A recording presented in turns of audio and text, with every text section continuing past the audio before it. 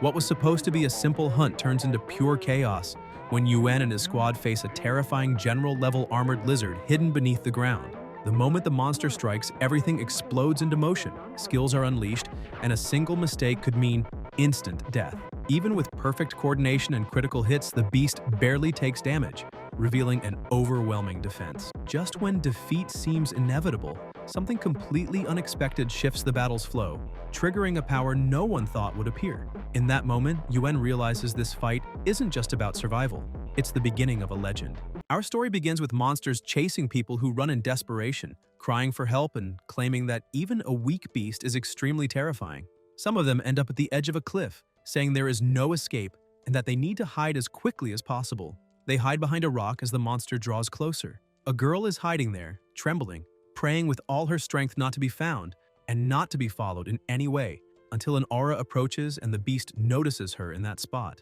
The girl begins to beg the creature not to do it, but the monster, without thinking twice, devours her.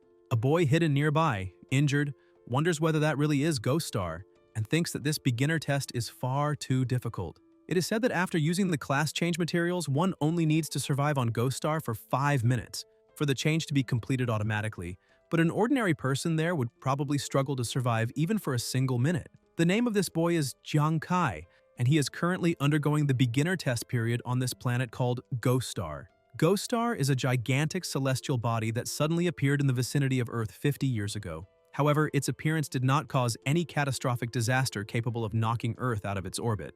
But after Ghost Star emerged, the planet's flora and fauna underwent sudden mutations, transforming into monsters called beast gods and causing widespread destruction across the world. The beast gods are beyond the reach of human technology, and their emergence pushed humanity to the brink of extinction. Even so, during this desperate period, to the survivors' surprise, countless magical portals appeared on Earth. By passing through them, humans could teleport to Ghost Star in digital form. Upon arriving there, they discovered a surreal world that seemed digital, where they could take on various professions. Everyone possessed attributes, equipment, and skills, could level up like game characters and obtain increasingly powerful attributes.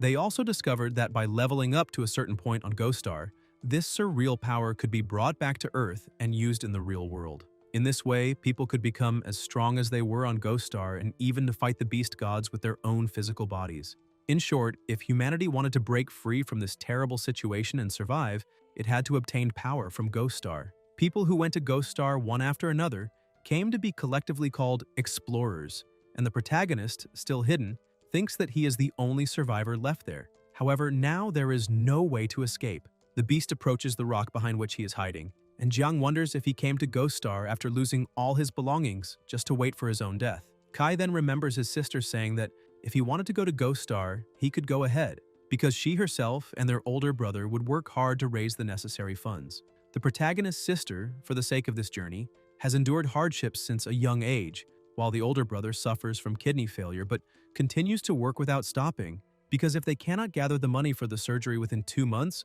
the situation will become critical. However, now, he has not even finished his class change and is already there, wasting the family's savings while waiting for it to be completed. When the beast launches its attack, Jiang observes the situation and starts running, thinking that instead of standing still and waiting for death, he would rather bet everything for his family. The monster gets closer and closer and strikes him on the shoulder. Kai thinks that he will gamble on the only chance to survive. He throws himself off the cliff while the beast merely watches the protagonist plummet, until a light appears in the air.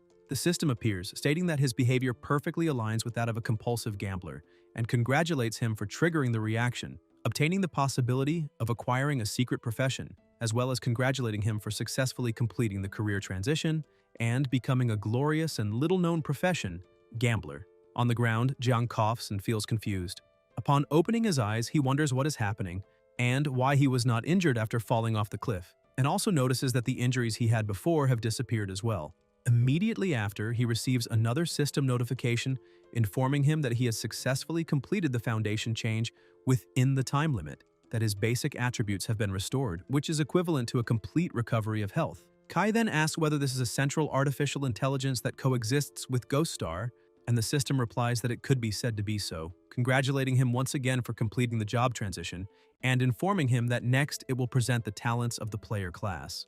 Dual talent.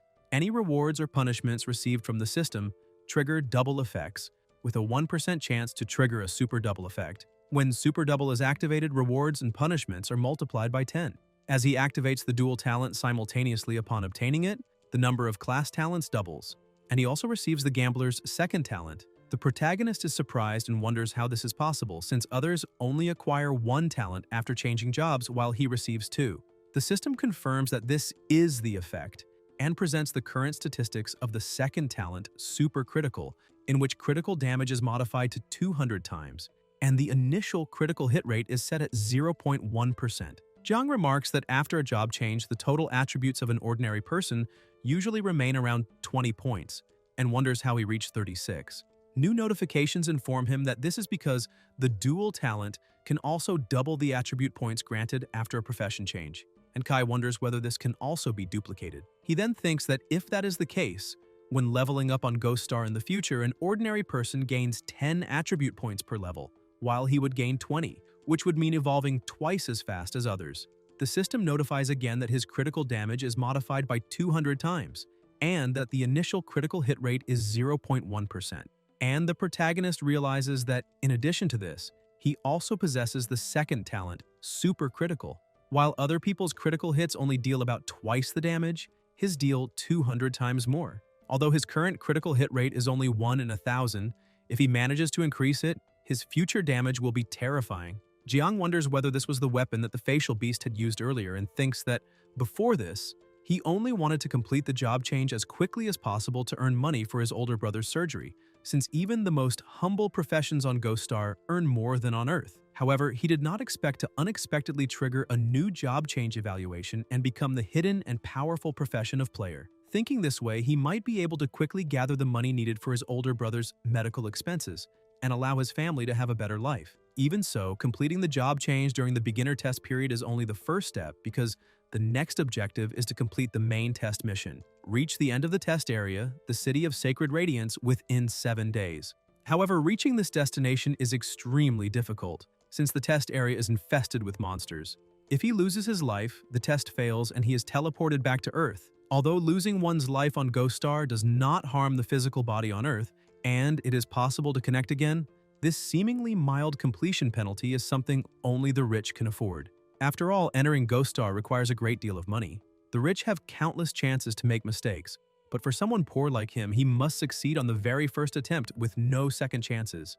Just then, Jiang notices something. A very loud noise is rapidly approaching. Kai hides behind a tree and thinks that it is an extremely familiar scream. The monster opens its enormous mouth as a desperate young man cries out for help, and he immediately recognizes that voice as belonging to his longtime friend, Yuan Zhu. The protagonist realizes that he is surrounded by earth snakes and thinks that these creatures are extremely venomous, since a single bite is enough to kill someone, and there are 3 of them there. He shouts to Yuan not to be afraid, saying that he is already coming, and Jiang charges forward with his spear. Yuan asks what he is doing there and tells him not to worry about him, that he can run away because these snakes have high attributes and deadly poison, and they, still at level 1, have no chance of defeating them. Kai keeps advancing and kills one of the snakes with a single attack. Zhu is shocked and asks if he really managed to kill a snake. The protagonist, still in motion, thinks that using his partner to draw the snake's attention and then attacking from behind was extremely effective, but now he himself becomes the target as the others continue to close in. Yuan says that everything is over, claiming that these snakes are very agile. Jiang manages to dodge the attack of one of them, and Zhu becomes even more surprised, asking if he really escaped that. Kai thinks that after the class change, his attributes doubled, and that, even at level 1, his agility is already comparable to that of someone at level 2, so the agility of these level 1 earth snakes does not even come close to his. He shouts for Yuan to keep drawing their attention. Then the weapon moves swiftly, and the remaining snakes are eliminated one after another. Yuan remains incredulous and says that he was only serving as bait, while it was Jiang who killed them all. The protagonist feels relieved and thinks that his profession is clearly focused on agility, with little strength, but with enough damage to instantly eliminate level 1 monsters. He concludes that the steel spike obtained from the face beast can be good equipment to increase strength in the beginner zone, since in Ghost Star, strength directly equals attack power. Zhu comments that he always heard that beginners usually only lose their lives to monsters, and asks how a beginner can manage to kill them, also questioning how Jiang did it. Jiang replies that he was lucky with his profession and became a gambler, but makes it clear that this cannot be told to anyone else. Yuan asks what a gambler is and says that although he does not really understand the meaning, his own profession is not bad since he became a warrior. Kai replies that it is no wonder he managed to survive for so long facing 3 snakes, since warrior is one of the top 5 professions in the Kingdom of Sacred Radiance. He explains that the first thing all explorers do upon entering Ghost Star is change their profession, and that this change normally depends on the transition materials purchased before entry. Rich people usually spend tens of millions to acquire efficient materials, allowing them to directly change into powerful professions as soon as they arrive on Ghost Star, such as warrior, soldier, and executioner. Poor people, on the other hand, can only afford the cheapest materials, which are extremely crude, and there is also the possibility that the class change occurs randomly. The protagonist comments that a class change material for warrior costs 50 million and asks whether Yuen borrowed money from loan sharks. Ju replies that this was not possible and says that it is a long story, promising to explain later. Jiang confirms if he is serious and says that they need to quickly collect the snake's corpses because he heard that even monster bodies can be sold for money. He thinks that in Ghost Star, many obtained items can be exchanged for money and that he also needs to earn resources there to help his family. Items such as bodies and equipment from Ghost Star turn into cards after being dropped, making collection and sale easier. From the battle that just occurred, the player profession seems much stronger than the warrior profession. At that moment, someone approaches, and the two are startled. It is a woman who introduces herself as Su Nuanuan, saying that it is extremely difficult to pass the trial alone and asking if she can form a team with them. The protagonist apologizes and says that they can barely take care of themselves, and that bringing her along could be dangerous. Su interrupts him and asks them not to leave her alone, explaining that her profession is medic, that she can heal them and also extract venom from snakes like those to enhance weapon attacks.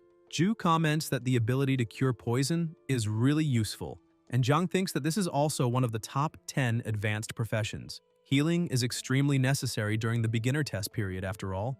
If he had not taken advantage of the class change to restore his health earlier, he probably would have already lost his life. He then formally introduces himself and proposes that they join forces to proceed together to the destination, and Nuon thanks him. Yuen teases, saying that he only changed his mind because he's a pervert, and Kai replies that he wants to beat him up. Meanwhile, on Earth, in the city of Jiangzhong, in the Kingdom of Sacred Radiance, at the base of Ghost Star login portal number 18, inside the Data Research Laboratory, an analyst comments that the current wristwatches are truly amazing, as they can accurately locate explorers on Ghost Star. Someone approaches and states that this is natural, since most watches sold on the market today can detect various Ghost Star data, and the more advanced the watch, the richer its functions. It is Su Lanlin, instructor of the beginner test, who asks how the newcomers are doing and how her sister is.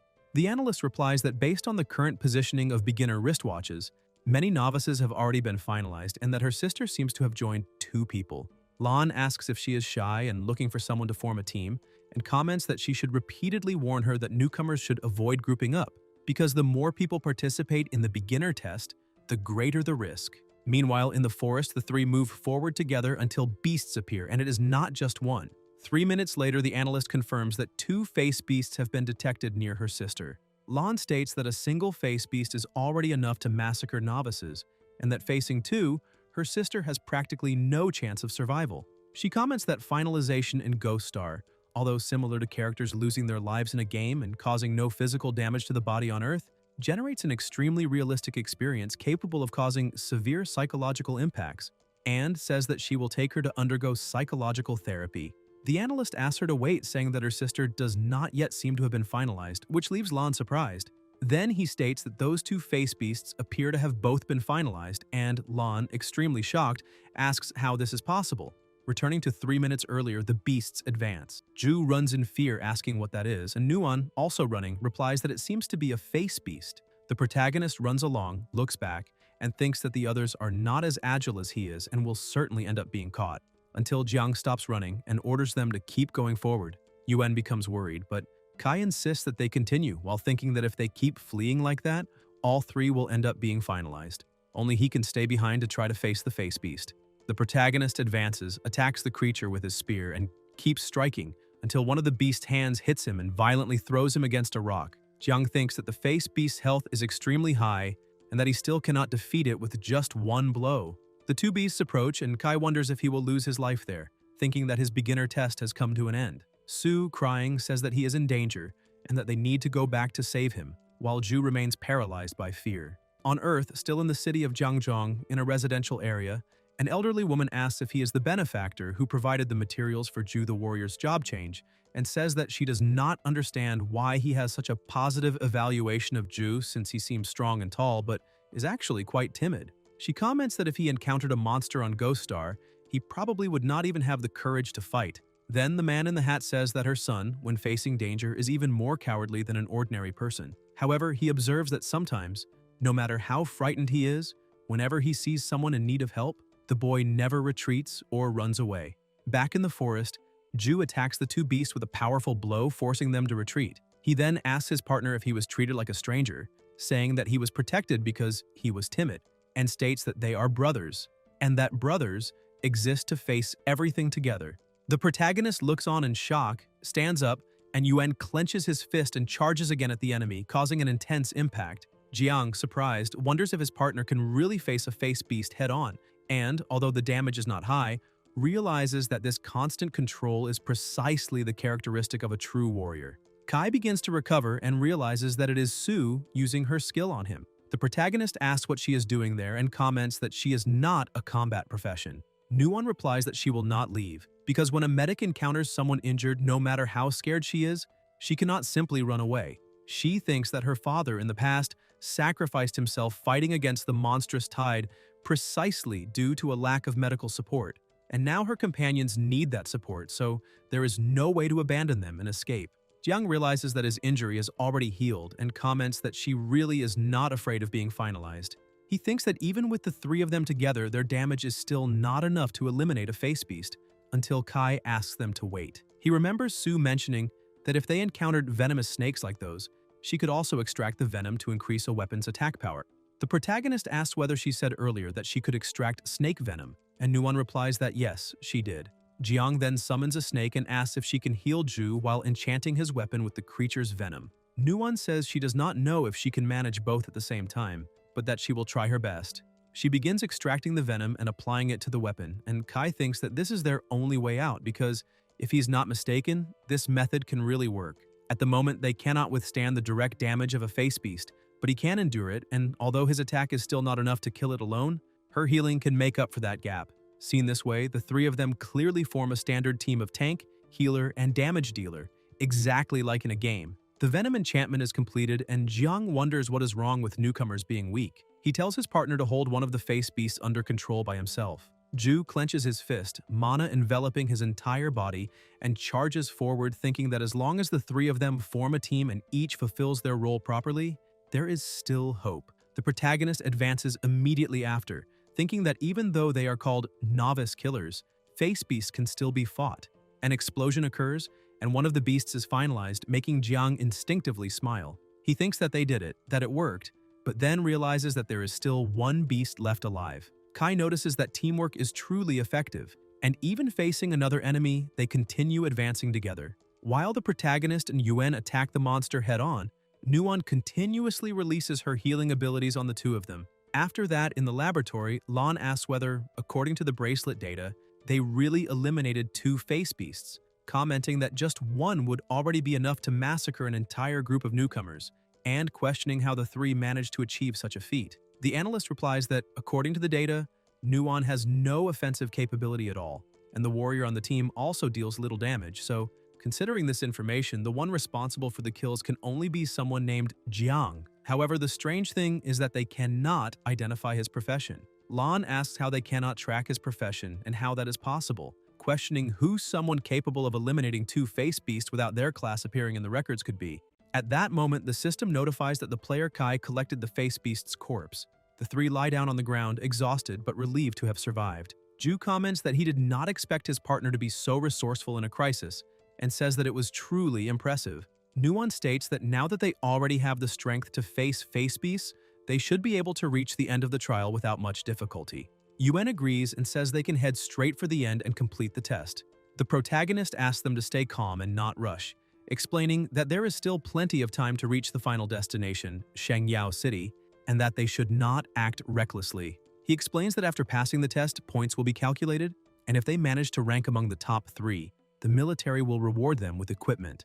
It is said that the equipment provided by the military is of excellent quality and greatly helps novices develop on Ghost Star. Now that they already have enough strength to defeat monsters, killing them yields points. And with enough points, there is a real chance of placing in the top 3. He then asks why not defeat monsters first to accumulate points, and only afterwards seek the military rewards. The two are surprised and at the same time confused by the proposal. A few hours later, it is already dark and a voice asks whether this method really earns points. Ju comments that although he is not afraid, he is constantly being used as bait to attract so many earth snakes, and asks whether he will not end up losing his life first. The protagonist tells him to have courage after all. He is a warrior, and his specialty is precisely attack and defense. Moreover, Nuon can heal them at any time. The snakes advance from behind Yuan, and at that very moment, Jiang leaps and cuts them down with precision, eliminating 3 earth snakes at once. The rules of Ghost Star state that only the one who performs the kill receives the praise experience.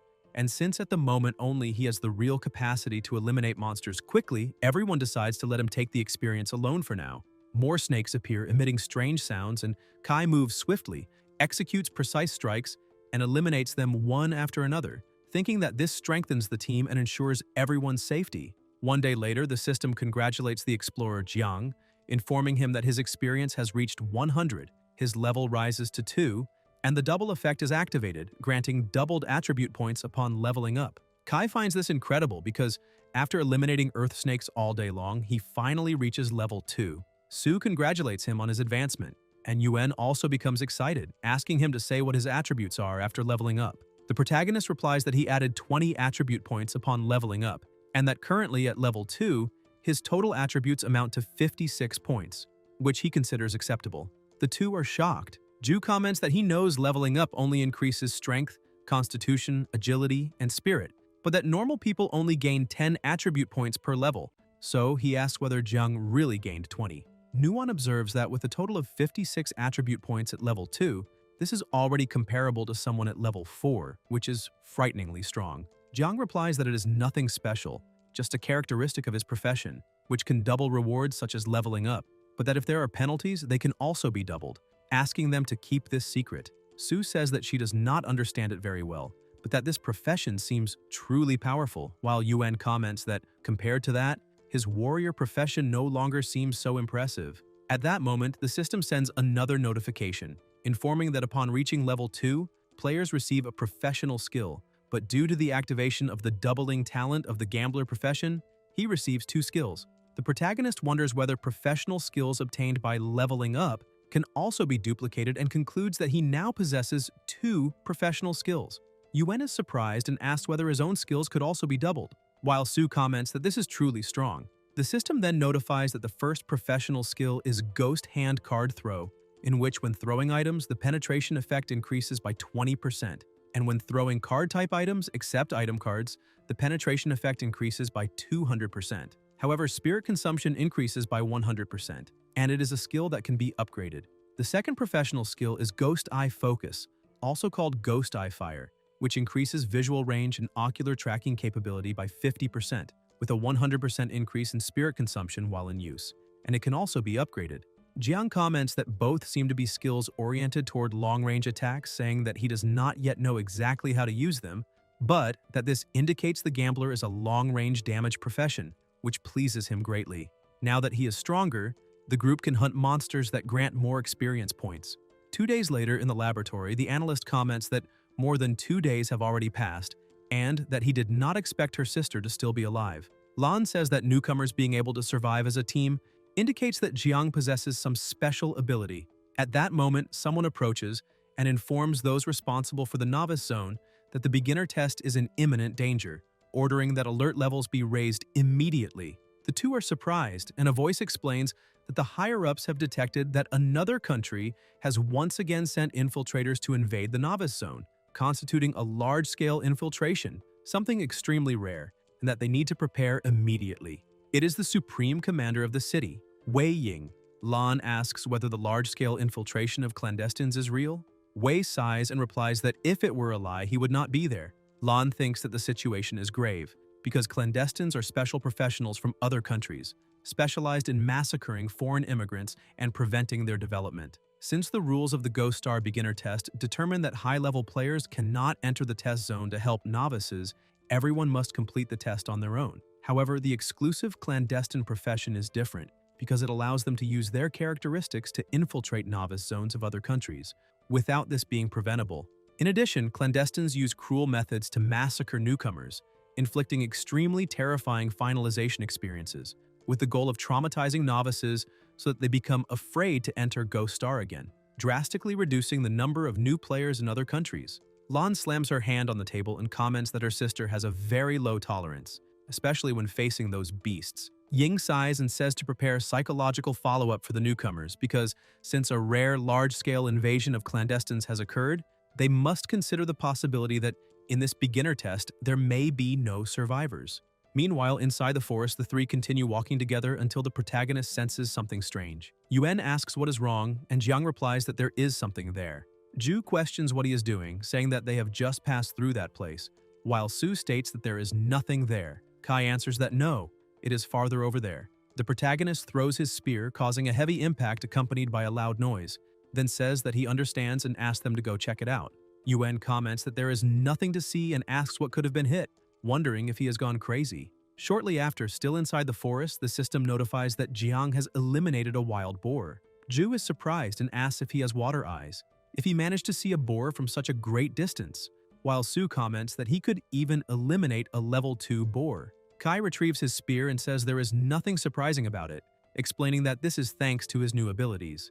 More notifications appear informing the collection of the corpse of a short-spined wild boar and 19 short boar spines, which can be used as weapons. The protagonist thinks that his current professional skill, Phantom Handcard Throw, increases the damage of thrown projectiles, and that Phantom Ocular Focus works as if adding a telescope combined with a slow-motion effect, allowing his attacks to reach longer distances with greater precision. This means that he can now take down enemies from afar before low-level creatures can even detect him. Jiang comments that he is close to reaching level 3 and says they should go hunt monsters elsewhere.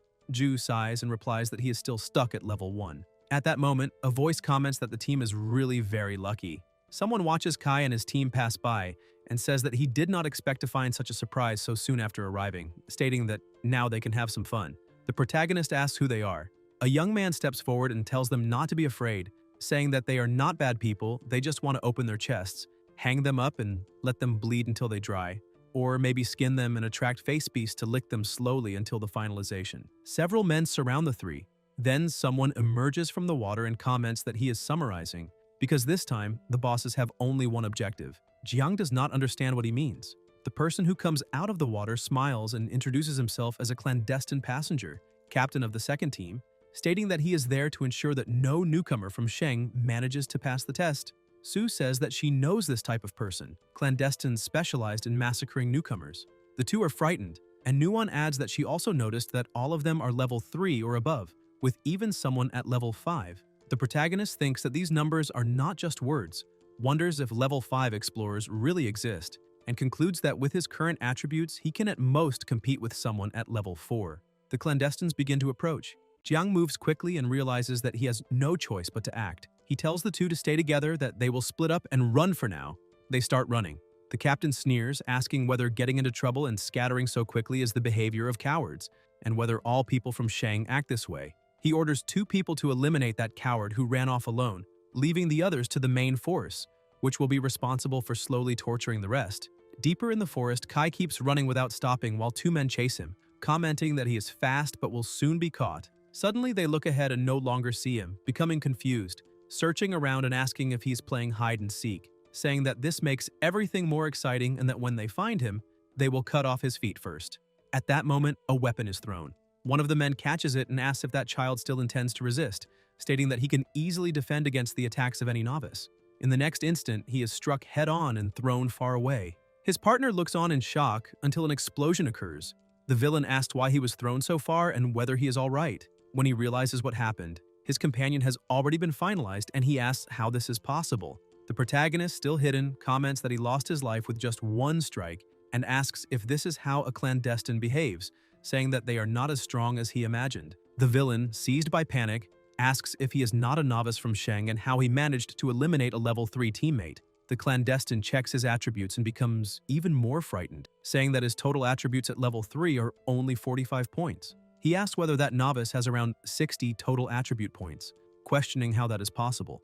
Jiang throws him away and finalizes him in an instant. He thinks that he succeeded, that his total attributes, comparable to those of a level 4 explorer, were enough to eliminate a level 3 clandestine. He had suggested splitting up precisely to lure some clandestines and eliminate them. There is still a bit of experience missing to reach level 3, and according to what he learned on Earth, eliminating explorers grants a lot of experience. The system notifies that he has successfully eliminated an explorer, informing that he can take the defeated player's bracelet and, before the corpse dissipates, choose whether he wants to loot the experience. He eliminated 2 level 3 explorers and can collect 100 experience points from each. For every point looted, he will receive double that experience. Kai thinks that in this way he can freely accumulate experience and that eliminating explorers yields far more than eliminating monsters. He decides to loot 100 experience points from each. The system congratulates him on reaching level 3, and his total attributes now add up to 76 points, while level 5 clandestines probably have only around 60.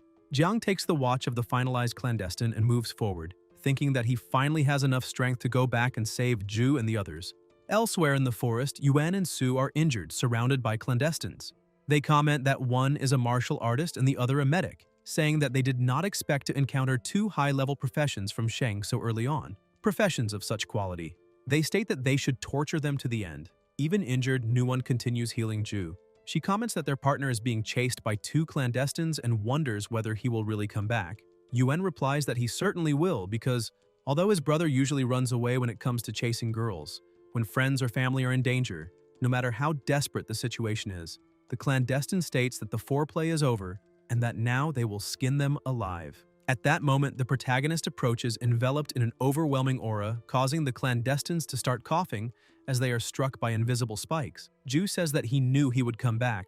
The clandestine captain asks who is there, whether it is the one who fled earlier, and orders him to come out and face him. He thinks that he cannot see him and has no idea where he is, even wondering whether Sheng has developed a new profession capable of entering the beginner zone. Faced with this, he decides that they need to retreat. The clandestine starts to flee, and Su warns that he is trying to escape. Jiang approaches and asks whether, after torturing his brother, he now intends to simply leave. Kai releases his weapon, which pierces the enemy's body, and Ju drops to his knees. The protagonist says that all the clandestines have been eliminated and asks how they are. Su replies that he finally came back, but says that her brother is seriously injured and that she can no longer heal him. Yuan coughs and says that he knew Kai would return, but adds that this time he thinks he cannot go on. He adds that no matter what happens, their adventures together are his most precious memories, and that from now on, each of them must carry their own responsibility and strive to pass the trial. Nuwon starts crying, and Jiang lowers his head, asking what the hell he is even complaining about. He explains that he deliberately only finalized 2 clandestines, and that if they finish them off quickly and collect experience to level up, they will then be able to recover with full health. Su agrees, saying that on Ghost Star it is possible to gain experience and level up by eliminating explorers. Yuan comments that then he was not pretending for nothing. Kai says that he already knew this and sums it up by saying that since that group of clandestines just tortured them, while they eliminate them, they can repay them in kind and show what divine retribution means. A clandestine asks whether that is not a bit excessive. The protagonist asks if it really is and replies that in Sheng this is called repaying favors, a traditional virtue. Ju comments that if this is a virtue, then they should demonstrate it to the fullest. The clandestine wonders what kind of demons these people are. At that moment, in the Data Research Institute of the Clandestine Passenger Department of another country, some voices comment that this is far too terrifying because a newcomer from Sheng has just eliminated all of them. He was even more ruthless than they themselves, stole their experience, and even caused them to lose a level. High-ranking officials of that country question what is happening, stating that the clandestines are being humiliated in defeat and asking whether Sheng has developed a new profession capable of countering them. Meanwhile, in Sheng, the analyst comments that the situation is not good at all because, judging by the bracelet data that Nuwon transmitted earlier, she and her team certainly encountered clandestines. Lan shows concern and Wei sighs, saying that no newcomer has ever escaped the clandestines and that they should prepare for psychological counseling before finalization. The analyst clarifies that this is not what he meant and explains that according to the data, Nuwon and the others not only did not lose their lives after encountering the clandestines, but also leveled up. Everyone is shocked. Ying asks how this is possible, encountering clandestines, surviving and still leveling up, questioning whether the clandestines were helping them kill monsters. The analyst replies that no, stating that if Nuwon had only leveled up once, it would still be plausible to imagine that it was from killing monsters, but the data show that she leveled up twice consecutively. He then asks whether there is any logical explanation, suggesting that Nuon and the others eliminated a group of clandestines. A cup falls to the ground and Lan calls out to the commander loudly. Wei, visibly shaken, orders them to immediately display Nuon's team data. An electronic sound echoes, and the data of the 3 members appear on the screen. Ying comments that they really reached level 3 and that without eliminating clandestines, it would be impossible to gain 2 levels in such a short time. Lan says that this makes no sense, because Nuon is a non-combat profession, and a martial artist's damage is low in the early stages, questioning whether Jiang crippled all the clandestines by himself and saying that this is far too exaggerated. Wei replies that his intuition tells him it was definitely that Kai, but that his level and profession are unknown, and asks what is going on. The analyst explains that he discovered the reason Jiang's information is inaccessible, saying that all explorers who enter Ghost Star must use a bracelet to register data. However, Kai uses a first-generation bracelet, whose server stopped receiving maintenance more than a decade ago, making the connection unstable and his records almost impossible to access. Lan comments in disbelief that in the 21st century someone is still using such an old bracelet. Ying says that this is interesting and orders them to collect all information about Jiang in the real world because he wants to know exactly what kind of boy he is. In another part of the forest, Yuan celebrates having fully recovered his health after leveling up, while Su also shows excitement at having advanced. Ju asks whether she also acquired the professional skill Earthshaker Stomp, saying that he can now repel nearby enemies and that it is very strong. Nuon replies that she activated the professional skill Benevolent Healer, making her heals even more effective. The protagonist comments that, as expected of the professional skills of a martial artist and a doctor, they are not flashy but extremely practical. Yuan notes that Kai is already 1 level above him, and asks whether he can now bully clandestines like he does. Jiang asks what he is thinking and whether he really believes he can face level 3 clandestines, stating that he himself is already level 4 and telling them to look at his attributes. The two are shocked and ask when he reached level 4, saying that he was just level 2 not long ago, and they realize that with a total of 96 attribute points, this is equivalent to a level 8 explorer. Kai explains that when he separated earlier, he eliminated 2 clandestines and reached level 3, and that upon returning he eliminated several more, one of whom was level 5, which allowed him to reach level 4. Yuan complains that he is showing off again and says he cannot take it anymore, while Su asks what they should do next. The protagonist replies that he already has a plan, recalling that he heard the captain say they were the second team of clandestines, and therefore now they will hunt the first team. Half a day later, in a forest of the beginner zone, a voice comments that this seems like an international joke, while the clandestines discuss the fact that some of their members were finalized by newcomers. They are the members of Clandestine Team 1, all at level 5. The team captain orders them not to let their guard down, stating that if the higher-ups mention this matter, it is not without reason and that they must act with extreme caution. Some ask what they should be worried about since the beginner zone has a level cap of 5 and the entire team is level 5, making them practically unstoppable there. Ju asks whether he is sure he wants to face 9 level 5 clandestines, while Su asks whether it would not be better to simply leave. Jiang replies not to worry because with his current attributes, even if he cannot eliminate them immediately, he can at least guarantee an escape. Moreover, if they do not face them now, they will continue attacking other newcomers from the country. Therefore, instead of only defending passively, it is better to strike first. The clandestine captain senses something strange and orders everyone to be careful, saying that someone is nearby.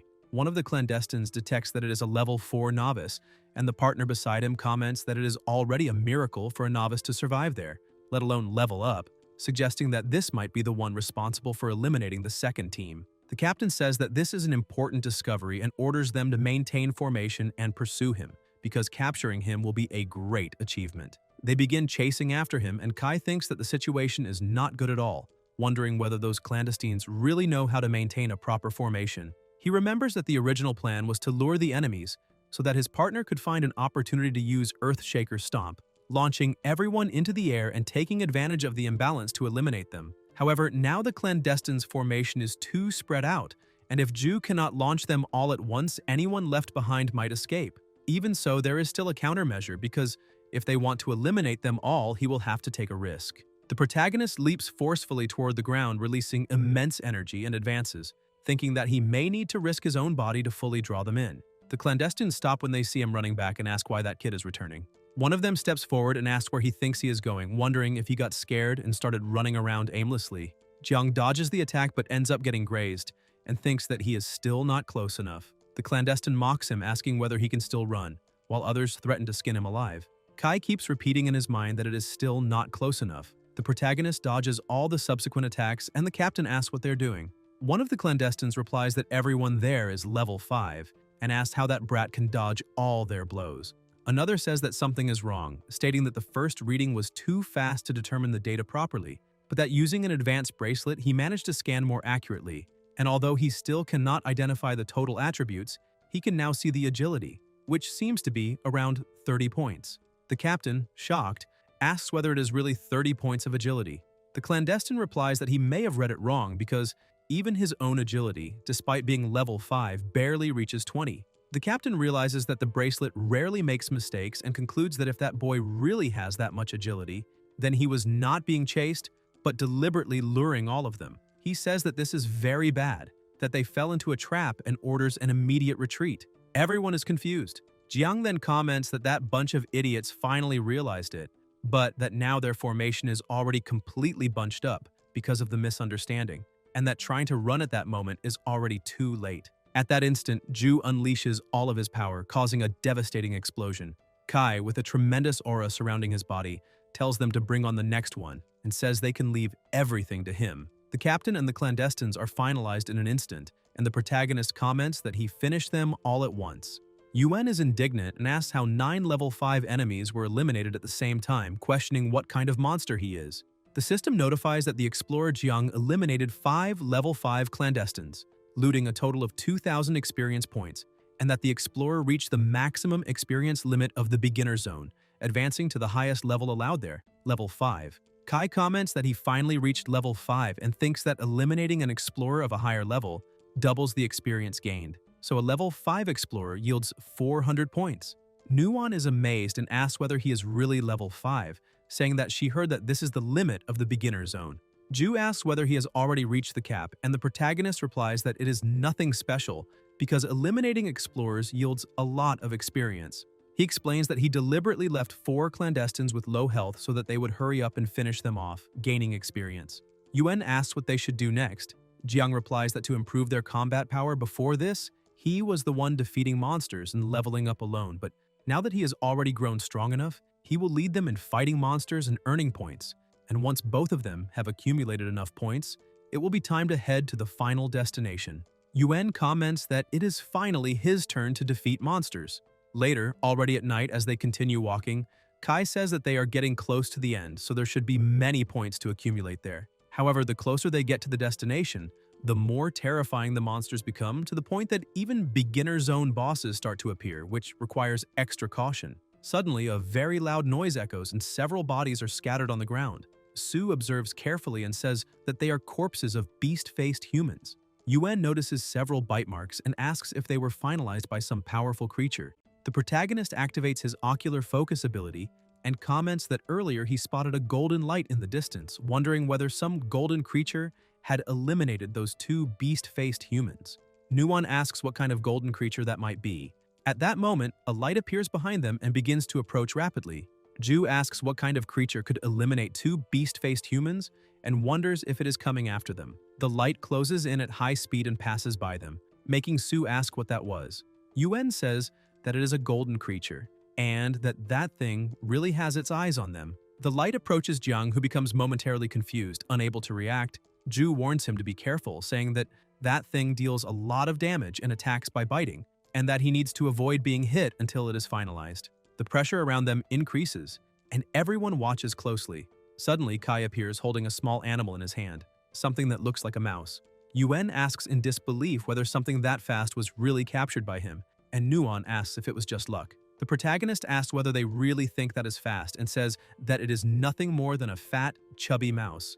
The mouse, clearly irritated, asks who he thinks he is, to call it that, and claims that being captured was only a momentary lapse.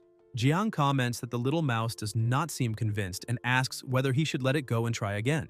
The mouse is released and becomes furious, asking how he dares to look down on it. An intense light explodes around them, and Ju, worried, asks why he let it go, saying that that thing was capable of eliminating 2 beast-faced humans. Jiang grabs the mouse again and releases it once more, saying that it is far too slow for him. Kai keeps grabbing and releasing the mouse repeatedly. Yuan asks if he is really that fast, and Su says that this is unbelievable. After a few minutes of this process, the mouse becomes completely paralyzed, not even trying to escape anymore. The protagonist watches the scene and says that it seems he has tamed that mouse since it no longer even tries to run away.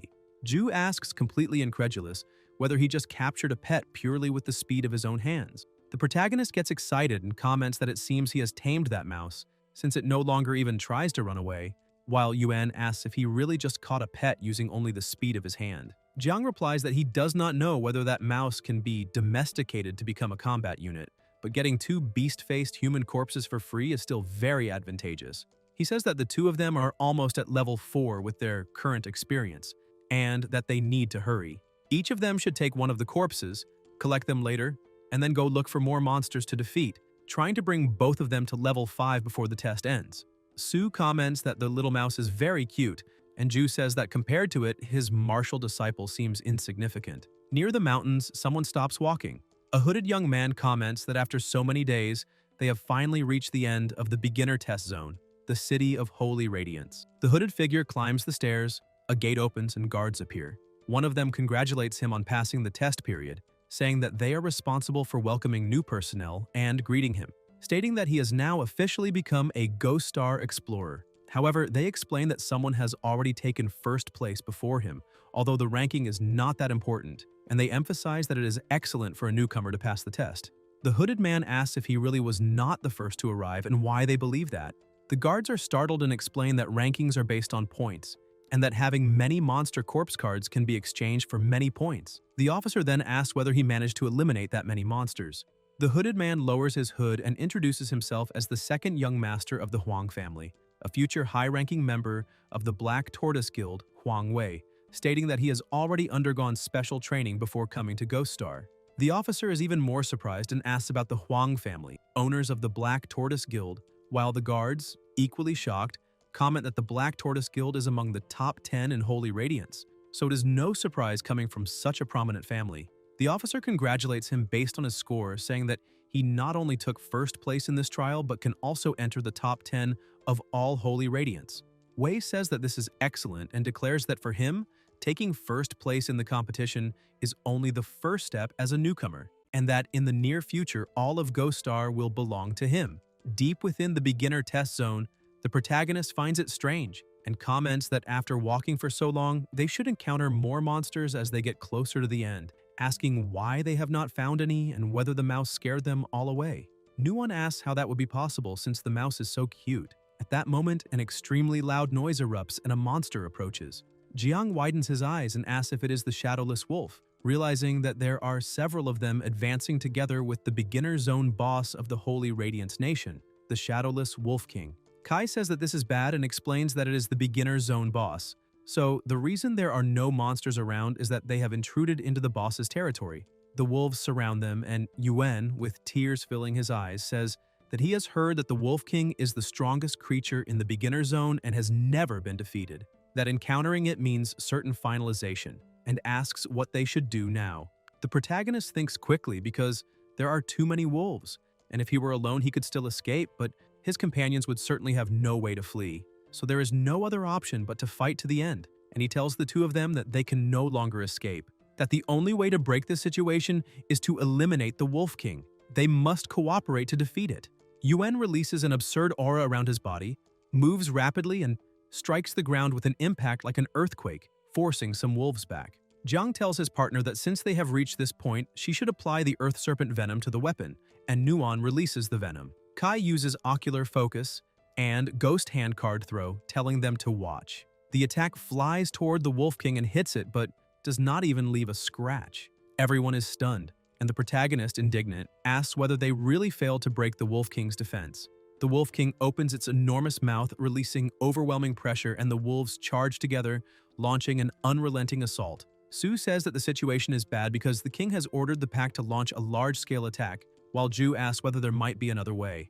Jiang concludes that the Wolf King's defense is far too strong and that with the pack closing in, they cannot eliminate them all. Meanwhile, the little mouse keeps sleeping until it wakes up, still a bit confused and realizes who the culprit is. Kai continues fighting the wolves and the mouse awakens at the peak of its morning bad mood, moves rapidly and strikes the Wolf King head-on. The protagonist is surprised and wonders if that mouse actually bit through the Wolf King's fur. Jiang activates ocular focus and sees that the mouse opened a wound, which is excellent because earlier their attacks failed precisely because the Wolf King's defense was too high. Now, with the fur torn open, as long as they attack the opening directly, the Wolf King's defense will become ineffective. Kai charges forward and attacks the exact spot where the mouse bit. The mouse falls to the ground and the protagonist realizes that it worked, thinking that as long as they keep using ocular focus to strike the wound, they will definitely succeed. Jiang then continues attacking directly into the opening, causing a massive impact and defeating the opponent. Nuon is shocked and comments that it was done with just a single blow. Ju asks if he really defeated the Shadowless Wolf King, and even Kai looks surprised. The system congratulates him for defeating the beginner zone boss, and the protagonist thinks that he had expected a long fight, wondering if he just triggered a 200 times critical hit. Jiang reflects that it makes sense, since after such a long time defeating monsters without landing a critical hit, it is normal that he would finally get one. Nuon points ahead and tells them to look as the pack seems to be fleeing. Kai asks if the two of them can still fight. Both answer yes, and the protagonist says, "That is great." Now that the Wolf King has fallen, those wolves are nothing but lambs waiting to be slaughtered. Ju tells them to remember how they were treated just moments earlier. Yuen unleashes a powerful attack and defeats several wolves. Su also helps by using her ability, and the protagonist joins the fight until all the wolves are eliminated. Ju comments that he did not expect them to be able to defeat the beginner zone boss. Jiang says that he deliberately left several shadowless wolves at low health earlier, so they need to hurry and finish them all to earn points. While Yuen asks what the next step will be, Jiang replies that now that they have so many points, the next step is to head straight for the finish line. Hours later, Yuen hears a noise ahead and asks whether that is the territory of the Holy Radiance Nation in Ghost Star. Nuon comments that the place is magnificent, and Kai says that of course it is, because the City of Sacred Radiance is the main operational base of the Holy Radiance Nation on Ghost Star. At that moment, the little mouse runs off, and the protagonist says that it is fine, that this is the little one's freedom, and that if fate allows, they might meet again. In the reception hall of the beginner test area, the officer congratulates him for passing the test and introduces himself as Xia Tao, the one responsible for welcoming newcomers, explaining that all who passed have already gathered there. Jiang asks if he can see the ranking of the newcomers who passed the test, and the officer replies that he can. Huang comments that it is a coincidence and says that he did not expect that cheap household servant working for his family would also participate in the trial, then suggests showing the ranking. Kai thinks that he did not expect Wei to have arrived there so long ago. Huang begins celebrating being number one and says that they will perfectly fill the remaining slots from the bottom up, while the people beside him comment that those losers have pathetic scores and are all useless with 0 points. The protagonist thinks about how his sister worked hard for the Huang family, saving money to come to Ghost Star, and how that man repeatedly harassed her and even used his brother's illness to insult him. Ju reacts and advises Huang to be careful with his words, while Jiang says that it is fine. Kai asks everyone's pardon and says that he would like to inform them that the rankings will soon be reordered, because they themselves will take the top 3 places. The hall falls completely silent for a moment until everyone bursts out laughing. Huang asks what he is talking about and says that 3 people from the bottom of the list claiming the top 3 spots can only be a joke, stating that someone there has gone crazy. The partner beside him comments that they need psychological counseling. The protagonist tells his companions not to hide anything anymore. Nuon smiles.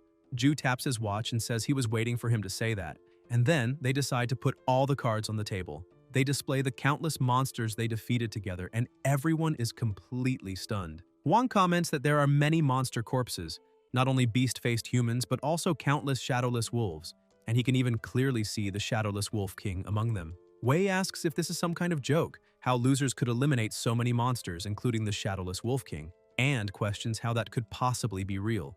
Kai says that whether it is true or not, the rankings will show everything. People comment that the rankings have already been updated, so their claims are indeed valid, and Huang, consumed by anger, asks how this is possible, and whether they really placed among the top 3. The protagonist asks if he thinks that is all and says they can also ask about the elimination of clandestines. They display several watches, and Jiang explains that those can be counted toward the score. The officer observes carefully and states that this is a clandestine bracelet from L Nation. Huang says they have been exposed and asks how newcomers could eliminate clandestines, claiming that, as he suspected, they are nothing but a bunch of liars. He adds that there were no clandestines in that trial and asks if anyone there saw any, and people reply that they did not. Wei tells everyone to observe, stating that everyone present can testify that no one saw clandestines, so they must be pretending, suggesting that their scores be cancelled, the case investigated carefully, and severe punishments imposed on them. At that moment, a voice tells everyone to calm down. He states that the appearance of clandestines is indeed a fact, only that there has not yet been time to inform everyone. He says he was also surprised when he first heard the news, but that the higher-ups specifically requested to personally commend Jiang and the other two, which proves that everything is absolutely true. He introduces himself as Liu Jun, vice commander of the city's military region. People murmur, saying that the city's vice commander is present, an extremely important figure, and realize that this confirms they truly eliminated clandestines. Huang asks in disbelief if this is really true. Liu states that the army has decided to grant Kai an exceptional upgrade to his equipment rewards for resolving the clandestine crisis. The rewards for the original second and third places have been upgraded from Class B to Class A, while the reward for first place, which was Class A, has been upgraded to Class S. They become excited and express their thanks. The surrounding people grow indignant upon hearing that the rewards were raised to Classes A and S, asking whether that means they will already receive such excellent equipment right at the start. The protagonist explains that currently, equipment in Ghost Star is ranked from S to F, with F being the worst quality and S the best. Generally, Class B and C equipment are already considered very good, while Class A and S equipment, being extremely rare, are the dream of every explorer. Huang becomes even more irritated and thinks that if Jiang receives a Class S reward, fine, but the problem is that Jiang pushed him from first place to fourth. He says this is unfair and that there must be something wrong with the results, claiming that Jiang's entire family is of low status, and asking why people of low status should be better than him. Kai asks whether it is not enough that the military has confirmed everything and tells him to shut up and stop insulting their family. Wei draws his sword and asks if he said something wrong, claiming that Jiang's entire family is nothing but trash, that his brother is a sick dog, his sister merely a maid, and that he himself is just a punk he used to beat up in a corner, asking if he really thinks he can step over him now. The protagonist's expression turns serious. Huang says he knows that Jiang's sister, the maid, still works for him, and threatens him, saying that if he dares provoke him, he should think carefully about the consequences. Jiang moves in an instant and slashes him. Wei is injured and confused, and the people around are also shocked. Nuan and Zhu watch in silence, completely stunned, while Kai remains serious. Liu only smiles faintly. A young man comments that Huang comes from the Huang family, one of the country's top 10 guilds, and asks whether that boy really dared to make a move against him. Wei, clutching his wound, asks if he truly dared attack him and if he knows who he is opposing. The protagonist, with evident killing intent, calls him a monster and says that he went so far as to threaten his family, asking if he really thinks that does not matter to him. Huang falls silent. Jiang steps forward and states that in this apocalypse, family is the most important thing to them, and that if anyone dares touch them, he will definitely take action, no matter who it is, even if he has to eliminate them. Kai advances once more toward Wei and strikes him directly, sending blood splattering. The system notifies that the explorer Jiang has successfully defeated a level 1 explorer, informing that 6 experience points can be looted and asking whether he wishes to loot them. Kai comments disdainfully whether it is only possible to loot 6 experience points and asks if large families are really that poor.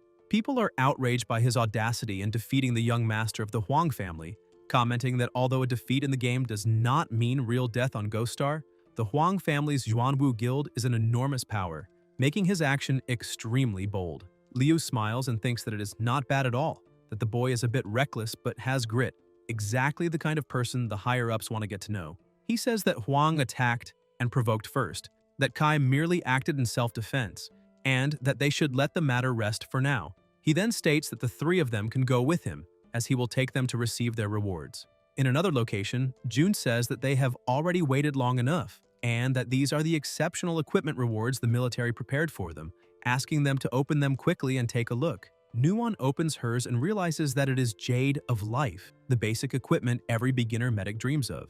Liu explains that the Jade of Life increases Constitution and Spirit by 15 points each, in addition to granting bonuses to healing and pharmacy, making it a very valuable piece of equipment.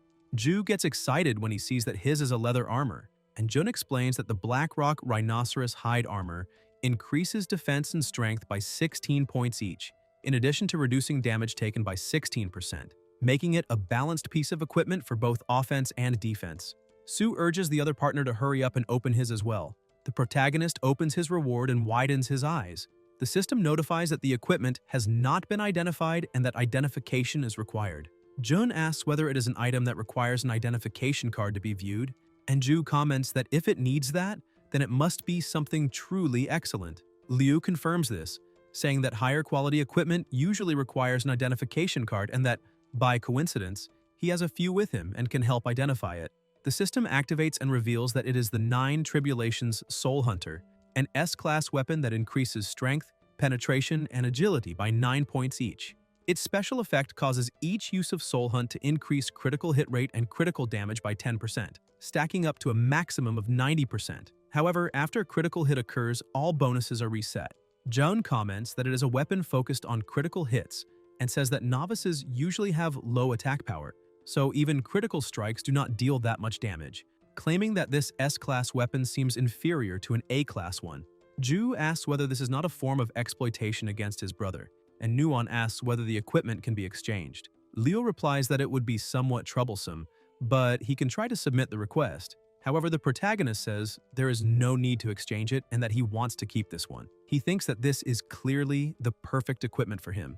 The damage of his critical hits is not merely double the normal amount, but reaches 200 times, and as long as he continues landing critical hits, not even the Shadowless Wolf King could stop him. However, his critical hit rate is extremely low, and when facing a strong enemy, he could lose his life before landing a single critical strike, which makes exploiting this ability difficult. Even so, each use of the 9 Tribulations Soul Hunter increases the critical hit rate by at least 10%, and on the 9th use, it can reach 90%, becoming practically a guaranteed critical hit, even being considered a perfect artifact for gamblers.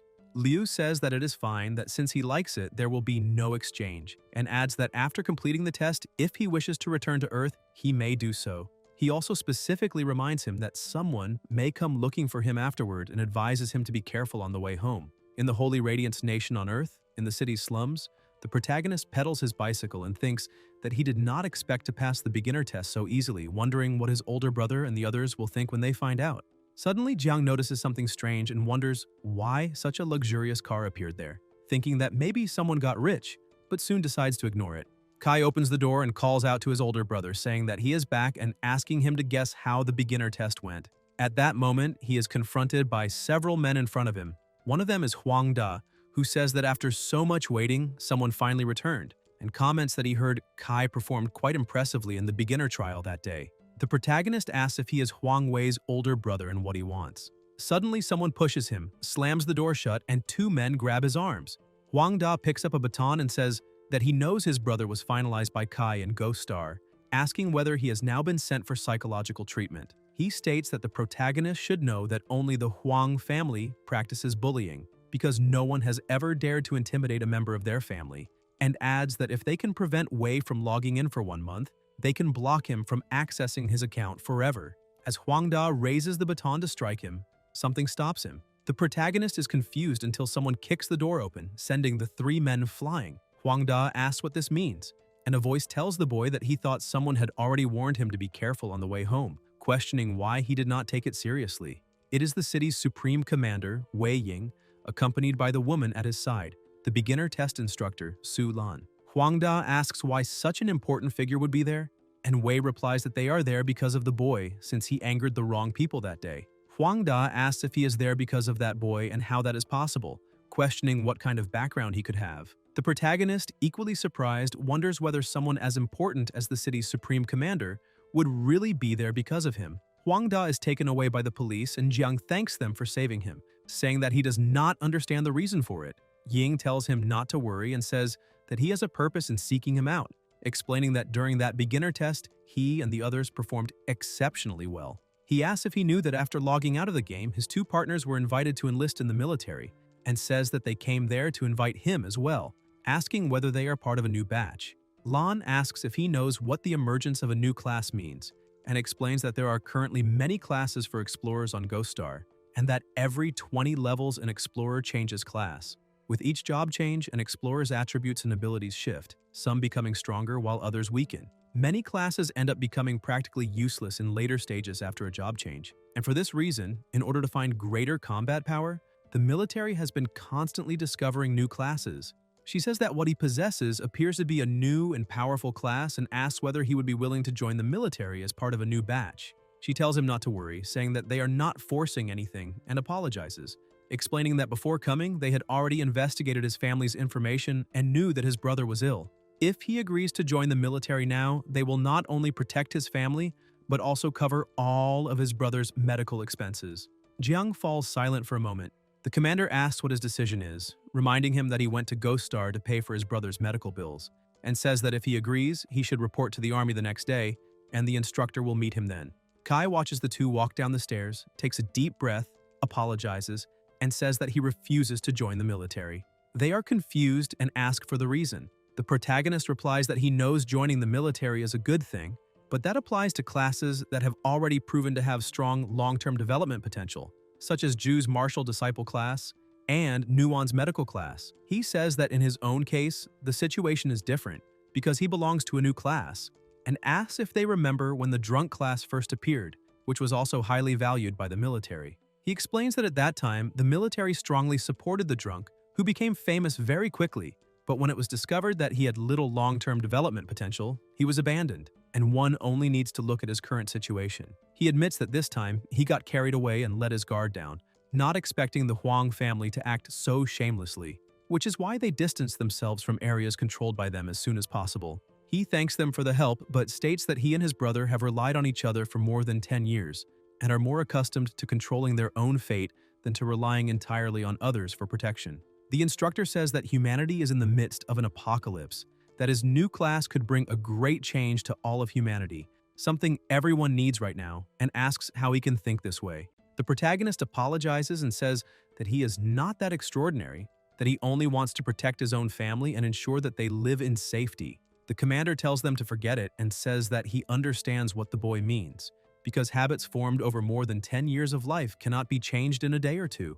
He reminds him that his brother does not have much time left, and that in this apocalypse, going it alone is not a viable option. He then proposes a wager. Over the next month, the military will continue protecting his family from harassment by the Huang family, and if he manages to pay for his brother's surgery within that month, proving that he has the strength to protect his family, they will accept his decision not to enlist in the military. But if he fails, the military will cover his brother's medical expenses to help prolong his life. However, he will also have to enlist for observation, and then they ask what he thinks. Everyone falls silent for a moment until Jiang smiles and replies that the deal is on. After that, elsewhere, Kai thinks that from now on, faced with the pressure imposed by the military, he needs to return to Ghost Star as quickly as possible in order to earn the money required for his brother's surgery. The protagonist leaves a letter for his brother asking if he is still working overtime, also saying that he passed the test and that he will return to Ghost Star in first place. Jiang walks away thinking that in addition to that, with the threat from the Huang family, the three siblings can no longer continue living in a place like that, and that it is necessary to move to an area with a higher level of security to ensure protection. Thus, this time, upon returning to Ghost Star, the mission is difficult, but next time he will definitely come back with enough money. In Ghost Star, in the city of Sacred Radiance, Kai thinks that after passing the beginner test, the adventure in Ghost Star officially begins. He has just exchanged his equipment at the trading post and can finally start defeating monsters and earning money there. However, for novices to earn money in Ghost Star, it is first necessary to join a guild because monsters are powerful and facing them alone is practically a sentence of finalization. For this reason, new explorers usually join guilds and form teams to fight monsters, since a guild functions like a large team, and after joining one, novices can follow experienced members into battle and increase their chances of survival. He thinks about checking which guilds he could join and says that he wants to find a guild. The attendant replies that she is sorry, but at the moment he cannot join any, because by offending the Huang family, he is now on the blacklist of all guilds. Thus, if nothing unexpected happens, he will have to face Ghost Star alone from now on. At the selection point on the outskirts of the safe zone of the City of Sacred Radiance, the protagonist wonders whether offending the Huang family really means that no guild will accept him, and whether his adventure will end before it even begins. At that moment, someone approaches and asks if he is having trouble choosing the best area to hunt monsters. It is the explorer Hu Yan, a level 29 seer, who says she can calculate the best location for him, costing only 100 star coins per attempt. Jiang stares at her, turns his back and says that he is an atheist. Hu asks him to wait and not leave, saying they can negotiate 80 or 30, or that she can also offer a free luck reading as an opening promotion, saying that there is no problem at all. Kai immediately turns back and asks if it is free, questioning whether he can still be superstitious now.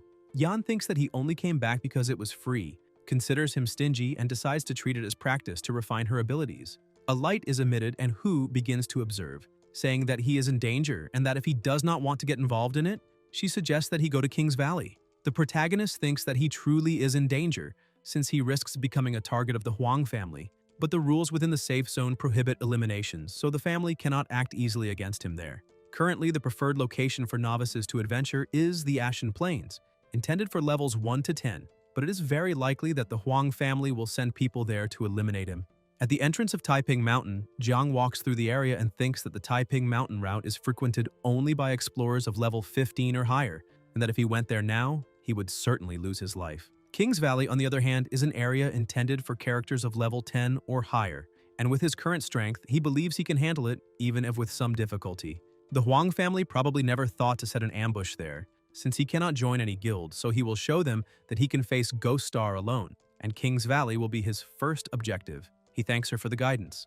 Yan wonders why he is going alone to King's Valley, saying that the correct approach would be to go in a team, questioning what kind of place that is, and whether he is not practically asking to lose his life by heading there. She then decides to forget about it. After all, it is not her problem, and only hopes that he does not give her a 1-star review when he comes back. In King's Valley, the protagonist wonders whether that place is really King's Valley, and whether the monsters there are strong, until a noise is heard. A huge monster opens its mouth and attacks the nearby warriors, who fall to the ground. The system notifies that there is danger and informs that the monster is a giant strength black ape. The squad leader says that if everyone fights with determination, they can defeat it, and orders them to advance.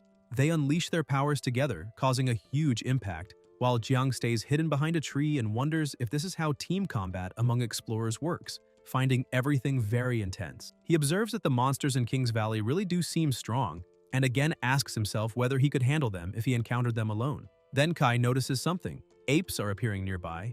The protagonist pulls back and comments that they really did appear, saying that he was just thinking about that and that it could not possibly be such an absurd coincidence.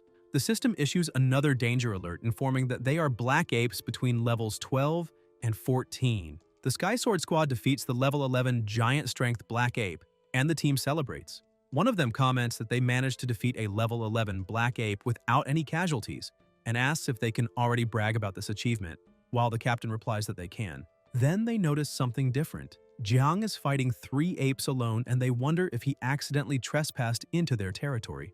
A warrior comments that there is someone over there facing 3 black apes. The archer observes that each of them is a higher level than the one they just defeated, and the mage asks if they should go help. The captain says that guy must have tried to show off and ended up attracting 3 at once, stating that he cannot defeat any of them now, and that it is better for them to leave immediately. At that moment, an explosion occurs and the level 12 ape is defeated. Kai is using the new weapon he received and thinks this is great, because the Destiny Pursuit ability increases the critical hit chance with each use, and on the 5th attempt, he finally landed an exceptional critical hit.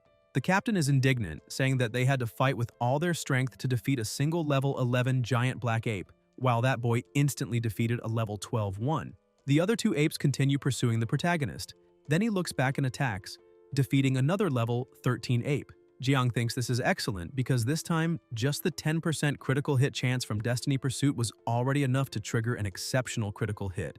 The captain is even more shocked and asks if he eliminated another one. Kai thinks that now only 1 remains. The captain comments that the level 14 giant strength black ape is the strongest there and does not believe he can defeat it. The protagonist calculates that he has only 3 uses of Destiny Pursuit left, but his mental energy and stamina are almost exhausted, and he cannot keep running for much longer. There is no alternative but to risk everything and try to maximize the critical hit chance before being caught, betting that he can defeat it first. Jiang releases all his power, causing a massive impact. Kai realizes it worked, because by using everything he had, he truly took a gamble and landed a critical hit. The system notifies that he defeated a level 14 giant strength black ape, The captain, unable to believe it, asks if he really eliminated all three and comments that it would be difficult even for a team of more than a dozen people to defeat 3 giant-strength black apes in succession, questioning who that person is. The protagonist feels relieved and thinks that he did not expect the monsters there to be as easy as he imagined. Now, with 3 monster corpses in hand, it seems that hunting monsters alone is not that difficult after all. Jiang quickly moves away, and the captain comments that the expert has already left, saying that he should definitely approach him if he encounters another expert of that level. He also questions who stopped the team from helping the expert from the beginning, and says that he deeply regrets it. In the Ashen Plains, there is another team in the area, and a voice asks if they saw that correctly: 3 martial arts apprentices, a soldier, and a medic. Someone who is being strangled asks whether that is not the renowned Black Tortoise Guild Eagle Squad of the Huang family, questioning why they would be in beginner areas like the Ashen Plains when they seem so strong. The medic comments that they searched the entire Ashen Plains and still could not find Jiang, and a martial arts apprentice says that he heard she was the last person to see him. The seer, still being strangled, asks why they want him. The warrior replies whether that is not common knowledge, and the partner beside her says that Kai offended the Huang family, and that they were sent by the Huang family to take revenge. Yan confirms and says that he went to King's Valley and that they can find him there. The captain drops her to the ground and warns that if she dares to lie, she will be finalized when they return. 2 people there comment that the Eagle Squad is an elite team among the Huang family's level 20 explorers, and that facing such a powerful team, Jiang is definitely doomed. Hu hears this and says that for ill-mannered people, seers do not tell the truth. Then adds that she just performed a secret divination for them and calculated that the most likely outcome of them going after the boy is their own finalization. One day later, the protagonist remarks to himself that things are going excellently, since he has defeated 16 giant-strength black apes and finally reached level 6. He thinks that people say the corpse of a giant-strength black ape is worth a fortune, and that although hunting them is difficult, as long as he keeps this up, his brother's medical expenses will be guaranteed. At that moment, a voice asks whether he wants to join them on a hunt, and he sees a hooded man accompanied by several armed men. The team captain explains that there are 3 teams hunting elite giant black apes together, and that if they succeed, they will split an elite chest, then asks whether he wants to participate. Jiang asks about the team hunt and says that he does not have a group since he is alone.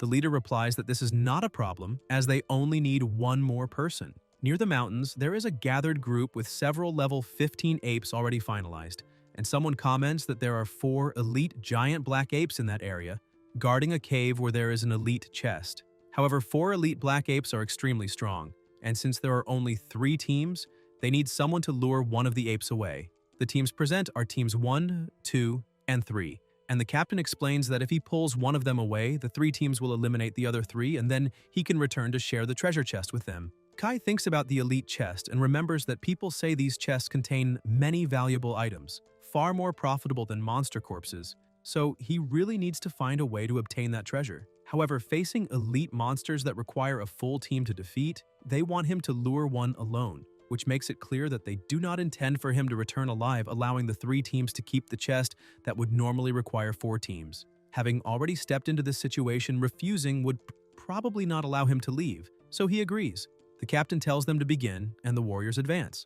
The apes notice the movement, and the captain orders the plan to be carried out. The protagonist moves forward, drawing attention and saying that he is there, lures 1 ape, and starts running. The captain watches and comments that it is not bad, that the boy really managed it, thinking that this way they will have 1 less team to split the treasure with.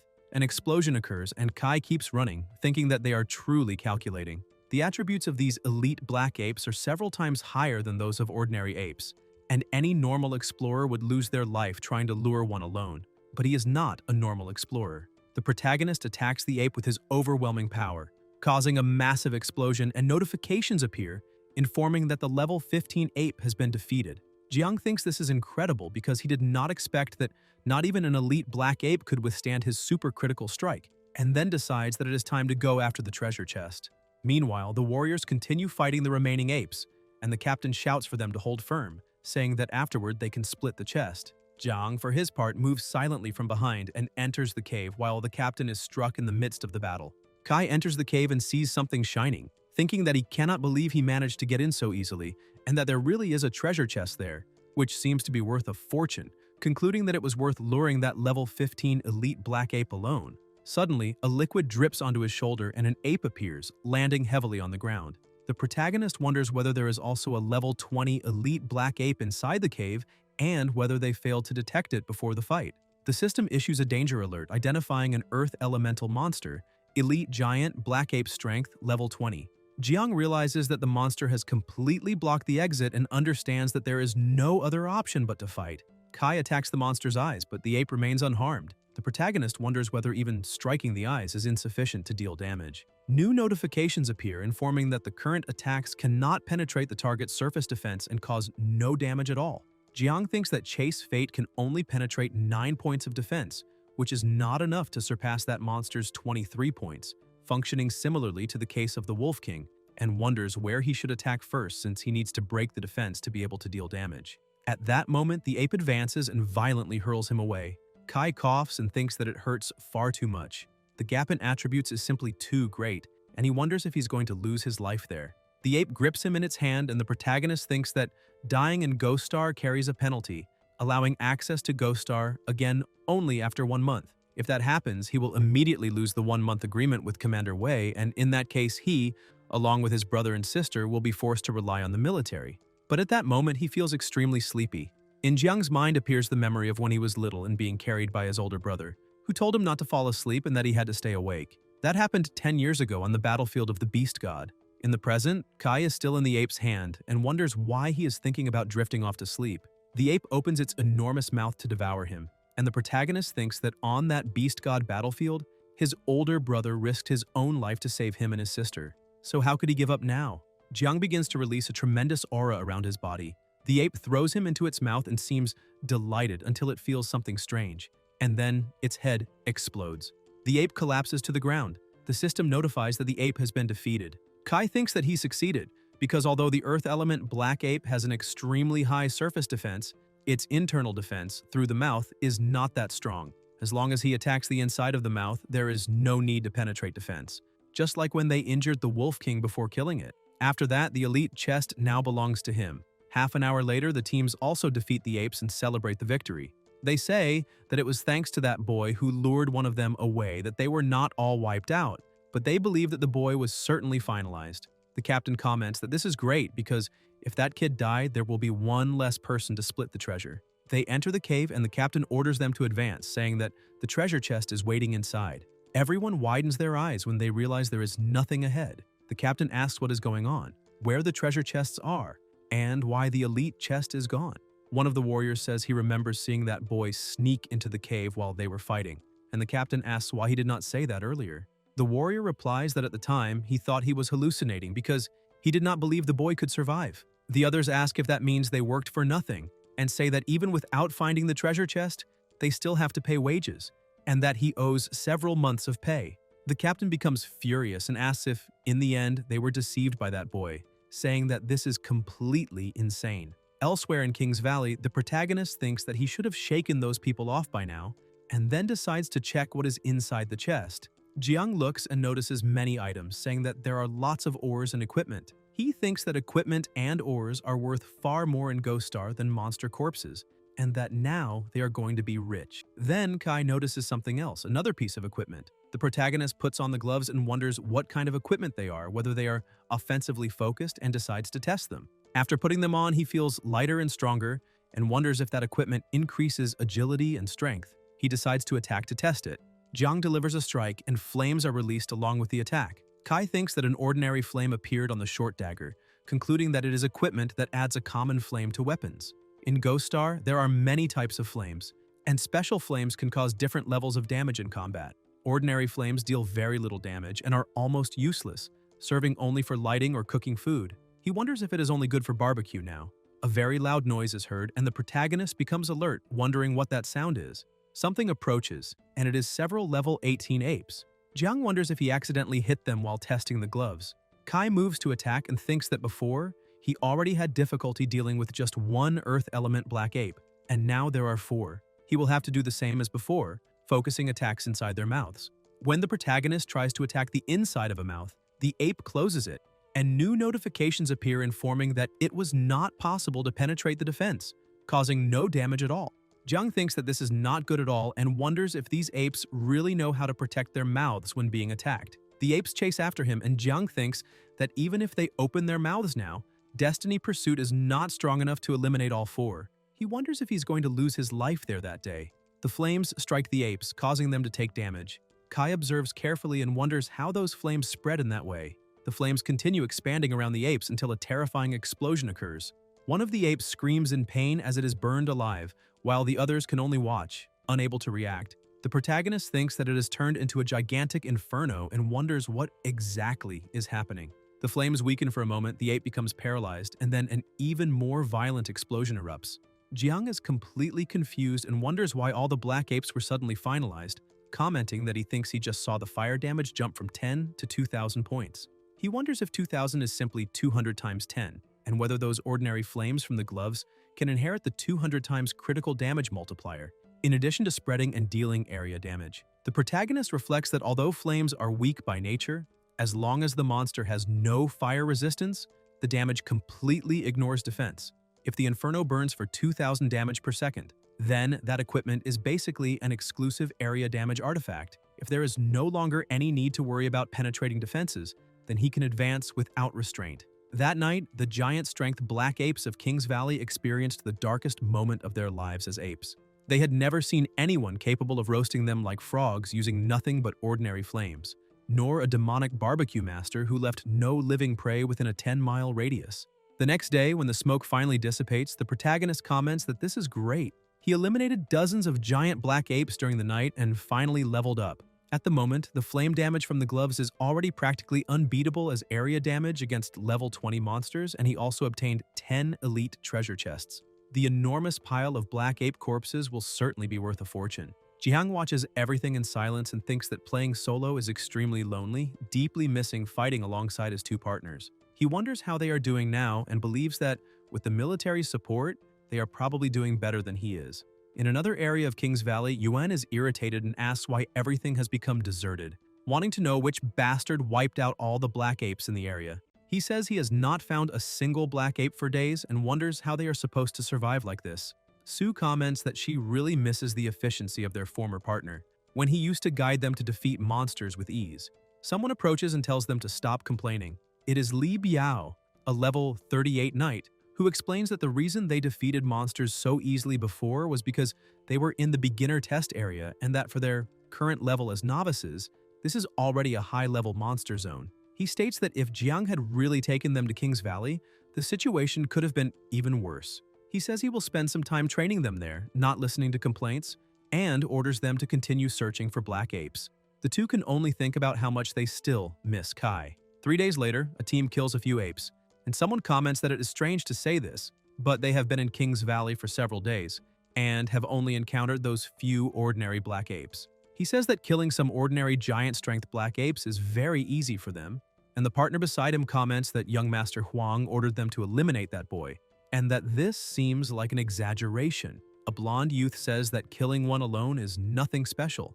They observe the devastated surroundings, and the blonde remarks that a few days ago, they saw a Grandmaster single-handedly eliminate 3 giant-strength black apes. The archer agrees and says that scene was truly incredible. The captain of the other group asks what is so remarkable about that, saying that for people like them, low-level players, it probably looks even more impressive. The blonde continues eating calmly. The captain then shows a photo of Kai and says that it does not matter, asking whether he has seen that person in Kings Valley. The blonde replies that it is a coincidence because that is precisely the Grand Master they were talking about, the man who single-handedly faced 3 giant-strength black apes. The redhead asks if he is blind and tells him to look more closely, saying that this is just a level 5 novice. The captain agrees and tells him to stop talking nonsense just because he is jealous of them. The blonde throws away the apple he was eating and says that if they do not believe him, they can go find the Grand Master, because they just saw him about to leave Kings Valley. The captain asks if that means he is still around. They immediately draw their weapons and tell everyone to move quickly, saying that they have been wandering through that devastated place for days and that it is finally time to give an explanation to the young master and finally eliminate that boy. The archer asks whether they are really going to pick a fight with the Grand Master, and the mage comments that, judging from his aura, it is clear he's a low-profile master who practices seclusion, adding that people with arrogant attitudes usually end up as cannon fodder in stories. At that moment, the exit of Kings Valley is crowded with people. A voice complains about having bad luck, and asks why they did not encounter a single black ape that time, saying they heard there was a forest fire and that everything was burned, so now all that remains is to wait for them to respawn before entering again. The companion agrees, saying that in any case, everyone has to wait, since it is not as if someone could have cleared everything alone.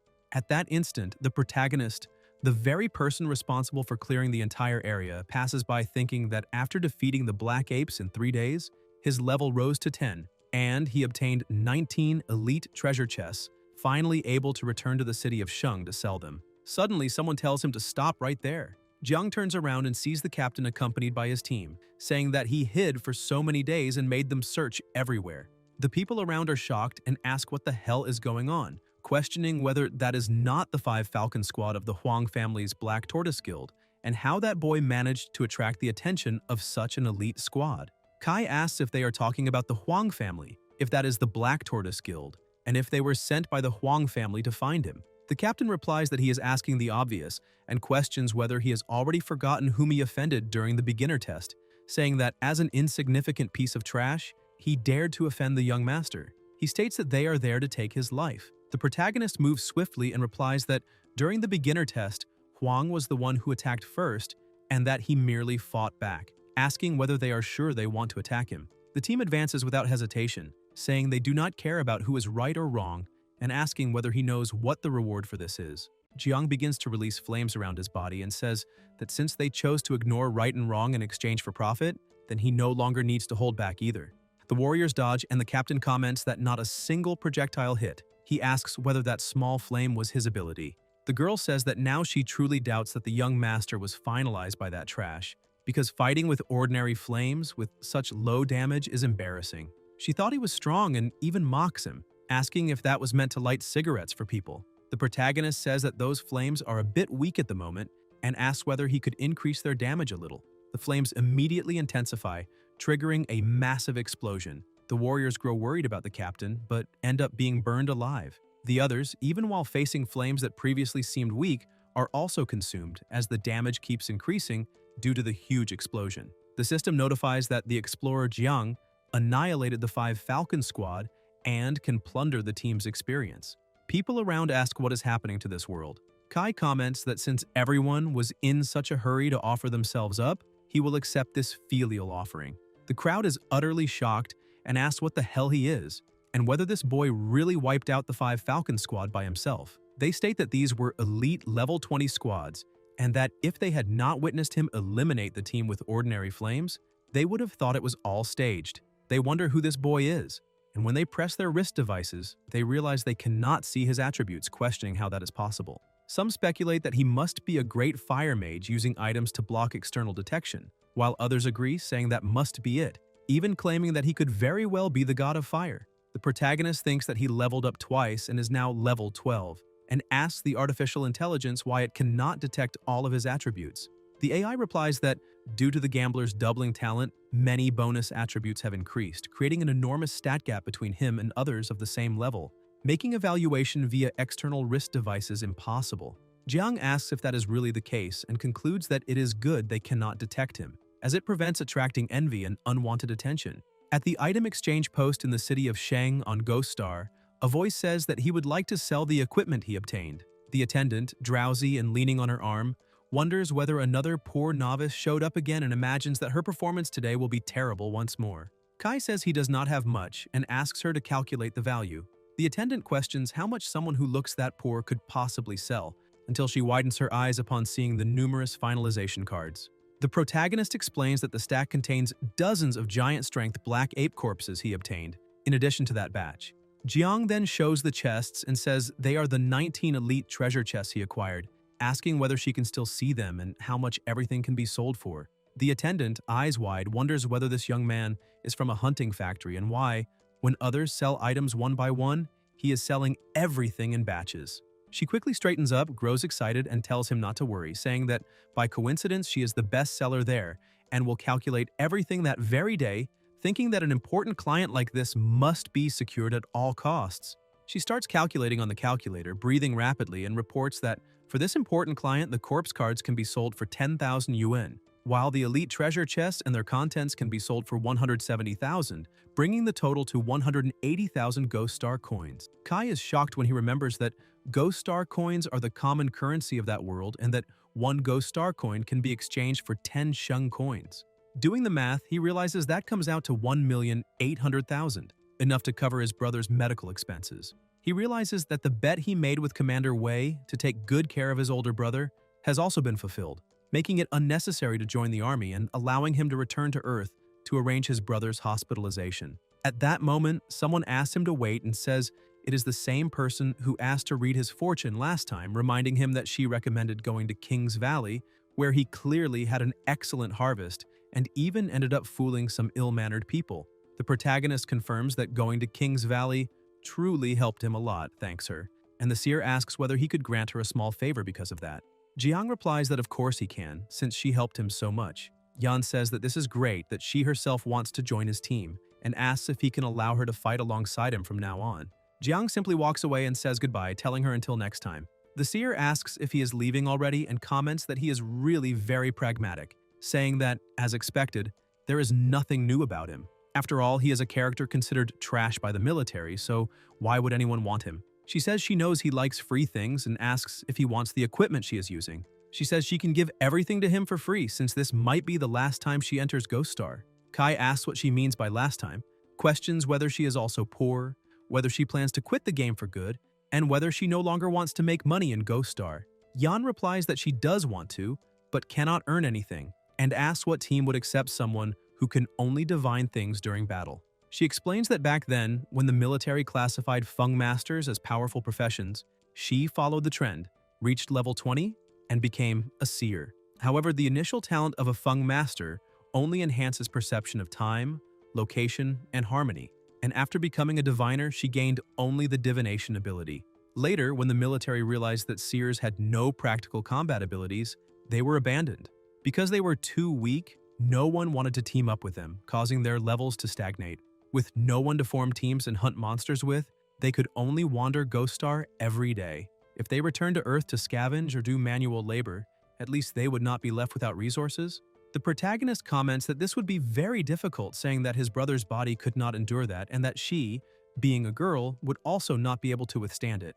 Yan asks what she should do if she cannot handle it and says that on Earth she has a younger brother and sister, being the only pillar of the family, with no luxury of collapsing. At that moment, Jiang remembers his older brother who, even exhausted, always said he could handle it. Kai thinks that back then his older brother was the same, wanting to develop Ghost Star and swearing to defeat the beast god in the future. But after adopting him and his sister, he became afraid that no one would take care of them, gave up the opportunity to come to Ghost Star, and ended up pushing his own body to the limit.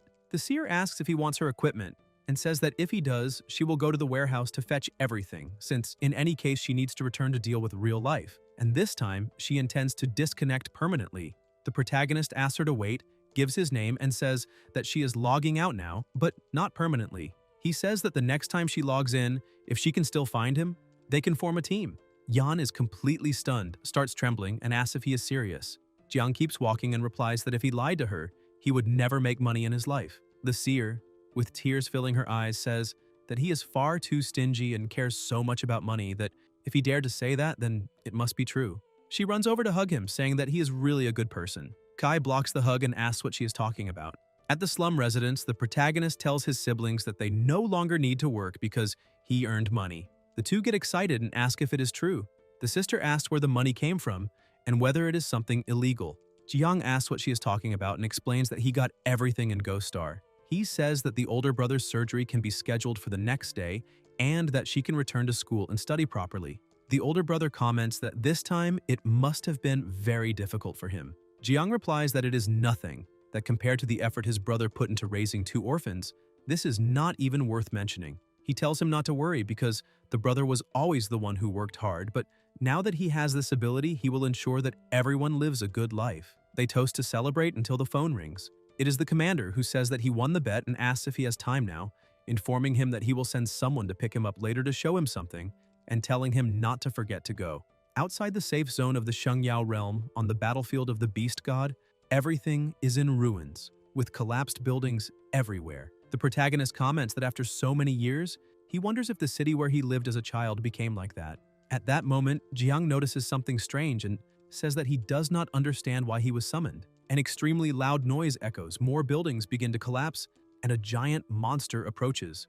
Warriors fight the monster, leading Jiang to ask whether that is an extraordinary creature fighting against the beast god. Currently, in Ghost Star, explorers have a watershed every 20 levels, divided into 6 stages. Explorers from level 1 to 80, although they can become stronger after advancing and undergoing job transfers, have their power limited, being able to use it only within Ghost Star. For extraordinary beings, however, the situation is different. When an explorer enters the stage between level 81 and 121 and becomes an extraordinary being, a qualitative change occurs because the power that previously could only be used within Ghost Star undergoes a transformation. An explosion occurs and the 3 warriors stare at the scene, all enveloped by an extremely powerful aura. The emergence of this surreal power represents not only a huge revolution in the military history of humanity, but also the greatest challenge it currently faces. As the most effective means of combating the beast god, the 3 warriors attack together. The protagonist comments that it is extremely strong, and Wei confirms that it is, asking whether he knew that this was only an ordinary beast god, and saying that they still have to deal with enemies of this level. He states that they have already sacrificed 2 extraordinary beings. Jiang is surprised to hear this, and the commander says that humanity's situation is not good, telling him not to forget to remain vigilant just because he spent a long time in the safe zone. He adds that Jiang won the bet this time, that he will honor the promise and will not force him. As for the Huang family, he says that he personally warned them not to interfere with him. He says it may seem strange that Jiang is receiving so much attention, but that he trusts his own intuition, because he feels that Jiang may become a great powerhouse in the future, perhaps strong enough to help the entire city. At that moment, it begins to rain, and the 3 warriors manage to eliminate the beast. The commander continues, saying that in this apocalypse, his only wish is to protect his family. After all, joining the army means going to the battlefield, and the battlefield is truly dangerous. He states that the rise and fall of the nation concerns everyone, and that someone must stand up to fight these monsters. Perhaps one day, he himself will fall on the battlefield, but as a citizen of Shang, if he can give his life for the country and for everyone, he will do so willingly. He asks Jiang not to interfere with his choice, but hopes that if the city is in danger in the future, when Jiang has the ability, he can fight for Shang. After recovering on Earth for a few days, Kai returns to Ghost Star, to the city of Shang. The protagonist thinks that he did not expect the commander to have such high expectations of him, and wonders whether he will really be able to become strong enough in the future and why he cares so much about Shang. Jiang decides to set that aside and thinks that he needs to focus on himself first. The giant monkey in King's Valley is no longer a challenge, and it is time to hunt the next monster. The system then displays an elite monster, the Phantom Banshee, described as capable of dealing extremely high damage and instantly eliminating explorers. Its attacks have a fear effect and it has a ghostly appearance. Fear induction. The Banshee's scream immobilizes explorers within a 10-meter radius, causing intense fear. Ghostly physique. Only attacks originating from a distance of up to 10 meters can deal damage to the Banshee. Kai assesses that it is an extremely powerful monster, because within 10 meters it can instantly eliminate through fear, while beyond that distance, it becomes invulnerable. The protagonist sighs, walks away, and thinks that this monster seems far more troublesome than the giant gorilla, and that he will need to find some teammates. The seer is also there, sleeping while standing, completely exhausted. Jiang asks if she has not been waiting in that place since the last time she logged out. Yan replies that she knew he would return and that she had been waiting for him all those days. Kai says that he will always remember that. The seer asks if they are going to hunt monsters now and says that she found a very competent teammate for him, calculating that he would be useful in helping with the hunt, asking whether he wants to meet him. Kai asks whether he is really useful in hunting monsters or if he's just a drunk. At that moment, a young man approaches with drinks hanging from his clothes, saying that his name is Ruin Yu and that he is a drunk. The protagonist immediately runs away, saying that he does not want him. The seer comments that he is still so pragmatic and asks him to take the teammate along, saying that he is hardworking and very obedient. Ruin remains watching in silence. Yan adds that the teammate can also cook, give massages, and even said that as long as he is accepted into the team, he is willing to take no share of the profits after joining. Jiang widens his eyes, immediately steps up to Yu, introduces himself, and declares that the moment he saw him for the first time, he knew he was talented, saying that from that moment on, he is part of the team. He states that today, as captain, he will not hesitate to lead everyone in the hunt for the Phantom Banshee. After all, from now on, they are a family and must move forward together.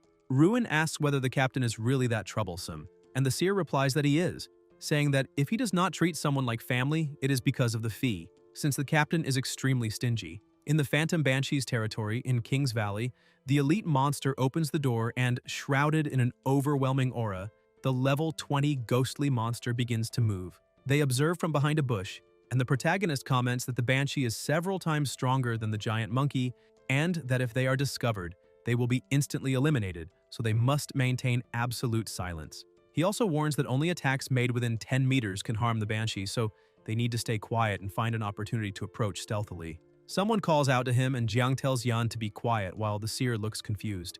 The voice calls again and Kai repeats for her to be quiet, but Yan replies that she was not talking. Kai asks if she was not the one calling him until Ruin appears, lying on a fallen log on the ground, drinking, calling the captain and asking him to come see what he found. The protagonist becomes irritated and the phantom monster approaches to attack them, opening its enormous mouth. Jiang asks what Yu is doing and whether Yan did not say he would be useful in hunting monsters, and the seer replies that she said that only casually. The phantom releases its fear-inducing scream, the surroundings become strange, and the system notifies an abnormal status, fear state. Kai comments that this monster is far too terrifying and that he cannot move at all, while Yan says they cannot defeat it and may only be able to wait for death.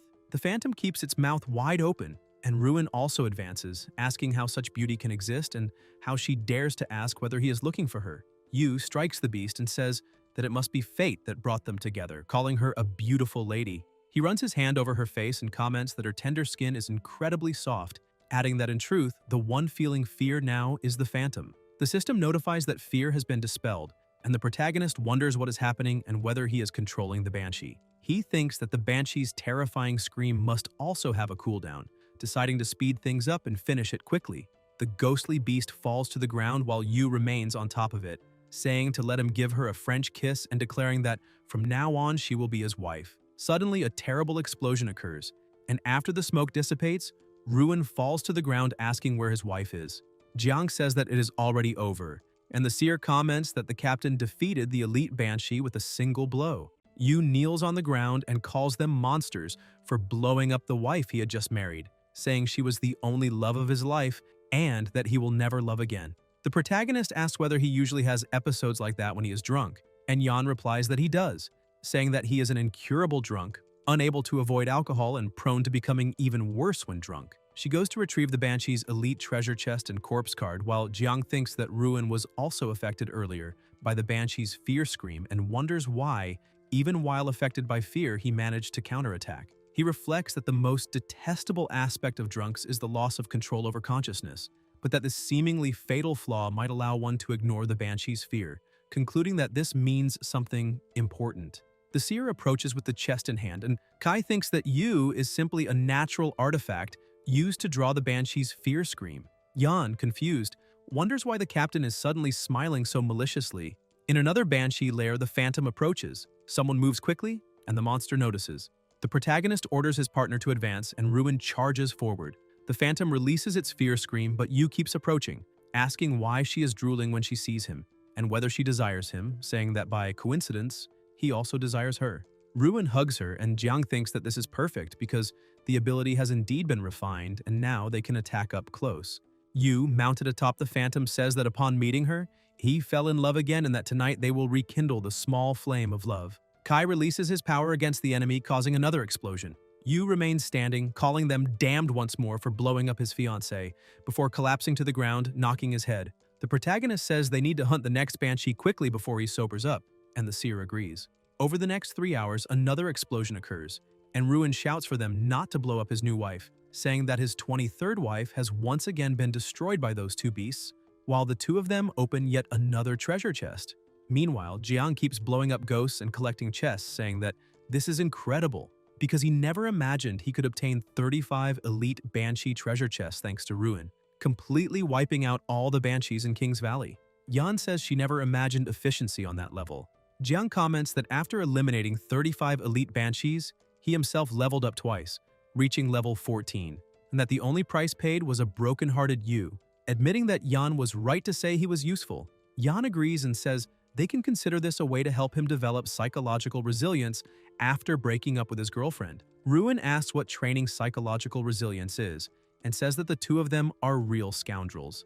Kai thinks it was not only that because he also collected 2 skill cards in the Banshee lair that allow learning extra skills. The first skill is Rain Prayer, usable by those with strong mental power, capable of summoning a large-scale torrential rain. And when the terrain is suitable, even high-level specialists can create lakes and rivers out of nothing, making it extremely effective in real combat. He says that Yan is already level 29 and has greater mental power than them, so this skill should go to her. Yan asks if they are skill cards and whether that is true, thanks him emotionally, and says that she finally has a skill besides divination, that she is finally no longer someone useless who can only predict during battles, declaring that from now on he will forever be her big brother, asking him to accept this bow from his little sister. The protagonist tells her not to do that because it is something she deserves.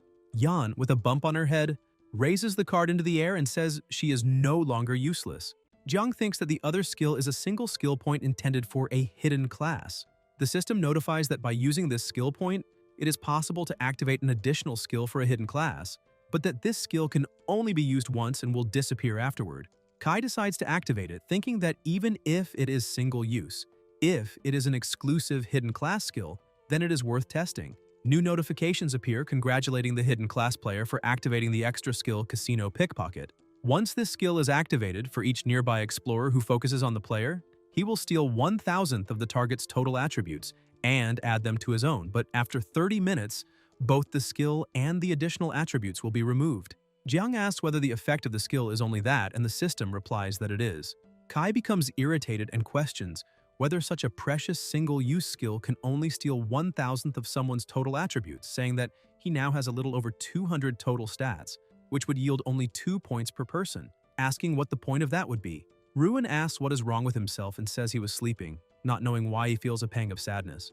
The seer asks if he forgot that he lost more than 35 wives the night before. Yu remembers what happened, starts vomiting, and apologizes to the captain, saying that he is being a burden because as a drunk he cannot stop drinking, and that if the captain is not satisfied with that, he can leave the team. Someone approaches bringing equipment, and the protagonist asks what he is talking about, saying that he was a hero that night and that the equipment is his, stating that without him they would probably have been instantly eliminated by the Banshees countless times because he is the essence of that team. Ruin refuses, saying that just letting him join the team was already enough. Jiang insists that he accept it, saying that he will not mistreat a teammate no matter what happens, and that besides, the partner will also receive some equipment. The seer looks at him as if facing a prince, with a flower in her mouth, calling him to go get the equipment as well. The two ask together if this is real and say that they will follow him from now on, in life and in death. At the item exchange post of Ghost Star, a voice comments that another important client has arrived and that this is incredible because that day the total value of Monster Corp sales and treasure chests reached 840,000 Ghost Star coins. The protagonist thinks this is excellent and says that this is equivalent to 8.4 million Holy Radiance coins, more than enough to cover the future expenses of his brother and Yingzi. In the locker room of the trading post, Jiang thinks that not only are their living expenses now secured, but after selling the spoils of war, he also ended up with 2 extremely useful pieces of equipment. One of them is the Night Hunter trousers, which form a set with the Night Hunter cloak he obtained earlier, allowing stealth and the ability to pass unnoticed. The second item is the Phantom leather armor, capable of vanishing at critical moments to avoid fatal attacks. The effect of the gloves has also been identified, and the flames on them truly can inherit critical damage, making them a genuine divine artifact. He feels far stronger than before and believes that even if he were to face explorers of level 20 or above, he has absolute confidence that he could win. Ruin runs over and says that he modified Chasing Fate for him, explaining that he needs to observe the effect first. Jiang looks at him in shock and asks what he is doing, questioning whether this is some kind of revenge for having blown up his 35 wives. The weapon approaches Kai's face dangerously, and Ruin tells it to come back, making it instantly return to his hand. He explains that he noticed Kai often needs to recover Chasing Fate during combat, which is very problematic. So he added a powerful magnetic function to the weapon. Now, after throwing it, it is possible to use a magnet to pull Chasing Fate back. The protagonist becomes excited and asks if this is serious, whether this means he no longer has to worry about the weapon's recovery time. Moreover, he realizes that when Chasing Fate is pulled back, it can also deal damage to targets while flying. He did not expect Yu to be a modification genius, and Yu replies that he learned everything by himself, asking whether it is really that good. Jiang answers that he swears to God, At that moment, a sound is heard and it begins to rain. Kai asks what is going on, and Ruin asks whether he is lying to himself. The seer approaches and says that she learned the basics of the rain prayer, although it still does not seem very useful. The protagonist asks how that skill could be useless, and tells her to look at the people around them, who are all hiding from the rain because of her. He explains that if she can intensify the rain to the point of seriously hindering the enemy's movement, they will become living targets, and she will be able to eliminate whoever she wants. Yan asks if this is serious, and whether it can really be that useful, saying that she will definitely practice the rain prayer diligently. Jiang thinks that now that Yu can participate directly in battles and she has the rain prayer, not only he but the entire team has become much stronger. Some warriors pass by complaining about the rain, saying that all the equipment they were carrying to the island got soaked, and asking whether the Huang family will punish them for being late. Kai hears this and starts wondering about the Huang family, so he asks them to wait, calls out to the three older brothers and says that since they mentioned the Huang family, there is something he needs to ask.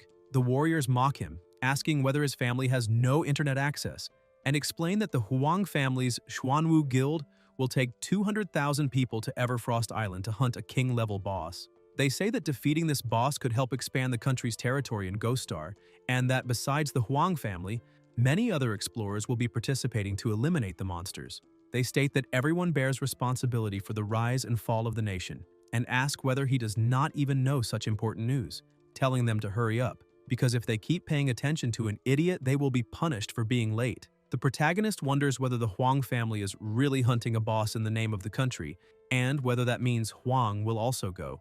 He thinks that now that the beast god is devastating the earth, every country can only resist by obtaining resources from Ghost Star. However, the resources of Ghost Star are occupied by various bosses, and only by defeating these bosses can territories be expanded and supplies obtained. Monsters in Ghost Star are classified by levels, from the lowest to the highest, and among them, king-level bosses are terrifying existences that require hundreds of thousands of people to fight together. He wonders whether the Huang family is truly leading the Xuanwu Guild to contribute to the country's war effort.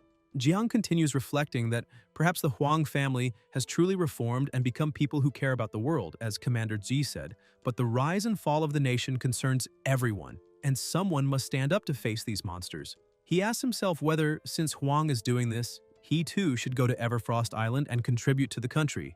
Ghost Star Island, Everfrost. Kai and his team walk forward, and the seer comments that he comes and goes whenever he wants, asking whether he did not buy any suitable clothes for the cold. The protagonist replies that at the beginning he did not expect it to be this cold.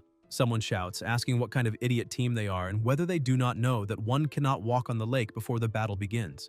Jiang replies that this is also their first time there, and asks why they cannot walk. The warrior snaps back, asking what kind of novices they are, and explains that, as everyone knows, the bottom of Everfrost Island is a monster lair, questioning whether they do not know that walking on the ice like that will disturb the sirens swimming below.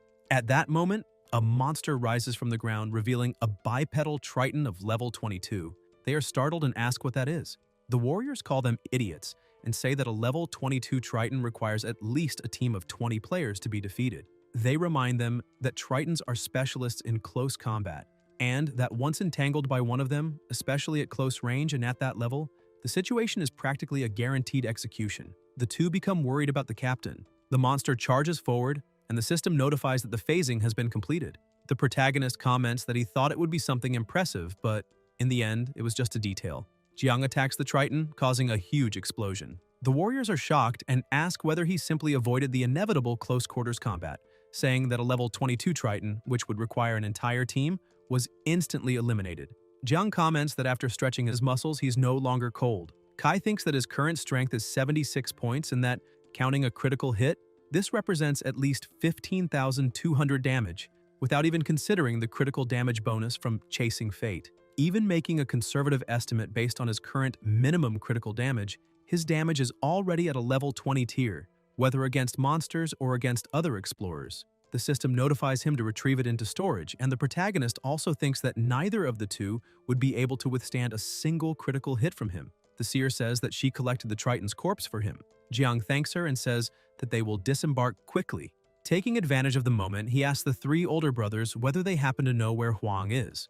The warriors reply by asking what he is talking about and say that they are not exactly older brothers, but rather younger brothers, the youngest of the youngest. Even so, by coincidence, They know where the young master is and can show the way. Somewhere on Everfrost Island, the protagonist thinks that he did not want to involve the two in the conflict between him and Huang, which is why he did not bring them along, and wonders whether those three really said that Huang was there. He thinks that he wanted to talk to him alone, but cannot find him until someone approaches. Jiang looks and realizes that it is Huang. He says that after hearing that Huang came to hunt the boss for the good of the country, he began to see him in a different light and thinks that they can set aside past grudges, saying that he is also willing to contribute to the efforts on Everfrost Island. At that instant, Kai notices something. It is Huang trying to strike him, but the protagonist manages to dodge by a narrow margin. He asks what Huang is doing and says that he came to reconcile. Huang sneers, asking about reconciliation, and says that he was the first one eliminated by him, that he went through so much psychological therapy after that, questioning whether he now thinks they can simply reconcile like this. He states that he knows how much he desired revenge after being publicly eliminated last time and says that the military ordered his family not to touch him, asking how that could be accepted. Wang says that he voluntarily joined the campaign to hunt the king-level boss, and that he wanted to use this merit to pressure the military into no longer protecting him. Jiang asks whether his objective in hunting the king-level boss was only that. Wang answers that it was, but that he did not expect him to come looking for him. He states that, in any case, with the great battle approaching, he can defeat him first and then use the military merits obtained by defeating the boss to atone for his sins before the army. Kai comments that he was overthinking things and did not expect him to still be so petty, but says that if they want to eliminate him, they had better come all at once. After all, the Falcon 5 squad was annihilated by him alone. The warriors respond that he only eliminated the Falcon 5 squad because he had the secret protection of the military. They claim that the young master is at level 10, equipped with a full rank S set, and ask why they would need help to eliminate him, until some warriors ask them to wait and question how that boy is at the same level as the young master, having reached level 14 so quickly. At that moment, an explosion occurs. Huang begins to burn and asks what is happening, while the other men around him also panic, questioning what just happened. The protagonist says that the young master is already doomed and that if he does not want to end things this way, then he should not stand in his way. Huang is engulfed in flames and claims that he has not yet been finished, explaining that his equipment can cap his HP at 1% and prevent instant execution, but that he has already reached the limit. He tells the two of them to hurry up and finish him off, making sure to torture him until execution. Jiang asks whether they really still want to throw their lives away and comments that this is perfect, because he will test chasing fate with the upgraded magnetic core. The weapon is thrown, but the warriors manage to dodge and mock him, asking whether he threw so many darts and missed them all, what kind of aim that is, and whether he is not getting scared, with his hands trembling just because they are around level 30. They advance, and Kai, with a terrifying aura around his body, says that he has never heard of that and asks whether the nail that sticks out really is the one that gets hammered. Flames spread and a terrible explosion occurs. The warriors watch in horror and ask how those darts came back, how that boy, being only level 10, managed to do that. One of them, fallen to the ground and completely burned, screams for them to finish him immediately. The protagonist advances and says that it is not over yet. Jiang throws the dart again, striking the opponent head-on, as flames spread around his body and trigger another huge explosion. The other two warriors panic, asking what kind of ability that is, how the damage can be so high, and whether that boy is some kind of weak god in disguise. Huang curses them as idiots and asks whether they cannot see that he excels at long-range attacks, ordering them to attack together, since the two of them only need to get close to him. Huang thinks that he must be of the Eliminator class, specialized in long-range attacks with extremely high damage, but that if someone gets close, he definitely... Another explosion happens. Huang watches and says no. Kai approaches and says that he is a loser, that they are a bunch of losers, and asks what the difference is. Huang, seized by panic, says that this is impossible, that the level difference is huge, and asks how he did that. The protagonist says that he wanted to put past grudges aside, but that Huang really disappointed him and asks whether he is truly determined to eliminate him. Huang asks what he intends to do. Jiang replies that it is nothing special, but that if Huang wants to eliminate him, he cannot just let it slide. He comments that he heard Huang developed psychological trauma the last time he was eliminated, so this time he will just make that trauma a little bigger. Kai strikes Huang on the forehead, finishing him. A few minutes later, the protagonist looks at the system and comments that eliminating adventurers grants even more experience, saying that he did not expect that eliminating 4 players around level 31 would make him jump directly to level 17. The system notifies that he has received the Bloodthirsty Eliminator penalty for eliminating more than 10 adventurers of the same faction. Bloodthirsty Plasma Eliminator penalty state. While in this state, your location will be detected by all nearby players. Upon eliminating a Bloodthirsty Plasma Eliminator, the experience obtained will be tripled. 10 Tears of Repentance can be used to remove the Bloodthirsty Plasma Eliminator state. Jiang comments that this title is a severe Ghost Star penalty, because everyone will start attacking him, since anyone who receives this penalty basically becomes a walking package of experience. New notifications appear informing about double talent. All rewards or penalties from the system that he receives will trigger a double effect with a 1% chance to trigger Super Double, multiplying rewards or penalties by 10. Kai thinks that his duplication talent can multiply the penalty by up to 10 times, and that losing his life even once could make him lose 30 times more experience, possibly dropping him straight back to level 1. He concludes that this is extremely bad and that he will need to avoid crowded areas in the future, as well as find a way to use Tears of Repentance to remove this state. Somewhere on Everfrost Island at the Huang family camp, a voice asks whether Huang has been eliminated and how they failed to protect him. It is Huang Tong, Huang Wei's father and commander-in-chief of the Everfrost Island campaign, who states that he had already publicly announced that his son and he himself, along with 2 other family members, would fight for the country. Now that his son has been eliminated, he asks whether that does not turn him into a liar before the entire nation. Huang Da asks what they should do now. Tong slams his hand forcefully beside the chair and replies that they must attack immediately, that they themselves will defeat the king-level boss, and once they succeed, they will use military merits to pressure the army into stopping its protection of Jiang. He declares that, until then, that boy will pay the most brutal price. Half an hour later, somewhere on the island, the seer asks the captain why he received a new title, and Ruin asks whether he has become a bloodthirsty plasma eliminator. The protagonist tells him to shut up and not expose him, saying there is no time to explain what happened, but that, in short, he picked a serious fight with the Huang family and they need to leave as quickly as possible. At that moment, an extremely loud sound echoes, and they ask what that noise was. Yu wonders if it is a war horn and why it would be sounding now, while Jiang asks himself whether it is possible that the Huang family has started the war ahead of schedule. Yan points forward and tells them to look, because the ice on the frozen lake begins to crack, and the rumbling continues. Something approaches, revealing numerous monsters, and they watch in shock as something moves at high speed. They are monsters of another species, and among them appears the king-level boss, the frozen Triton Lord King rank, with its current HP still at 100%. The seer asks if that is the boss. The protagonist comments that the pressure is immense, and Ruin admits that he is scared. Tong announces that the king-level boss, the frozen Triton Lord, has been drawn onto the battlefield and that everyone must prepare for combat, saying that if they win this battle in addition to generous rewards, they will help the Holy Radiance secure territorial resources against the wrath of the Beast God in the future. He states that whether now or in the future, everyone must give everything to achieve victory, even if it means being finished, because once the arrow leaves the bow, there is no turning back. And thus, the battle against a king-level boss officially begins. The monsters surge forward. Ruin suggests that they move up, and the seer comments that a battlefield with 200,000 people must be exactly what a fight against a king-level boss looks like. Jiang replies that no, because once the battle begins, the Huang family will not have time to worry about him, so they will stay there to witness the fight against the king-level boss and broaden their horizons. Soldiers charge toward a massive monster, a common bipedal fishman of level 25, and one of them shouts not to be afraid, saying it is just a stinking fish, and that with enough numbers, they can face it head-on. Suddenly, the soldier is dragged away, cries for help, and is devoured, causing the others to grow even more frightened and ask whether Tritons really eat people.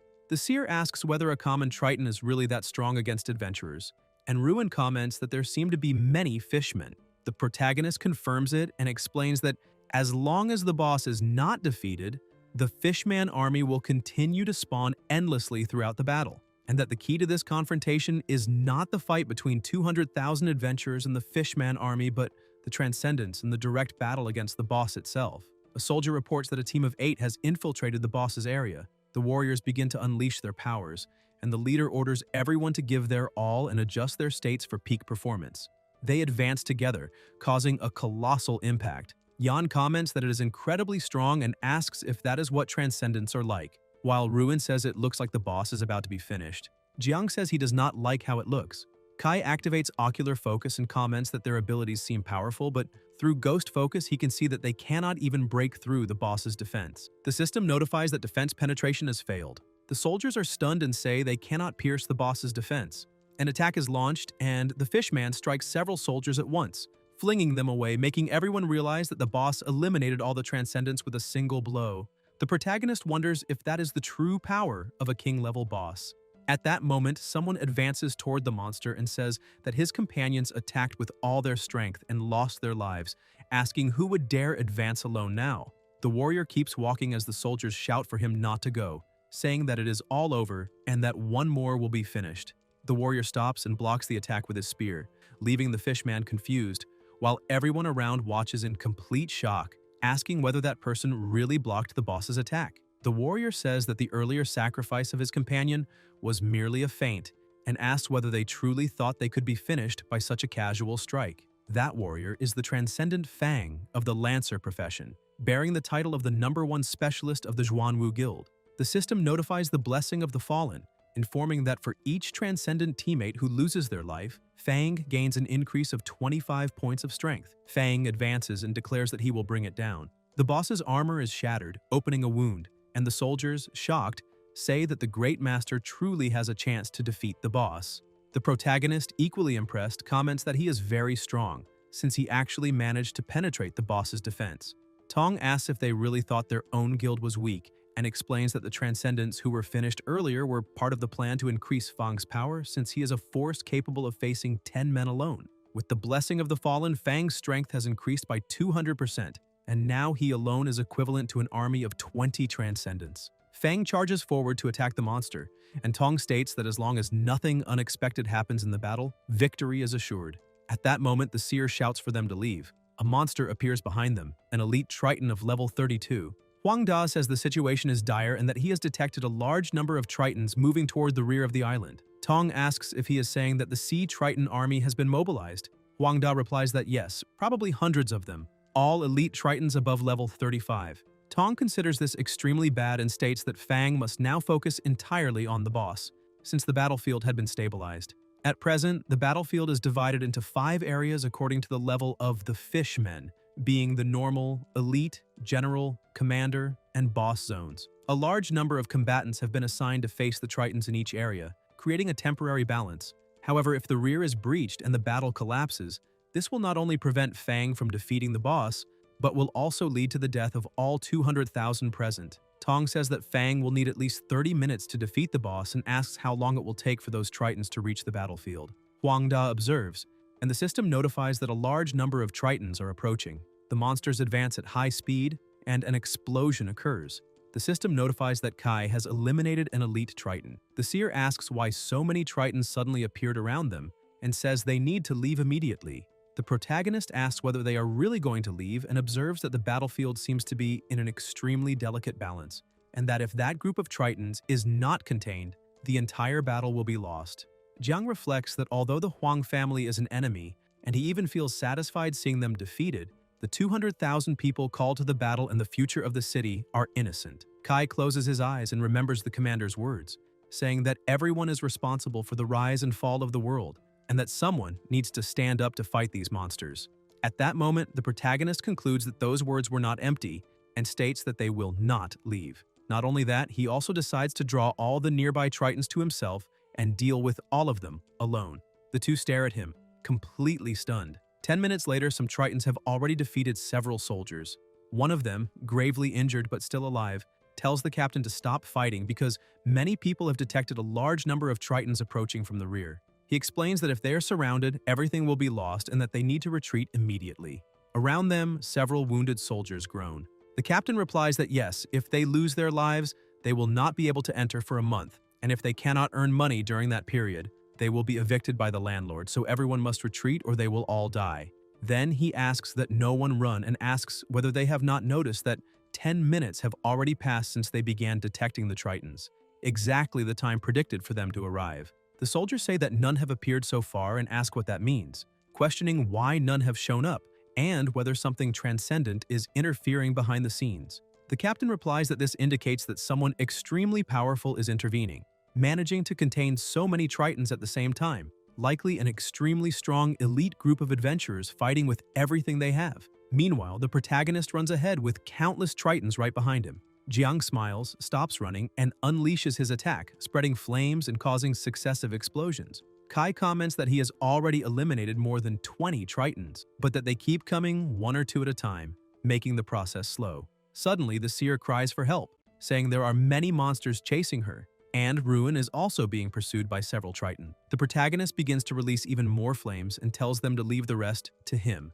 ordering the two to hide. Yan says that he has drawn in many Tritons and asks whether he really can finish all of them, while Ruin agrees, saying that it was already difficult to eliminate just one or two before. Jiang replies that in fact it is a bit difficult to eliminate one or two individually at that moment, but what they do not know is that compared to fighting a single target, his power is far more suited to crowd control. Kai then unleashes his flames and wipes out 257 Tritons at once.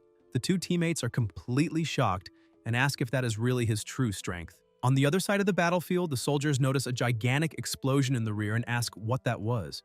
Huang Da informs his father that the Tritons coming from behind seem to have disappeared in large numbers and asks whether the invited military forces have already arrived. Tong questions this and says that it should not be possible since he has just contacted them, wondering how they could have arrived so quickly. Tong then falls silent for a moment and comments that it does not matter, and that since the military has arrived, he should inform everyone to rebalance the battlefield, allowing Fang to fully focus on defeating the boss alone. Half an hour later, Fang continues attacking the boss, and the system notifies that the king's current remaining HP has dropped to 65%. The soldiers cheer, saying that the boss's health has been reduced by 1/3, and that they now have a chance to win, until something moves, and it is the boss himself. Huang Da warns everyone to be careful because with 1/3 of its life reduced, the boss has entered the second phase, Fury. In the Fury phase, the boss's speed becomes so high that it is almost impossible to dodge, so Fang can only endure this wave of attacks head-on now, and whether they succeed in defeating the boss depends on this. Seeing the situation, Huang Da asks whether Fang will be able to withstand it. Then the attacks continue, and the system notifies that the adventurer has 5% HP remaining. Everyone looks on in surprise, and some men ask whether that great master is about to lose his life. The warrior spits blood, calls the opponent a monster, and asks whether he really thinks that amount of damage can take him down. The energy around the warrior begins to intensify, growing stronger and stronger, and when he is attacked, he becomes immune to damage. The protagonist comments that this looks like a resistant armor and asks whether it not only makes him immune, but also reflects damage, wondering if this could be a transcendent talent. The men grow excited and say that there is still hope of defeating the boss and that they need to hold on. Tong smiles and says that he already mentioned he was carefully selected, explaining that the transcendent talent can reflect 50% of the damage back to the enemy for 90 seconds, and that the boss is currently in an enraged phase with an extremely fast attack speed. The boss's remaining HP is 35%, and Tong says that, in other words, the faster the boss attacks, the more HP it will lose. The boss has already lost 30% of its life in such a short time, and if this continues, it will fall within their family's reach. Then the pressure begins to grow more and more intense. Fang widens his eyes and is sent flying, causing a huge impact. His defense collapses, and Fang's remaining HP drops to 1%. Everyone looks on in shock and asks if he has lost. The Monster King smiles, and Tong says they were careless, asking whether that boss has something else hidden. A voice asks about an armor-piercing skill and says that it is over, stating that Fang was the greatest trump card in that battle and that if even he has fallen, then they are doomed in that fight. Meanwhile, some warriors are fighting smaller monsters and cry out for help, saying that the boss has fallen and that they cannot win. Attacks keep happening. A warrior blocks with a shield that is about to shatter and says he was wrong, that he should not have brought him there. He says he only brought him to prove that he is stronger than Jiang, whom he always talks about, but Kai never led him to death and is now leading him to death there, saying that he himself is a failed captain. Nuon cries for the captain. Her partner is lying injured beside her, and Sue asks if there is anyone who can save the captain, thinking that there is no mental energy left to heal. They cannot eliminate the boss now because the army of Tritons will keep appearing endlessly, and if no one intervenes again, if this continues, everyone will lose their lives. He wonders if there is no one capable of saving them all. The captain is about to be attacked when someone releases flames and burns the enemy. The captain is shocked when he sees it. Someone approaches, everyone is even more surprised, and it is the protagonist who says that it has been a long time since he last saw them, that he will fight the boss, and that they need to protect themselves. Yuen asks what he just said and whether he is really going to fight the boss, wondering if he heard correctly and why he can sense his location so clearly. Nuon says she feels the same. Meanwhile, the warriors continue fighting smaller monsters until they begin to feel a strange sensation, asking why they sense someone nearby and whether this is the effect of the bloodthirsty eliminator.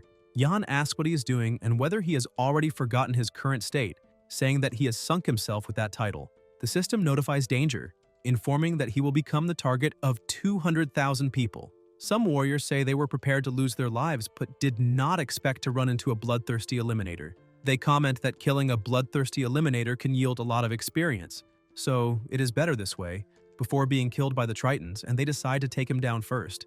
An explosion occurs. Ju asks what happened and whether his partner was killed by those people, and a voice replies that it was just a critical strike on his part, while the protagonist asks whether they cannot even handle that. The fallen warriors ask whether the damage that child caused is really that great, wondering if he was not a level 10 novice and what is going on. Yuen gets excited and asks if his partner is okay, and Nuon, also excited, asks if he dealt with all of them and if he is really that strong. The captain watches in shock and asks whether that boy can really retreat unscathed, even while surrounded by so many people above level 20, saying that it is impossible. Huangda comments that he suddenly felt that the boy who eliminated Xiaowei has appeared on the battlefield and seems to be heading toward the boss. Tong asks why worry about him now and whether he can really eliminate the boss, saying that what they should be concerned about now is how to minimize the losses in that battle. Huangda wonders why he has a bad feeling, sensing that that boy might be able to defeat the boss. The protagonist advances, thinking that he never expected to end up participating and helping the Huang family fight the boss, something he would never have done before. He recalls the promise he made to the commander, that the country is in crisis and needs more territory to obtain resources, and that by coincidence, he happens to have some space available, deciding to activate that unique ability he obtained earlier. The system notifies that Casino Pickpocket has been activated, informing that for each nearby adventurer who notices him, 0.1% of their total attributes will be drained and added to his own, and that after 30 minutes, both the ability and the drained attributes will be permanently removed. Jiang remarks that at first he thought this single-use ability, which drains only 0.1% of the attributes of those who notice him, would be useless. He did not expect it to prove useful in a situation like this, noting that he is currently under the bloodthirsty eliminator status, which means almost everyone on the battlefield can notice him. The system continues to notify that it is siphoning 0.1% of the total stats of those who perceive him. Kai says that although the amount taken from each person is only 1,000th, something seemingly insignificant, there are 200,000 people there. Even if each of them loses only 0.1%, when it accumulates, the value still becomes incredibly large. Huangda says that is not the point, stating that now that that boy is approaching the boss, he might actually be able to reach him. Tong asks why, and Huangda replies that his watch has suddenly classified the boy's attributes as terrifying, saying that his total stats seem to have surpassed his own, which leaves Tong indignant. At Jiang's location, in the area of general-level Tritons, the system notifies that the monster is a general-level shark-toothed Triton. The Triton lunges forward and Huangda says he is not even able to dodge, stating that although he does not know whether those current stats are real, the bite of a shark-toothed Triton is an ability that even level 60 adventurers need to guard against, concluding that it seems he can only stop there. The protagonist clenches his fist and strikes, sending the monster flying out of the way. People are shocked and comment that he is unarmed and that he eliminated a general-level Triton using only his bare fists, asking whether those numbers are really real and whether he could truly defeat the boss.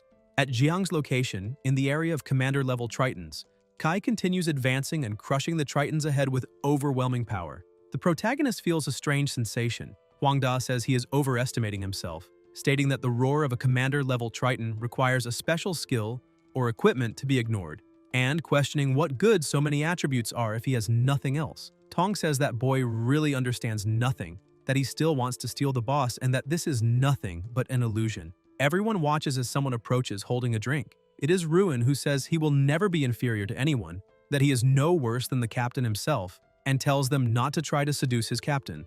Ruin strikes the monster and comments that not even a high-quality man like him can attract it, saying he will give it a kiss that transcends species. Yu steps forward to kiss the opponent and declares that this time, no one will blow up his wife. Ruin keeps kissing as the monster becomes enraged and hurls him against the ground. Yu remarks that they are quite feisty, saying he likes how he is unique, and the system notifies that this can significantly reduce the damage received, though due to the chaos the situation remains unstable. Tong asks who that general is, wondering whether he managed to ignore the commander Triton's roar and still withstand an attack, drawing the commander's attention all by himself. The protagonist gets up and wonders why they followed him, thinking that he had told them not to. A voice responds asking whether he really thought they would leave him behind. Yan uses her ability, Prayer of Rain, and tells him to move forward, warning that the drunk will not last much longer, since the level gap with the commander Triton is far too great. Ruin approaches the monster once more. Jiang watches in surprise, smiles, and says that it is fine, that he really cannot do anything about them. Some people ask whether that woman just made a prayer to summon rain and what benefit that would bring, questioning whether so many Tritons would really drown just from water. Kai says he will leave that place to them, and Nuon asks whether those people do not even understand the basics of physics. Everyone tells them to wait and look at the sky, and they realize that what is falling is not rain, but enormous stones. Someone asks whether that is not a hailstorm and why it is affecting everyone, allies and enemies alike. Who explains that by taking advantage of the extremely cold climate of Everfrost Island, the prayer of rain naturally transforms into a massive hailstorm. Something that previously had no offensive capability can now strike 200,000 people at once, which brings him great satisfaction. The captain says all this while explaining that if the prayer of rain can hinder the enemy's movements, then they will become easy targets. Now, with the hailstorm drawing the Triton's attention, they cannot use their roar attack, allowing them to pass through easily and confront the boss. The protagonist stands still, watching the Tritons distracted by the hail and unable to attack, and Yan tells him to remember that they are a team and that he does not need to fight alone. Jiang looks to the side and sees the warrior saying that he finally eliminated a Triton, while Ruin complains that they killed his wife again. Kai asks why he should fight alone, says that he underestimated them and thanks everyone. Intense sounds echo, and a massive explosion occurs, wiping out all the Tritons with a single blow. Everyone is even more shocked, and Huangda asks whether he eliminated the commander-level Triton, saying that it took more than a dozen teams just to hold out until now, questioning what kind of strength that is and what kind of monster he is. The protagonist thinks that the attributes he has enhanced are already terrifying and that if he lands a critical hit, not even the king of hell could stop him now. Jiang advances and says that he is finally facing him, commenting that from afar he looked quite imposing, but up close he really is that ugly. The Monster King currently has 35% HP remaining. Everyone is indignant and says they cannot believe that that kid actually reached the boss, asking whether he is really going to fight him. Yan shouts to go all out and Kai dashes straight toward the king. The captain says it is over, stating that the boss is about to unleash the berserker attack again, with that absurd speed and damage, and that the kid definitely will not be able to withstand it. The protagonist moves rapidly, dodging the attacks, and wonders if he really is that fast, thinking that he is clearly still slow enough to be avoided, recalling that Huang family ace from before, and questioning why he decided to face this head-on.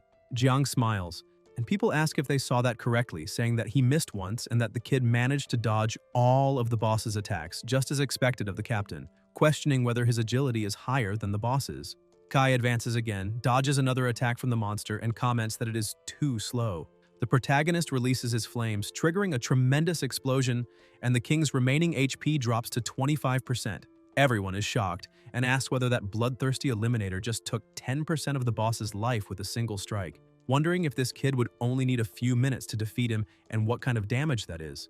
The rumbling continues, the monster rises and stares at the protagonist, and the two face each other for a moment. People are confused and say that not even Fang managed to make the boss stand up and react, asking whether that kid really forced the boss to use all of his power. Jiang asks whether his legs have finally learned how to be used. The king becomes extremely enraged, opens his massive mouth, and releases an intense pressure. Kai smiles and dodges, saying he will not fall for the same trick twice. The monster tries to strike him again, causing a heavy impact, and people ask whether the bloodthirsty eliminator lost his life. The monster stops moving for an instant and has its weapon destroyed by the protagonist, who says that he is aiming at the wrong person. The king looks at his own hands and sees nothing. Jiang approaches through the smoke and asks whether he lost his weapon and no longer knows how to fight. The surrounding warriors cannot stop being astonished and ask whether he really destroyed the boss's weapon, what kind of monster he is, and whether there is any precedent on Ghost Star of someone doing that. Kai says that fighting him feels like a waste of time and that he will end this quickly. The protagonist releases his flames again and begins to burn him. The king falls to his knees, severely injured with only 15% HP remaining. Jiang keeps attacking and triggers an intense and powerful explosion. The monster screams in pain and is left with only 5% HP remaining. Kai asks whether he still wants to act condescending and says that he has long since grown tired of that arrogant expression. The protagonist continues releasing his flames until the final explosion becomes terrifyingly violent, burning the king completely. Everyone watches in silence, focused, until the king collapses to the ground with a heavy crash. Jiang watches with confidence, as the king remains fallen on the ground, defeated. Tong looks on in indignation and asks whether he really defeated the boss and still came out completely unscathed. Someone approaches. It is Vice Commander Wei Ying, commander of the city's military region, who says that Liu reported Huang Tong had urgently requested military assistance, but upon arriving he asks why that help was never needed at any point. Beside him is Lu Jun, who remarks that he never imagined the turning point of that battle would actually be that young man whom the commander held in special regard. The protagonist says that the ice and the rain have already stopped, and that the boss still needs to be dealt with. Tong declares that they cannot allow him to kill it, and orders all guild members to heed his command, immediately abandon the fight against the Tritons, and eliminate that bloodthirsty eliminator at all costs. He promises to reward whoever kills the bloodthirsty eliminator with 50 million radiant holy coins, but says that if they let the bloodthirsty eliminator capture the boss, none of them will receive any reward after the battle. People say they are not waiting for 50 million, but for the reward they are entitled to, asking how their families will survive the next month, and some say their children need treatment. One of them asks who still cares about Tritons and says they must quickly eliminate the bloodthirsty eliminator, otherwise everyone will be doomed. Everyone charges forward, but the Tritons end up following after them and defeating some of them. The warriors run, and the Tritons give chase. Jiang watches and says that the family failed to bring down the boss the first time, and that now, seeing he is capable of it, they are trying to eliminate him. Fang is helped up by Kai, who says that he is the most skilled member of the Huang family, and that he has not yet lost his life. Fang asks what he wants with him since he already crippled the boss and why he does not just finish it off. The protagonist replies that he is good at leaving the monster with little life, but asks who said he wanted to steal their boss. He explains that if he captured the boss, the Huang family, with its vast financial resources, would not suffer major losses, but those 200,000 people who were threatened by the family's reward would. He then says that he will represent the family and that the final blow must be delivered now. Fang looks shocked, and Jiang tells him to do it quickly because everyone will come after him, and that he must do it for himself. Fang begins to gather his power, approaches the monster, and delivers the final blow. The monster's eyes widen, it screams in pain, and it is completely killed. Everyone watches, and the system notifies that the Transcendent of the Zhuanwu Guild has defeated the boss, the king-level Triton Lord. People look on and ask whether it was the great Fang who killed the boss. An energy begins to stir. The pressure intensifies and the ground starts to crack as the Tritons immediately leap back into the water. The warriors say that in fact it was one of the best players who defeated the boss, that the bloodthirsty eliminator failed to capture it, which means they will receive the reward. Tong asks what is going on, whether they really won, and whether Fang was the one who killed the boss. Huangda wonders if that boy voluntarily gave up killing the boss. The protagonist smiles, and the warriors say they won, and realize that the bloodthirsty eliminator is a good person, stating that he handed over the boss, a true hero, in service of the country and the people. Zhu says his partner was incredible, and that his generosity is immense, while the captain says he had to see it to believe it, stating that today he was truly convinced by the boy, and that he is the greatest hero of that battle. Yan comments that the bloodthirsty eliminator is very kind, and that now everyone knows how amazing their captain is, telling them not to forget who chose him. People agree and say that, thinking about it, the Huang family's threats were disgusting, since they were sent out to die, and when the mission failed, they still wanted them to bear the consequences. Tong tells them to get down from there, calls them greedy capitalists, and asks whether they have the money to face him one-on-one if they have the courage. And then people begin resigning from the guild. Huangda says this is very bad because the resignation of 200,000 people and the negative evaluations will severely damage the family's reputation. Tong, extremely enraged, says he will never forget that boy and orders them to leave immediately, declaring that next time they will take revenge on him. An energy begins to move. Fang introduces himself and says he owes him a favor but wants to know how he obtained those stats. The protagonist also introduces himself and replies that his current attributes are the result of a single-use ability. Fang asks if that is serious, and whether such a powerful ability that can only be used once really exists. Jiang explains that it is not permanent and loses its effectiveness after use, saying that he merely took advantage of the bloodthirsty eliminator penalty. At that moment, a tail coils around Kai's body, dragging him into the water and holding him tightly. Yan immediately leaps over and asks what happened to her captain. Fang asks if he really is her captain and says he is afraid he has bad news, explaining that yes, her partner most likely triggered the boss's death vengeance. The seer asks what death vengeance is, and Fang explains that it is a unique ability some bosses possess after being defeated, usually extremely terrifying. When a defeated boss manages to take revenge on an explorer, that explorer suffers a horrific punishment, being tortured to death as merely the initial phase of the retribution. The most frightening part is that for those who suffer this retaliation, after losing their lives on Ghost Star and returning to Earth, they often cannot endure the memories of that torment and end up choosing a tragic end. Yan is completely terrified, asks if he will end up like that, begins to cry desperately, and begs for it to be a lie. Meanwhile, elsewhere, the protagonist wonders why it feels as if his entire body is about to be crushed and what that thing is. Jiang is completely restrained, with a monster beside him that exudes a terrifying aura while the creature's tail coils tightly around his entire body. Kai wonders what it was that entered his body and thinks that the pain is unbearable. The system notifies that unique abilities such as Casino Pickpocket, as well as the acquired attributes, are about to disappear.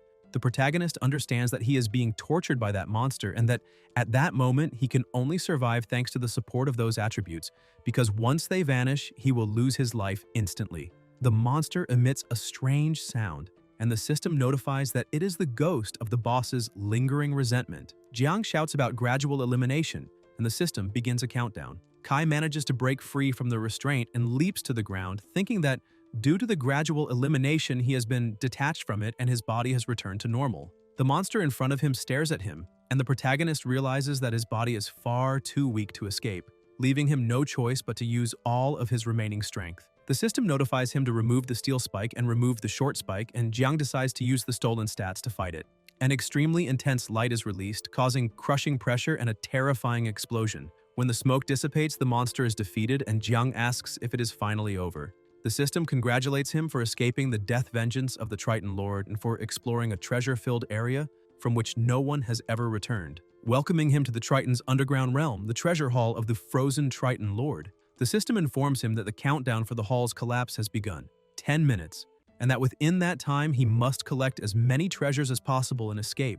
The protagonist asks if it is another countdown and what will happen if he fails to escape. New notifications inform him that if he does not escape, he will lose his life and all of the boss's treasures he has collected will disappear, and that only by escaping successfully can he keep the treasures. Jiang thinks that the time has already started and says that it does not matter. He must collect as many treasures as possible and then escape, even if he has to risk everything. Kai opens a door and is met with countless treasures. The system congratulates him again for discovering the Triton elixir, informing him that upon drinking it, he will receive a total of 60 attribute points. The protagonist begins drinking rapidly. The system asks how he wishes to distribute the attribute points, and Jiang replies that he wants everything in agility. More notifications appear informing him that he has discovered the boss's rare treasure chest. Jiang says that this is great, observes that there are many treasures, and that all of them seem to be at least A rank, estimates that there are probably about 7 minutes left, and believes that he can make it if he's fast enough. The system sends a friendly reminder saying that treasure chests in the underground realm have a 90-second time limit and must be collected quickly. Kai asks whether the chests have individual timers. He begins collecting everything as fast as possible and feels extreme exhaustion. The system congratulates him on discovering Tears of Regret, informing him that using 10 can remove the Blood Eliminator status.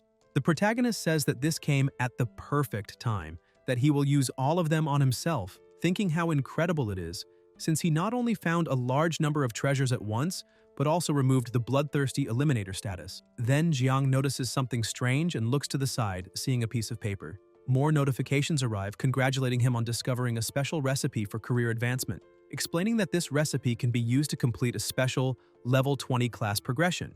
Jiang thinks that after explorers reach level 20, they must advance their class before they can continue leveling up, and wonders whether that item can really complete a special level 20 job promotion. The next day, people set up a portrait of the protagonist and hold a memorial, believing that he lost his life. They place flowers all around and comment that the captain has not appeared for such a long time, asking whether what Fang said is true. The seer cries intensely and says that he even claimed that in the end he would escape suicide, truly a genius who left far too early. Ruin also cries a lot and says that he died a tragic death. Suddenly, someone starts climbing up the rocks and they hear a noise. Yan immediately takes up an attack stance and warns her partner to be careful, saying that those damned Tritons are appearing again. The two start throwing snowballs and declare that they will not allow any Triton to profane the captain's funeral. A snowball hits Jiang on the head, he loses his grip and falls, cursing and asking who the hell did that, saying that he had finally managed to reach the exit. Kai shouts loudly. Yan comments that the voice sounds familiar. Ruin says there is an ugly fish down below and that the throw was meant for the captain. Right after that, still in the same place, the protagonist chases after the two and says that it has been a long time since they last saw each other. The two keep running and Jiang quickly changes his tone, asking whether the two traitors want to kill their captain, whether they know how hard he worked to climb up, and how they dared to hit him. They reply that it was not their intention. On Earth in City Number 18, the base of the Ghost Star login portal, a voice asks how it went and whether they found the boy at the offline location. The staff member replies that they did not, but that they discovered the reason for the sudden increase in his attributes, saying that he used some kind of single-use ability that cannot be used a second time. The commander comments that this makes sense, because if a level 20 child could suddenly gain tens of thousands of attributes, then they, Transcendents, would have no reason to train anymore. Lu says that normally those who suffer the boss's vengeance are already dead and offline, and asks whether he might still be suffering. The blonde man asks who could possibly endure being tortured for so long, and says that he thinks that boy is definitely finished. Wei says not to try to deduce who he is using common logic and asks whether there is any possibility they should consider, saying that perhaps he not only survived the boss's vengeance, but might also have found the secret treasure. The blonde man replies no, stating that this is absolutely impossible, because in 50 years since the emergence of Ghost Star, only a very small number of people survived vengeance and obtained secret treasures, and all of them were high-level transcendents. Jun comments that he has been on Ghost Star for only a month, and believes that he had no chance at all to withstand the boss's vengeance. The commander asks if he is sure and says that his intuition tells him that this child can do it. Lan opens the door and says that this person has put an item up for sale on the trading platform. Everyone looks over and asks who it is and whether it is necessary to announce the opening of a private sales space. Lan replies that it is Jiang, saying that not only was he not killed, but he also opened a private sales space on Ghost Star, and that the total value of the items he is selling exceeds 400 million radiant holy coins. Everyone is stunned. A few minutes later, Jun tells them to check, and the records show that he just sold 1.8 kilograms of green phantom ore in seconds. The blonde man comments that it was valued at 18 million radiant holy coins. Lu adds that, in addition, 3 kilograms of special-grade deep white iron crystal were also sold. The blonde man asks if it was sold for 63 million. Jun replies that there are still resilient ironstone, deep iron crystal, deep black iron crystal, obsidian steel fossil, and yellowstone ore. The blonde man asks whether these items are worth more than 100 million. The two of them wonder whether this boy really sold everything for 400 million, and conclude that being able to sell so many high-level items at once can only mean one thing. The commander says that he already knew he would be able to find the boss's secret treasure, and states that the boy truly did not disappoint him. Lan comments that the Huang family suddenly appeared looking for him, seemingly wanting to discuss something. A few hours later, on Ghost Star, Radiant City, at the item exchange post, someone says they cannot believe they had to open a private sales space to sell so many things. The protagonist comments that he lost quite a bit of money to commission fees and that it feels like a huge waste. Yan says that even so, with no losses and so much war loot, this was the only way to sell everything. Ruin comments that this is the kind of problem that makes them happy. Jiang agrees, saying that it is true, and adds that he also kept many good things for them earlier, and that now they will divide the boss's spoils. Kai says that the deep ice jade is for Yan, explaining that the jade has an ice effect and that, when combined with the prayer of rain technique, it might be possible to conjure a true blizzard. He says the shield is for Ruin, because it can temporarily freeze an opponent when it strikes someone. The protagonist adds that, in addition to the equipment, he also obtained some eternal fragments that can be used to enhance skills. He explains that there are 2 ways for each class to upgrade their skills. The first is through specific skill books, which can usually only be obtained from monster treasure chests or special missions. The second is the item he obtained from the Triton Lord's chest, a universal enhancement item capable of increasing the level of all skills, the Eternal Fragment. Because Eternal Fragments are extremely sought after, they are practically priceless, and on the market, as soon as they appear for sale, they are bought instantly, with a single fragment being sold for up to 500,000 radiant holy coins. The amount required to upgrade a skill varies according to its strength, because the more directly it is tied to combat and the higher the skill's level, the more eternal fragments will be required. For now, he tells them to accept those eternal fragments and make the most of them, his dear friends. Because at that moment, in the eyes of Yan, Ruin, and Kai, they were rich, surrounded by countless treasures. The seer and the drunk approach him, grab onto him, and say that they prayed every day for his great kindness and blessed him, claiming that even if he had lost his life, his soul would have gone to heaven. The protagonist tells the two of them to let go of his leg. Someone approaches and asks whether he still knows what shame is. It is Huang Da, who says that they are a bunch of street scum who do not even care about their own image, something very typical of them. They look at him in confusion, and Huang Da says he is there only to warn him not to become arrogant, nor to think that just because he has military protection, he can repeatedly go against his family, stating that he came to say just one thing. He declares that he will completely crush him in the guild challenge, show the military that he is nothing but useless trash who does not deserve protection, and that after that, when the military gives up on him, he should prepare to be killed by his own hands. Jiang asks what this guild challenge is and what he is talking about. The seer asks if he really does not know and explains that the guild challenge is a competition organized by the military to select the strongest forces among the guilds. The challenge requires a minimum participation level of 21, is divided into brackets every 20 levels up to a maximum level of 100, totaling 4 tiers, and each guild must send a team of at least 5 people to compete in direct battles against other teams of the same tier, with the top 3 of each tier being determined. Because the armed forces offer extremely generous rewards to the top 3 of each tier, many guilds always participate, gathering countless powerful competitors.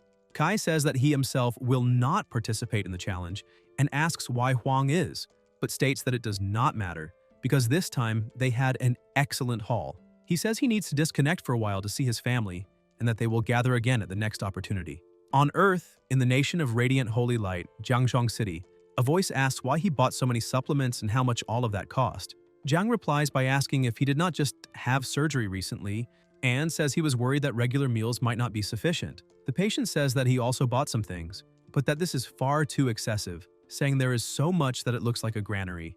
The older brother comments that the hospital where he was hospitalized is already as expensive as possible, and that if he keeps spending so much money, once he is discharged and able to work, he will help ease the financial pressure. Kai says that it is fine, and recalls that his dream back then was to become a transcendent and fight the beast gods for humanity, and that after being discharged, he will simply become an explorer. The older brother then asks how someone becomes an explorer and says that besides that, going to Ghost Star is very expensive, and that him going alone is already more than enough. The protagonist presses his watch and shows the bank account balance, telling him that he already said not to worry about money because he will no longer need to work from now on.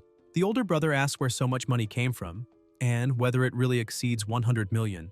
Jiang replies that all of it was earned legitimately on Ghost Star, that he worked hard for himself and for Yingzi all of these years, and that now, having this opportunity, he can finally live the life he always wanted. He asks whether his brother remembers how he once saved both himself and Yingzi on the battlefield of the Beast God, using nothing but a mortal body, and says that if he becomes a transcendent in the future, he is certain he will be able to save even more people.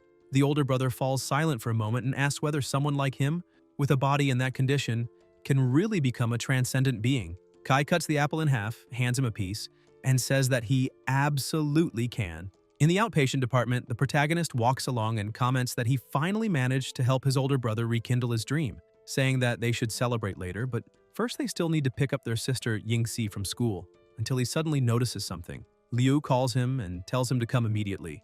Jiang rushes over and asks if Liu was looking for him, saying that he does not have time because he still needs to pick up his sister from school. Jun says he is there because of him, because of his sister, explaining that she was involved in a car accident. Ahead of them is a bus that collided with another vehicle. The protagonist breaks into a run shouting his sister's name. Liu watches him closely until someone calls out. It is Yingzi, saying that she's there. Jiang asks if she's okay and what happened. Yingzi replies that she is fine, that the school bus was in an accident, but that fortunately that person saved her and said he knew him. It is Fang. Kai recognizes him and asks what he is doing there. Liu says he will explain, stating that the most important thing to say first is that his sister's accident was not a simple accident, but something secretly orchestrated by the Huang family. He explains that because the protagonist humiliated the Huang family several times, Their hatred only grew, and now they are using the military merits gained from defeating the boss of the Eternal Frozen Island to force the military to stop protecting him. The military merits from that boss are extremely significant, and the commander, pressured by higher authorities, was forced to make concessions, although he still left a small margin. During the negotiations, the commander mentioned the upcoming guild challenge, saying that if the Huang family could defeat him in the challenge and prove that the new profession was not solid, then the military would agree to their demands. The commander had hoped the boy would retreat this time, otherwise he would have no justification to protect him directly. Jun says that this is the absolute limit of what they can do for them under the current circumstances, and that today's incident is already the Huang family applying pressure, stating that if he does not dare to participate, the family will suffer even more. The protagonist freezes, seized by intense rage, and Liu also says he is sorry, explaining that the Huang family has enormous influence, and that, combined with the military merits of the Eternal Frozen Island, some figures in power are beginning to waver. As long as there is no direct damage, the armed forces can only ignore intimidation like today's. Therefore, there are two possible paths. One is to accept the wager with the Huang family, and the other is to quickly join the armed forces and receive formal protection. Yingzi asks whether the armed forces can really protect them. Jun replies that for now, his new profession still has value, and that as long as he joins the military, Commander Wei will have more means to protect him and the family, at least avoiding many problems in the short term. His sister asks whether he intends to enlist first. The protagonist imagines the difficulties he would face even within the armed forces and thinks no. If he joins the military directly and relies solely on that protection, he could end up being abandoned, like the drunk old man or Feng, if the profession's development is not satisfactory, and then his family would be oppressed even more by the Huang family. Moreover, the Huang family possesses a vast business empire, and in terms of resources, wealth, and power, he is definitely no match for them at the moment. The gambler's talent is double, causing his experience points to grow almost twice as fast compared to players of the same level, which grants him an advantage in total attribute points and critical damage when facing opponents of the same level, and even against higher-level enemies. As long as the strategy is solid, it is still possible to counterattack to a certain extent. Precisely because it is a new profession, the Huang family has no idea what his true strength is, and these are not all of his exclusive advantages. Jiang thinks that this is perfect, and that instead of seeking shelter passively and waiting for death, it is better to go all in. He decides to seize this opportunity, with the military as witnesses, to complete this wager with the Huang family and publicize it widely so that everyone in Holy Radiance knows about it. As long as he can defeat the Huang family, the military will certainly pay more attention to the new profession and continue to protect him. And at the same time, now that everything will be exposed to the public, if the Huang family wants to act against him again, they will have to consider the dual pressure of public opinion and the armed forces.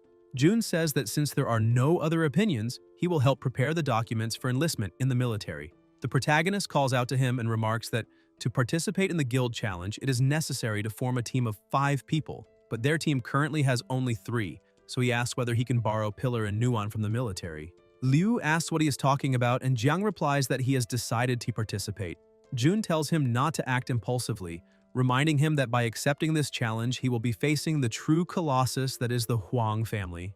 Kai tells him not to worry, says that he is completely clear-headed now, thanks him for the plans he made, but explains that everyone has their own path to walk, and the path he chose is to control his own destiny, saying that he will defeat the Huang family in the guild challenge.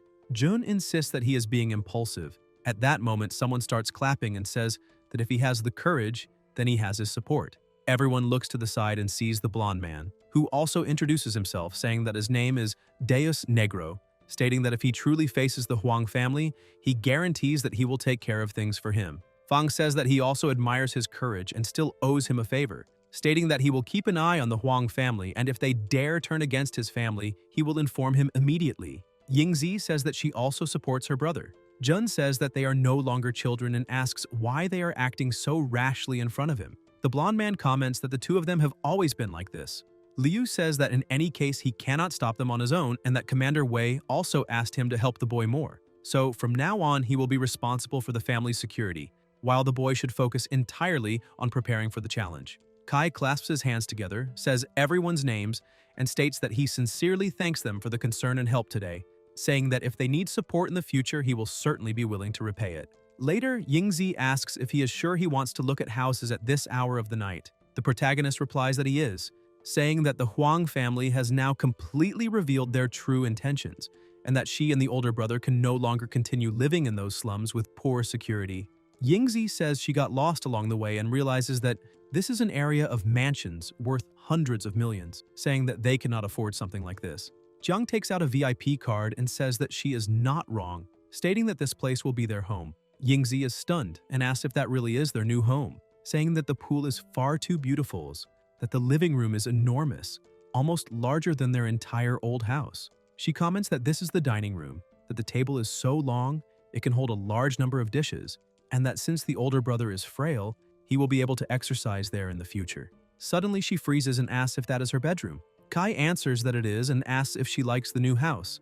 Yingzi says that she likes it very much and asks if she is dreaming, saying that everything there is too beautiful and questioning whether this really is their home. The protagonist replies that it is real, that this is their new home, but says that this is only the beginning, stating that from now on with him and the older brother, she will no longer need to worry about life because things will only keep getting better and better. Yingzi smiles. The next day, someone asks whether they think the two of them performed too poorly and ended up being abandoned by the military. Ju says that the captain informed them that a new captain would temporarily take command and ask them to wait there, questioning why everything happened so suddenly. Nuan says that she also thinks this is impossible. At that moment, someone calls out to the two of them, saying that he will guide them and asks why they look so dejected. Jiang approaches. They ask if he is the captain, and Kai answers that he is. They ask what is really going on and whether he is willing to enlist in the armed forces now. The protagonist replies that he did not join the military, that he is only temporarily borrowing people from the armed forces to cooperate in the guild challenge that will take place in 1 month. He explains that the Huang family pressured the military using the military merits of the Eternal Frozen Island to take revenge on him, even going so far as to threaten his sister's safety. The commander, in order to help him, made a wager with the Huang family involving the guild challenge, saying that if he wins, they will stop harassing him. That is why this time he must win and silence the Huang family once and for all. So he asks whether they are willing to help him. The two reply yes, indignantly, asking how those bastards dared turn against his sister, and questioning whether he is sure he wants to join forces with them. Jiang asks what is wrong. Yuan explains that the armed forces have an extremely strict internal evaluation system, in which after joining, new recruits undergo an initial assessment and receive a ranking from E to SSS based on combat performance. In addition, every 2 months, the armed forces conduct new periodic evaluations. If a recruit's rating remains at E for 6 consecutive months, he will be dismissed from the armed forces. During the initial evaluation, Nuan received a C grade, while he himself gets intimidated very easily, so his evaluation was the worst possible. He fears dragging the group down, and Nuan says she feels the same way. The protagonist replies that it is fine, they will only be teammates for 1 month, and that after the guild challenge ends, he will return to military service, guaranteeing that after the reassessment, their grades will be at least an A. Ju asks if he is sure about that and comments that they have just left the beginner area, questioning whether he can really guide them. Nuan says that normally a captain needs to be level 15 or higher, and asks whether he has already reached that level. Someone approaches and says that level 15 is nothing. It is the seer, who states that he is already level 20 and is even trying to find a way to change classes, and Ruin agrees. Jiang says that he has not introduced them yet and comments that those are the new teammates. Yan introduces herself and says she has heard the captain mention them many times. Ruin also introduces himself and everyone greets one another. Ju and Nuan are shocked because they are still only level 9 while he has already reached level 20. Kai says that this is nothing and that his next goal is to bring all of them to level 20 before the challenge begins, because that is how they will deal with those bastards from the Huang family. Yuan asks if he heard that right, and Su says that if he really manages to do that for them, he will be a true leveling god. The seer comments that maybe not for others, but she believes the captain can definitely do it. Nuan says that since they are now a team, she asks why they do not think of a name for it. The protagonist agrees and asks if anyone has a suggestion. The drunk suggests Fire God Squad, saying that it represents the 5 of them giving it their all and showing their skills. Jiang says that today and the next day they will rest and conserve their energy, and that early the following day the Fire God Squad will head straight into monster territory. Everyone responds enthusiastically, full of excitement. Kai watches them silently. Inside the testing area during the beginner trial, the protagonist says that in a few hours they will reach their final destination, the City of Holy Radiance. When they enter Ghost Star again, they will face real challenges, and he asks if his partner is nervous. Ju replies that he is not nervous now, but confesses that he fears he will never be able to activate his professional talent, Warrior's Heart. Jiang asks why and says that he has done very well over the past 2 days, protecting himself and his partner in every battle. Yuan explains that despite having fought bravely and protected them, there is still a deep fear within him that was only temporarily suppressed by the tension of combat. To truly activate Warrior's Heart, he needs to be genuinely fearless deep down, to believe that he is an invincible warrior, and he feels that he still cannot do that. Kai thinks that from what he understands, Pillar's professional talent, Warrior's Heart, can grant additional bonuses to all attributes every time he levels up or is promoted. In addition, this talent allows the release of extra combat effects such as knockback, armor penetration, shock, and sword energy strikes, making it an extremely powerful talent. However, these effects vary according to the user's level of courage and confidence. In his current state, his confidence and courage are still low, so he can only activate the knockback effect when using the Quake Strike. The most important objective of this leveling test is to increase his courage and fully activate the professional talent. Before that, Kai decides to take the opportunity to strengthen himself. He has already handed over 55 Eternal Fragments to Yan and Ruan, and the remaining 50 can be used to enhance the skills Phantom Hand Flying Cards and Phantom Eye Focus. He asks the system to enhance both skills. The system begins the enhancement and notifies that the cost has increased by 110%. The protagonist observes this and says that this is great because, after enhancing Phantom Hand Flying Cards, the penetration effect when throwing items has increased by 10%, while penetration when using cards has increased by 50%. Although the cost has also increased by 10%, he considers this to still be within an acceptable range. New notifications appear informing that players often become immersed in combat and that after long periods of practice, their hands grow increasingly agile, congratulating him on unlocking an additional state for Phantom Hand Flying Cards. Jiang asks what this additional state is, called Gambler's Hour. The system then notifies that upon entering Gambler mode, attack speed increases by 100%. Gambler mode lasts for 10 seconds. External effects cannot be utilized, and during this state, stamina and mental energy consumption increase by 220%. Jiang comments that if attack speed increases by 100%, that means it is doubled. The system also notifies that Phantom Eye Focus has reached its limit, with visual range and eye tracking capability increasing by 60%, while mental energy consumption increases by 120% during use.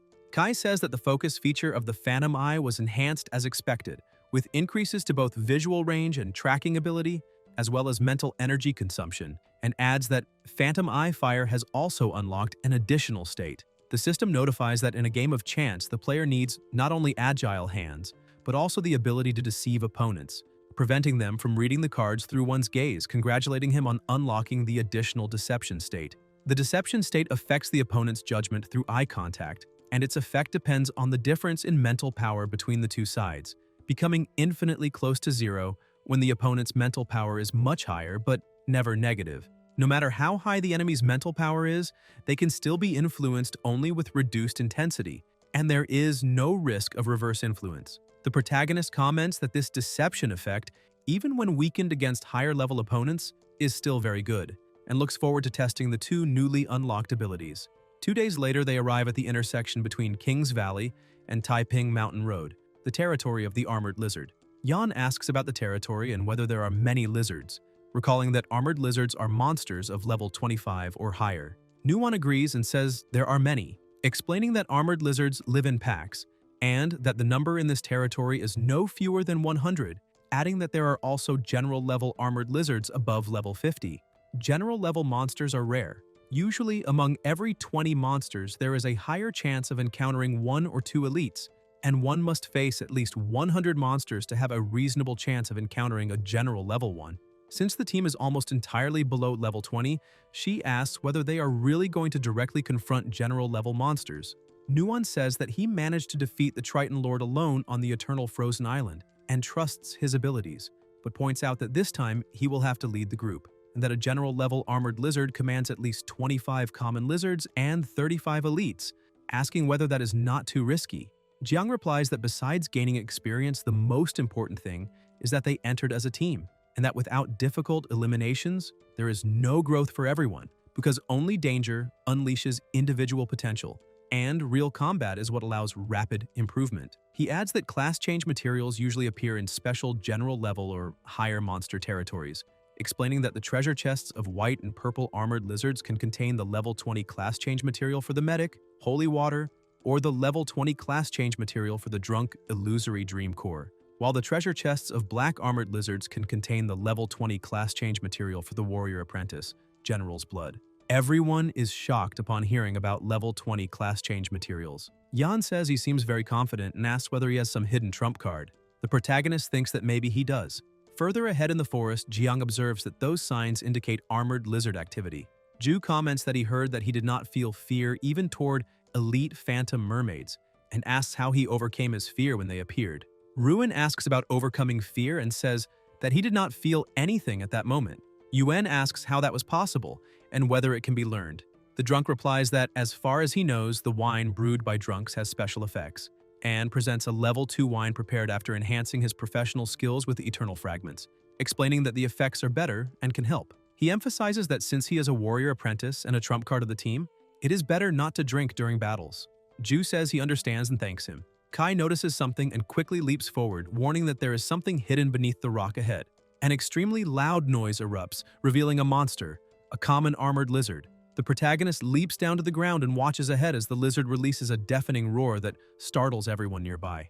Jiang grips his weapon and thinks it would be better to wait, remembering that, precisely because he is timid and afraid of facing enemies head-on, he has been unable to fully activate his professional talent, and he wonders if this might be the perfect opportunity to practice. Kai thinks that this is just a common armored lizard and that Pillar, currently a level 9 warrior apprentice, although unable to defeat it easily, will not lose his life instantly either. Ju is extremely frightened, and the protagonist thinks that as for himself, if necessary, he can enter the void state to dodge the armored lizard's attacks, and so he decides to take the risk, wanting to help his partner realize that he is not weak. Yan shouts for the captain to attack already when suddenly someone moves at high speed. It is Yuen, already in an attacking stance, who unleashes an extremely powerful strike against the lizard. Everyone looks surprised and confused at the same time. The protagonist smiles and comments that this is really cool. Yuen stares at the beast and asks if it is counterattacking so soon. An attack is launched at the lizard, causing an explosion. Jiang says he has already pierced the weakest part of its defense, the abdomen, but still has not hit a vital point, stating that if he were faster, it would already be over. The lizard is still alive. Ju starts trembling, moves his sword, and strikes it squarely. After that, only voices tell the pillar to open his eyes, and when Yuen opens them, he realizes that he has managed to eliminate the lizard. He comments that the thing suddenly appeared from a crack and gave him a huge scare, and asks why his partner was so distracted at that moment, saying that if it had taken a little longer, he would have been bitten. Kai replies that he does not know, because his mind went blank, and adds that he had said before that he would protect him from then on, asking if he really would just stand there watching while that thing consumed him. Ju says that he is telling him that he himself is timid, and asks if he knew that. Nuon comments that he was very brave this time because when he was in Captain Lee's Tiger Squad, he rarely dared to face enemies head-on. Yan says that he did not expect his thunderous stomp to be so powerful, and Yuen replies that it was nothing special, just the third best in the world. Ruin says that is exactly right, truly worthy of a warrior apprentice. The protagonist tells them to continue toward the location of the general-level armored lizard and quickly retrieve the corpse card. Elsewhere, the ground is covered with level 35 armored lizards. The team approaches and notices 3 lizards. Jiang says they are likely guarding the general-level armored lizard, explaining that there are many obstacles in the stone forest and that there may be other lizards lying in ambush near those 3 elite armored lizards, so they need to be careful. He thinks that he managed to deal with so many elite newts on Eternal Frozen Island thanks to the unique skill Casino Pickpocket, but that this time he needs to be cautious. He says he needs Hu to use the Rain Dance to mask their scent and prevent more distant armored lizards from detecting them, which may take about 10 minutes, and asks if he can maintain it. Yan replies that he can, saying that his Rain Dance has also been upgraded and that he himself has already gone through the challenges of Eternal Frozen Island, so maintaining it for 10 minutes is not a problem. It is agreed that Yan prepares the Rain Dance, Nuon prepares the poison in case it is needed, and Ruin is responsible for protecting the 2 girls.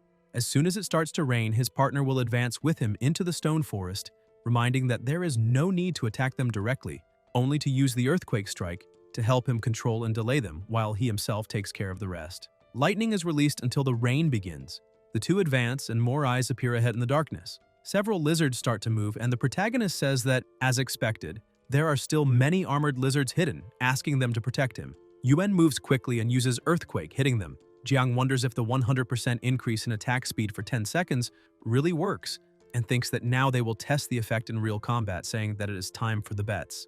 Kai throws his dagger at the lizards, causing a huge explosion, and in the same place, several lizards are finished off. Yan comments that it looked like an endless rain of darts thanks to the captain, and Ruin says that it is the first time he has seen the pillars and the captain's skills combined, stating that it is extremely powerful. Nuon agrees and says that it is really strong, commenting that this is how they cooperated during the beginner trials. She explains that the armored lizard's armor is very tough, and that if the most vulnerable point, the abdomen, is not exposed, it is usually very difficult to eliminate it, saying that not even the captain managed to defeat it with a single strike. The last lizard is finished by a sword. Yuan gets excited and asks if he himself leveled up, and Ju notices that he is now at level 10. The protagonist says that he knew he would make it. Yan comments that their teamwork was incredible and that he is becoming more and more confident in the squad. Nuon says that it has been less than an hour since they set out, and the pillar has already gone from level 9 to 10, stating that she knew the captain and him would be strong together, but did not expect the speed of growth to be so impressive, thinking that she would like to have that power too. Jiang says that the elite treasure chest should be somewhere among the rocks or crevices in that area, and that Nuon can accompany him so they can search together. They walk and arrive at another location. Kai says that if nothing unexpected happens, the general level armored lizard should be inside that stone forest. Yuan asks if he wants to rest for a bit and says that his energy must be depleted. The protagonist replies that it was quite exhausting, but he has not yet reached his limit. Besides that, there may be more than one entrance to that stone forest, and they made a lot of noise earlier. If they take too long, whoever is inside might call other armored lizards from different entrances to defend it, so they need to seize the opportunity while the hunt for a general level beast is still hot. 10 minutes later, Nuon comments that everything is very quiet and asks if there really is a general level armored lizard there. Jiang thinks that he did not find anything among the rocks they passed through and that the focus of his phantom eye cannot detect the presence of a general level armored lizard, questioning whether he miscalculated. Ju has his arms drawn in and Ruin asks what is wrong and if he is cold. Yuan replies that he does not know why, but while they were walking he suddenly got goosebumps all over.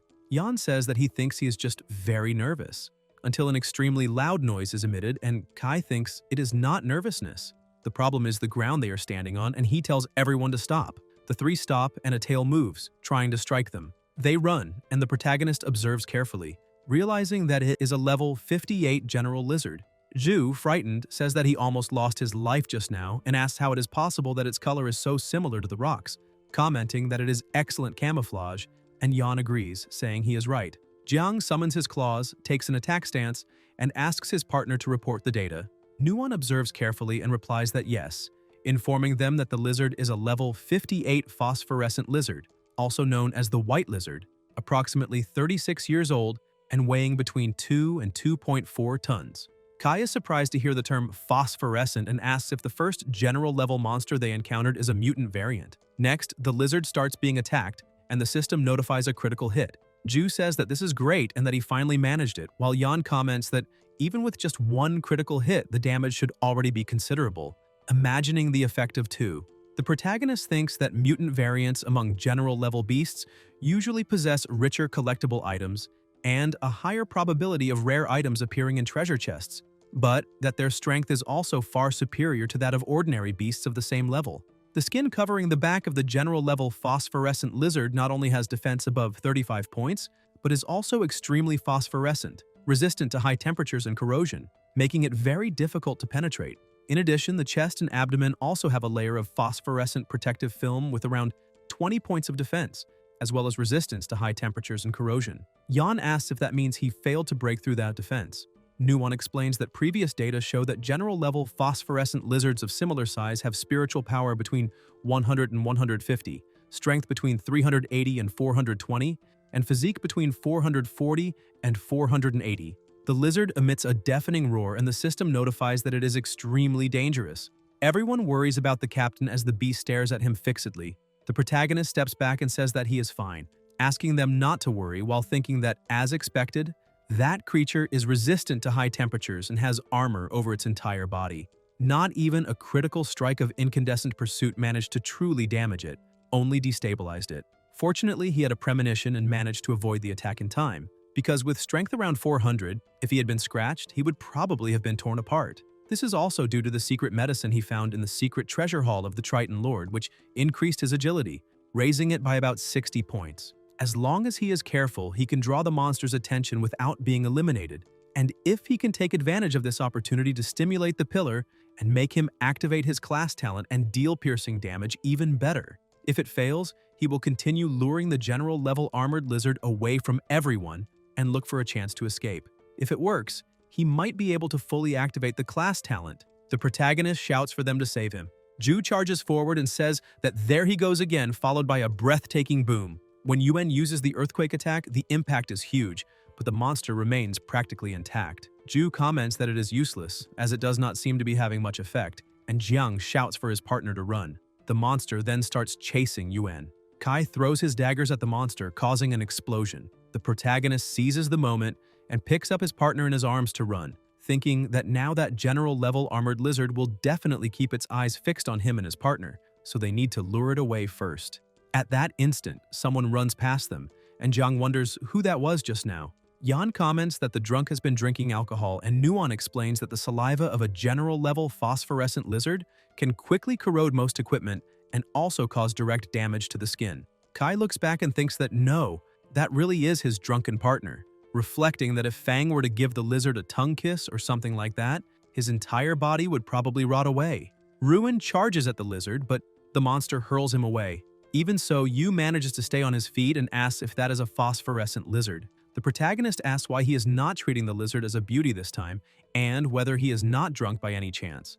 Yan replies that he does not know, but it seems he drank a new second-rate wine today, and did not expect that wine to eliminate the negative aesthetic distortion effect that occurs when he is drunk. Ruin declares that, as a male lizard, he has always sought a female that matched himself, and that today the heavens failed the persistent dragon, but the persistent finally found, among the vast number of lizards, what he was seeking. The monster becomes completely confused.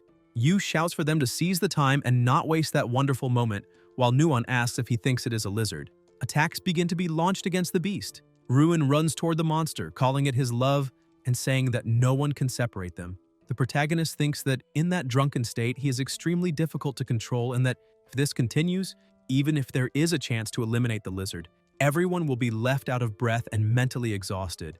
Yu calls the monster his wife and says to let him warm the shattered heart of a virgin with his strong chest.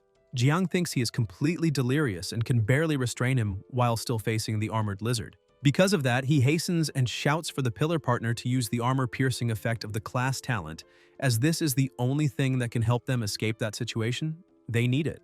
Ju wonders if this is what they call having no fear and thinks that the drunk is truly a divine being. Yuen remembers when Yu talked about overcoming fear and how he said he felt no fear at all at that moment. In the present, Ju summons an alcoholic drink, drinks it, and thanks the drunk for the personal demonstration, saying that he learned a lot. After Yuen drinks the beverage, he feels better and much more confident. The system then notifies that he has gained the state of cognitive confusion, in which identity, strength, situation, and other perceptions become distorted. Violent noises echo, explosions occur, and everyone worries about Yu, until something falls to the ground and shatters into pieces. Yuen advances and declares that he himself is the strongest god of war in the world, and Ju attacks the monster, shattering its armor. The protagonist is shocked and asks whether his partner drank the drunk's wine and actually managed to break through the defense. Yuen thinks that, judging by everything, the confused cognition after drinking raised his self-confidence to an unprecedented level, and that this blind confidence further stimulated the class talent,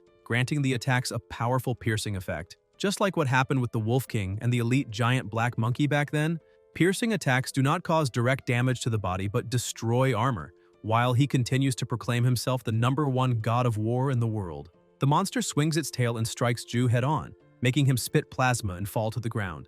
Immediately afterward, an attack explodes toward the monster. It is Zhang, distracting the beast to pull his friend away and, at the same time, thank him. Soon after, Kai leaps onto the monster, increasing the pressure and dealing severe damage to the creature. The protagonist comments that this is excellent because after the armor was pierced, that armored lizard became truly vulnerable to critical hits and a chain of fatal attacks, saying that the finishing blow will go to his partner. Then Ju advances once more, proclaiming that he himself is the #1 god of war in the world and asking Who would dare be so presumptuous? Yuan follows, consumed by intense fury. Nuan, worried, asks if he is okay, and Jiang replies not to worry, saying that he merely drank too much and that the armored lizard is already damaged and seriously injured because of him, so there is no immediate danger. A few moments later, the warrior drives his sword into the monster, defeating it in a single blow. With that, the system congratulates him for killing the lizard and informs him that he has obtained a treasure chest, also notifying that Yuan has already reached level 15. With blood in his eyes, he says that he has said it before and will say it again. He himself is the god of war, Kratos in person. However, 1 second after saying this, he collapses to the ground completely drunk. Watching the scene, Yan comments that he is really wasted, which the protagonist agrees with. Nuan says she has the feeling she has forgotten something important, but cannot remember what it is. Kai agrees, saying that now that she mentioned it, he feels the same, and Yan confirms it. The three stare at each other for a few seconds, until they finally remember Ruin. Yu is kneeling on the ground crying, talking about his one and only true love of this life. Ruin looks to the side, visibly irritated, approaches and says that he treated him like family and that he has just killed his wife. At that moment, Yu smells something horrible and collapses to the ground. It is Nuan who opened a vial and asks why they are looking at her like that, explaining that her brother thought he was a lizard and could attack them, so she used the potion she had prepared earlier and put him to sleep until the effect wore off. Everyone says it was a good job. Yan comments to give him a bit of that potion that cures drunkenness since it is quite effective. Later that night, on a cliff, everyone is sleeping. Only Nuan and the protagonist remain awake. Ju and Ruan even start snoring and end up hugging each other while sleeping, and Yan has already fallen asleep as well. Nuan asks if her partner wants some water. Jiang thanks her and asks if she's not going to sleep yet. He comments that today's experience was far too intense, and that it is still hard to believe what happened. Fortunately, at the critical moment, he managed to deal armor-piercing damage to that mutant general-level armored lizard. He never imagined that the Grade 2 wine produced by Ruin would, by coincidence, activate his partner's class talent. Nuan asks if he thinks the pillar will activate more class talent effects in the coming days. Kai smiles and replies that he was never weak. What he always lacked was confidence, and that today's confidence came from the cognitive confusion caused by the drink, which triggered a surge of courage and activated the armor-piercing effect. Even while asleep, Ju keeps murmuring that he himself is the #1 in the world. The protagonist comments that he may need more patience, and that in any case he hopes he will recover true confidence soon. The next day, Yuan wakes up very excited, saying that after hearing the two of them talking, he only now realizes how heroic he was yesterday. Yan tells Yu that he has to admit that when he was in a state of cognitive confusion and presented himself as a male armored lizard in front of that phosphorescent armored lizard, it was truly heroic. Ruin starts vomiting and says that the talk is enough. A chest rests on the ground and the protagonist says that everyone is there and that they will open the treasure chest together. Yan comments that it is a rare treasure chest, saying he just guessed it, and states that his luck is not good today, asking to let the other partner open it since he can see that she is glowing with good fortune, far better than his. Nuan asks if he means her, and Jiang confirms that he does. Yan tells her not to hesitate and to open it without fear because, in any case, it was already a great victory to find the phosphorescent lizard. Nuan then opens the chest and everyone is surprised. She checks the system notifications and says that there is special grade phosphorus ore essence, capable of adding a phosphorescent coating to weapons and equipment, increasing defense. There are 10.4 kilograms valued at 500,000 sacred brilliance coins. There is also an earth core weighing 17 kilograms, an important energy source for urban construction, valued at 100,000 sacred brilliance coins. An essential plasma crystal, 48 grams, which can be used for the manufacture, optimization, and enhancement of important equipment, valued at 300,000 sacred brilliance coins, 3 celestial boon bone fragments, an important medicinal ingredient for enhancing talent levels, valued at 210,000 sacred brilliance coin. Suddenly, Nuan notices something and asks whether that would not be a mutant essential plasma crystal, saying there are 0.6 grams of it. It is one of the materials to produce attribute elixirs, valued at 6 million sacred brilliance coins. The protagonist asks if that means 1 million sacred brilliance coins per gram, and still being only one of the materials. And Nuan confirms that it is exactly that. Jiang wonders whether the Triton elixir he drank back then was not equivalent to consuming hundreds of millions of sacred brilliance coins all at once. This elixir enhances the user's main attributes. Its materials are extremely rare, and throughout the entire year of sacred brilliance, fewer than 20 bottles are produced.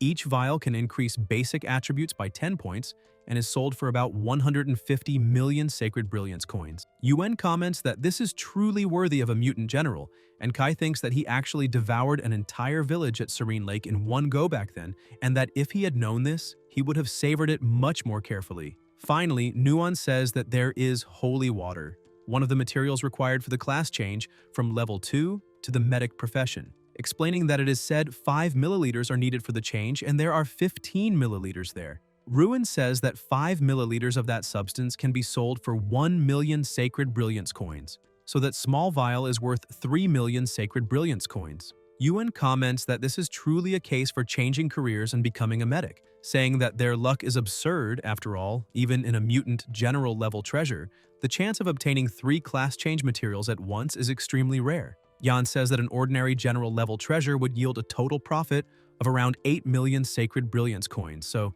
the value of that chest exceeds 10 million, and Ruin comments that he is sounding greedy now. Yan asks if he is sure and if he wants to see how the captain is at this moment. The protagonist is drooling and thinks that the previous elite treasure chest, added to the loot obtained from defeating that phosphorescent general lizard, already easily surpasses 15 million Sacred Brilliance coins. After that day, the Volcano Squad manages to clear a lizard nest almost every day, and sometimes even 2 general-level lizard nests in a single day. As combat experience increased, Yuan's piercing attacks, combined with Jiang's high critical chain finishing blows, made eliminating armored lizards increasingly simple. The only drawback is that it consumed a considerable amount of wine. 10 days later, the Volcano Squad had swept through practically all the general level nests they could find. Yuan and Ruin rose to level 20, and Nuan also advanced from level 9 to level 12. Smoke spreads as they prepare food. Yan asks where they're going next and comments that they have already cleared that area, so no more generals should appear for a long time. Nuan notices something, and the fruits she was holding fall to the ground. The protagonist asks what happened, and Yan questions why her face has gone so pale. Nuan replies that she has just received news. There is a small but relatively strong guild at Blazing Flame Ridge, and during training they suddenly encountered a fallen Corpse King mutant of commander level and were completely caught off guard, being wiped out. The fallen Corpse King, as the name suggests, is an infernal-type monster, elusive and terrifying. Commander-level fallen Corpse Kings are usually level 60 or above, surpassing mutant general-level armored lizards, and the strength of a mutant commander-level fallen Corpse King is simply unimaginable. Even so, that mutant Corpse King was severely injured and managed to escape to recover. The mere fact that the guild managed to injure a mutant commander-level fallen Corpse King already proves that they were very strong. Yan comments that if they had managed to defeat the mutant Corpse King, they would have become practically rich, but that it is a pity they were exterminated in the end, as the price paid was far too high. Yuan says that it is truly regrettable, and Ruin comments that they did everything they could. Jiang asks if this news just came out and how many people already know about it.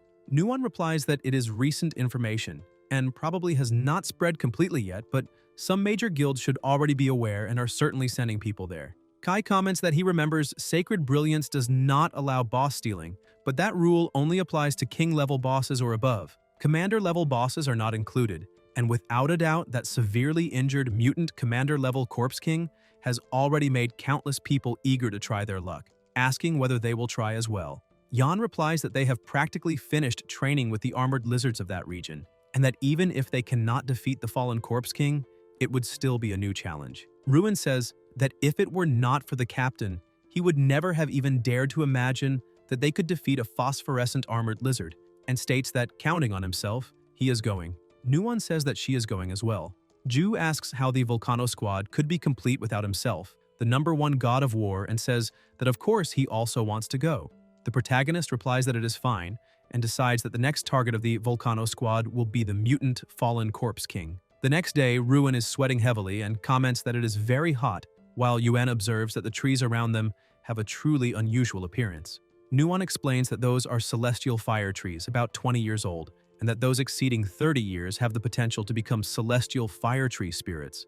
By defeating them, there is a chance to obtain a fire tree heart, a material capable of enhancing flame effects. They keep moving forward until Ju looks surprised and says that it is the Azure Dragon Guild team and that he has met them before. As they get closer to the destination, Ruin comments that there are more and more people there. As expected, everyone who received the news is rushing to the site, so they need to hurry. Yan observes that although they arrived much faster than those coming from the main city, they still failed to surpass the teams that were already training in that region. The protagonist thinks she is right. At that moment, no one knows how many teams are advancing nonstop towards the Fallen Corpse King's location, and those already nearby are certainly waiting for reinforcements. Nuwon thinks that she is very tired and that her energy really cannot keep up with the others, but the competition for the boss is so fierce, everyone is clinging to the opportunity, and she absolutely cannot fall behind.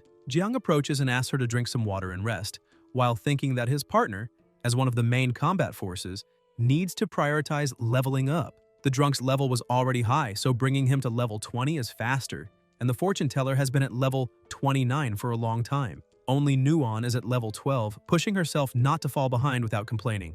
Nuwon replies that she is not tired. Kai thinks that even at the most basic level and being a medic with no combat abilities, managing to persist this far shows that she is definitely not as fragile as she appears, and comments that if she is not tired, then he himself is, and that he can pretend to rest with her. Yuen observes that there are many high-level teams gathered, and asks why they do not rest and conserve energy for the fight.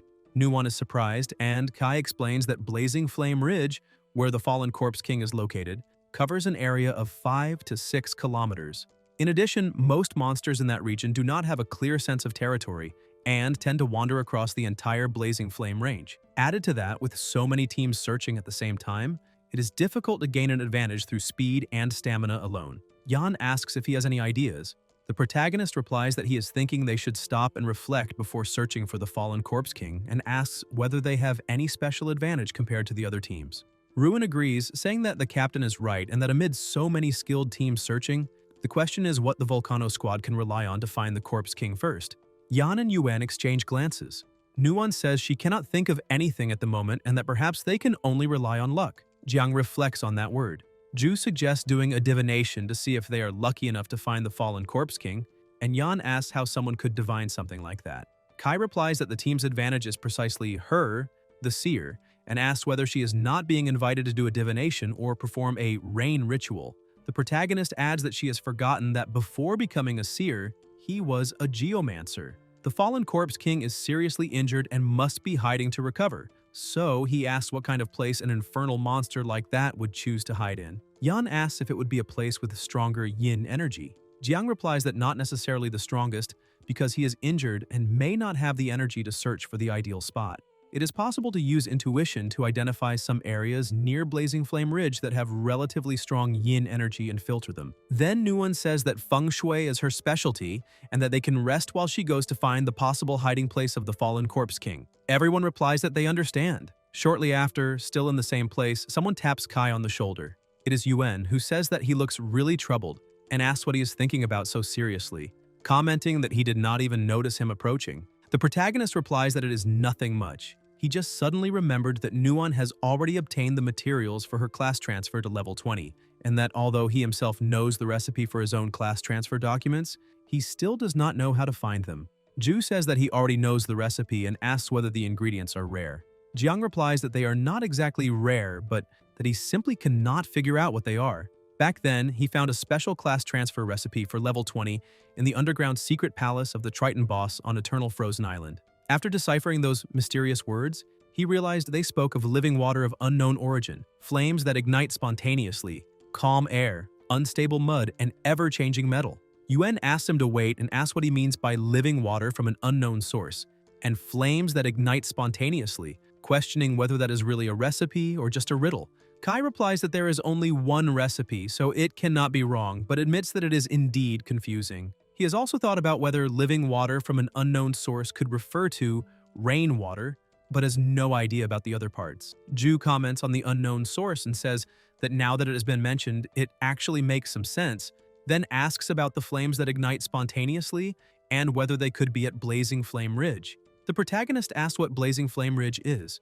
Yuen replies that it refers to Blazing Flame Ridge and says he has heard that it is extremely hot there, even without any visible fire like a natural furnace, asking if that does not sound magical. Jiang reflects and says that, thinking about it, it really does make sense. At that moment, someone approaches and asks if he is not the kid who got lucky and became famous on Eternal Frozen Island, saying that now he has gotten all full of himself. 5 warriors approach, all at level 40, and their captain says that they truly are enemies on a narrow road. Yuen asks his partner in a low voice why he is saying that and whether he happens to have some grudge against those shady-looking guys. Kai replies that he has never met them, but judging by their aggressive attitude, they're probably from the Huang family. Ju asks if they really are from the Huang family and says that if that is the case, he needs to teach them a lesson. The protagonist tells him not to be rash, explaining that those guys look high level and that their current objective is the mutant corpse king, so they should not start a fight now, and asks what all this is about. The captain steps forward and asks what this is supposed to mean, saying that he eliminated members of the Falcon Squad before and then ambushed and killed Huang while they were hunting the Triton Lord, asking whether he really has that much audacity and likes to go around taking finishing blows.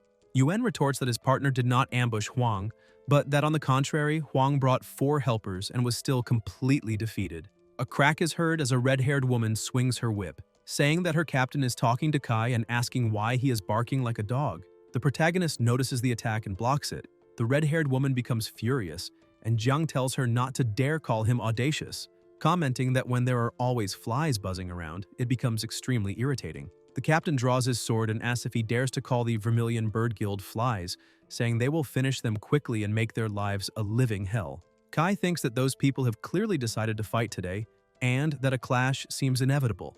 Nuon asks what he's doing and whether he intends to attack them right there. The protagonist glances sideways and wonders whether they know each other. The captain asks whether she was not from the army and why she is with this guy. Nuon replies that she is now part of the Volcano Squad, that Jiang is her leader, and that if he makes any move, she will not stand by and watch. One of the captain's partners comments that that woman's sister works for Wei Ying and says that finding the fallen corpse king is urgent now, so they should not cause trouble.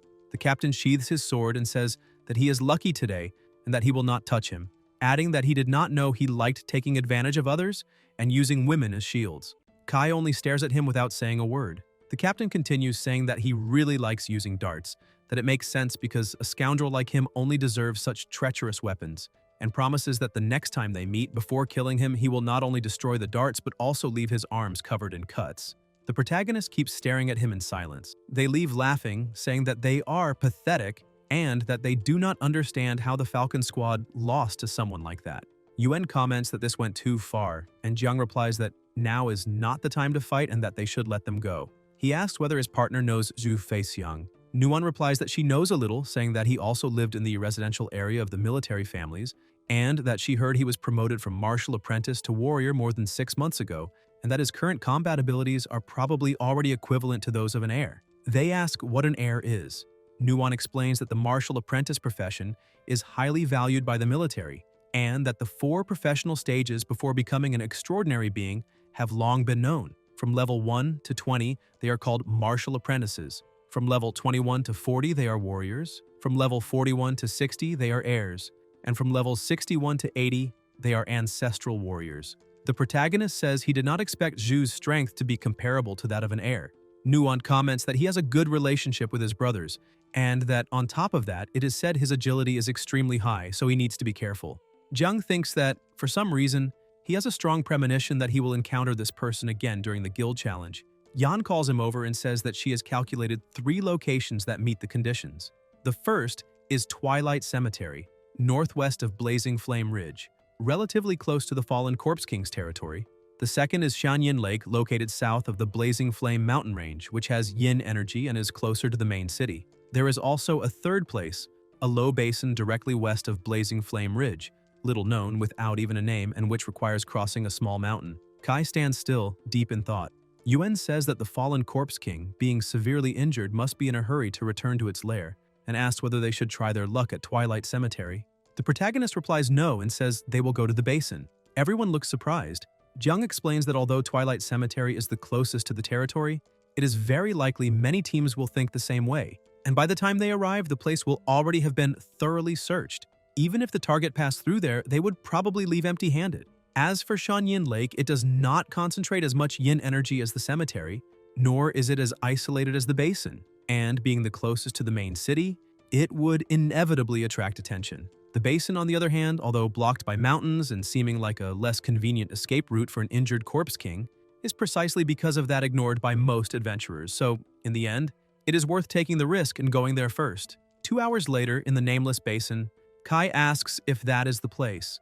Yuan replies that in that cursed location he can feel a strong yin energy, even without observing feng shui. Ruin comments that the place is huge, and that the mutant corpse king is injured and hiding. And now, besides finding it, they need to deal with it before others discover it, which makes the difficulty even greater. Since the fallen corpse king fears being discovered and wants to hide to recover, it will certainly choose the most concealed location possible, such as a cave or a tomb. Nuon says that this is a potion she created while fighting the military, capable of weakening the toxic damage of infernal-type monsters. The effect can last half a day and might be useful. The protagonist says they should first take Nuon's medicine and then search together for caves, abandoned tombs, or something similar. At night, in the forest, Yuan says he really cannot walk anymore and asks whether they should rest a bit before continuing. Jiang tells him not to lag behind and to keep up the pace, and Nuon agrees, asking what they would do if the corpse king suddenly appeared. Zhu questions that possibility and says that it is injured and hiding. Yan replies that it is possible that if this mutant corpse king feels hungry while recovering and catches the scent of a person, it might suddenly appear. Yuan imagines the king right behind himself and runs off in panic. Kai, anxious, says he is timid and that they should not scare him even more. The seer comments that in fact he is very strong, just limited by his own timidity. Then Yuan trips over a stone and falls to the ground. They rush over and ask if he is all right. Zhu widens his eyes when he sees a tomb right ahead. Yan asks if that is an unmarked grave and comments that it is so well hidden, they might not even have noticed it if they had passed a bit farther away. Ruin observes that the tomb is very small and questions whether a commander-level fallen corpse king could really hide there. They fall silent for a few moments, staring at the tomb until the protagonist says that it is there and orders everyone to retreat. They move back quickly and Jiang climbs to the top of a tree, saying that his partner will face it head-on while he prepares to attack from the shadows. A light appears and Kai says that if his brother cannot hold on, he should flee and not push himself too hard because he will use his life pursuit ability to distract it at any moment. Suddenly, a hand rises from the tomb and Yuan says that it is extremely frightening. A dark mist spreads, and the king rises from the ground wrapped in an oppressive aura. Everyone stares at the scene. Zhu observes and thinks that it truly looks terrifying. The corpse king lets out a deafening roar and hurls him away. Then Yuan summons a drink and says he cannot take it anymore and is about to pass out. Zhu drinks the beverage, lets the cup fall to the ground, feels an overwhelming confidence, and declares that he does not care whether it is a demon or a ghost, because he himself is the greatest warrior in the world. Yuan charges with his sword and delivers a strike, but the king remains completely intact. The two stare at each other, and Ruin says that his sword got stuck. Zhu immediately retreats, and the corpse king raises its hand and strikes him, hurling him away. The king raises its hand again to strike, but the protagonist leaps forward and asks what the rush is, saying that his opponent is still himself. Explosions echo, Yan and Ruin hold Yuan, and the seer says they were very lucky. That corpse king was already badly shattered, and with the captain's life pursuit attack, it should have been pulverized into dust. The drunk comments that he saw Juzi's sword fail to even cut it just now, and worries that it will not be that simple. Yan asks what is wrong. The seer watches in shock and asks what is happening, questioning whether that corpse king is immortal. The system notifies that the boss's skill is Undead Resurrection. When the fallen corpse king suffers a fatal injury, the necromantic energy within it revives it, greatly reducing the damage received and accelerating the healing of the wound. Nuon adds that the large wound in its chest is also showing signs of gradual recovery. The corpse king slams the ground and Jiang is thrown away. He steadies himself and thinks that this fallen corpse king, despite having its armor shattered and being gravely injured, and despite having suffered several consecutive critical hits from his vital pursuit, is still standing, something truly formidable. Nuon calls out to him and says that they need to pierce the heart of that mutant corpse king. Otherwise, no matter how severe the damage to the body, it can recover. The protagonist understands that this is why it seems indestructible, and that the heart must be completely pierced. Nuon observes carefully. The monster emits a terrible sound that hits Nuon and starts to take interest in her. Jiang calls to her in concern. The monster turns its gaze to him and attacks, preventing him from getting closer. Kai tries to dodge, but ends up being grabbed and squeezed. The protagonist feels as if his bones are breaking, realizes that it is a feint, and understands that it is completely impossible to break free. The monster opens its mouth, about to devour him. Yan calls to him, and Yuan charges forward, asking how it dares to injure his teammates. A terrifying attack is unleashed. Nuon coughs up plasma and warns that it is a dark purple poisonous mist, similar to that of a corpse, and that everyone needs to be careful. She thinks that poisonous attacks are one of the fallen corpse king's specialties. The darker the color of the cadaverous poisonous mist, the greater the toxicity. Normally, the mist of commander-level fallen corpse kings is dark blue and highly toxic, capable of completely corroding an explorer's skin in 1 minute. In king-level bosses, the cadaverous mist is black, and ordinary explorers would almost certainly lose their lives upon contact. That mutant commander-level corpse king is injured, but it can still produce a dark purple cadaverous poisonous mist, something intermediate between the two. Even if it does not kill instantly, the toxicity must be extremely frightening, and the medicine she gave everyone is almost negligible. It is no wonder it managed to wipe out a powerful guild even while severely injured. It seems Ju has already confronted the fallen corpse king, but the difference in strength is far too great, and he will not be able to hold on for long. A voice declares that if it dares to harm the captain, he will be the first to object, and Ruin charges forward. Nuon tries to stop him, but someone grabs her arm. It is Yan, telling her not to be rash and to stay there, because that dark purple poisonous mist is probably very potent. She is the medic and the last hope, and now she needs to protect herself well. Nuon says she will protect herself and asks what she is doing. The seer asks her not to approach because it is dangerous. The range of the poisonous mist is very wide, and she needs to get closer to invoke the wind and the rain to dissipate it. Nuon thinks that everyone is fighting desperately and wonders why. She herself, as a medic, seems unable to do anything. She remembers that since she was young, her sister protected her from all the dangers of the outside world and that she grew up relying on her in her ignorance.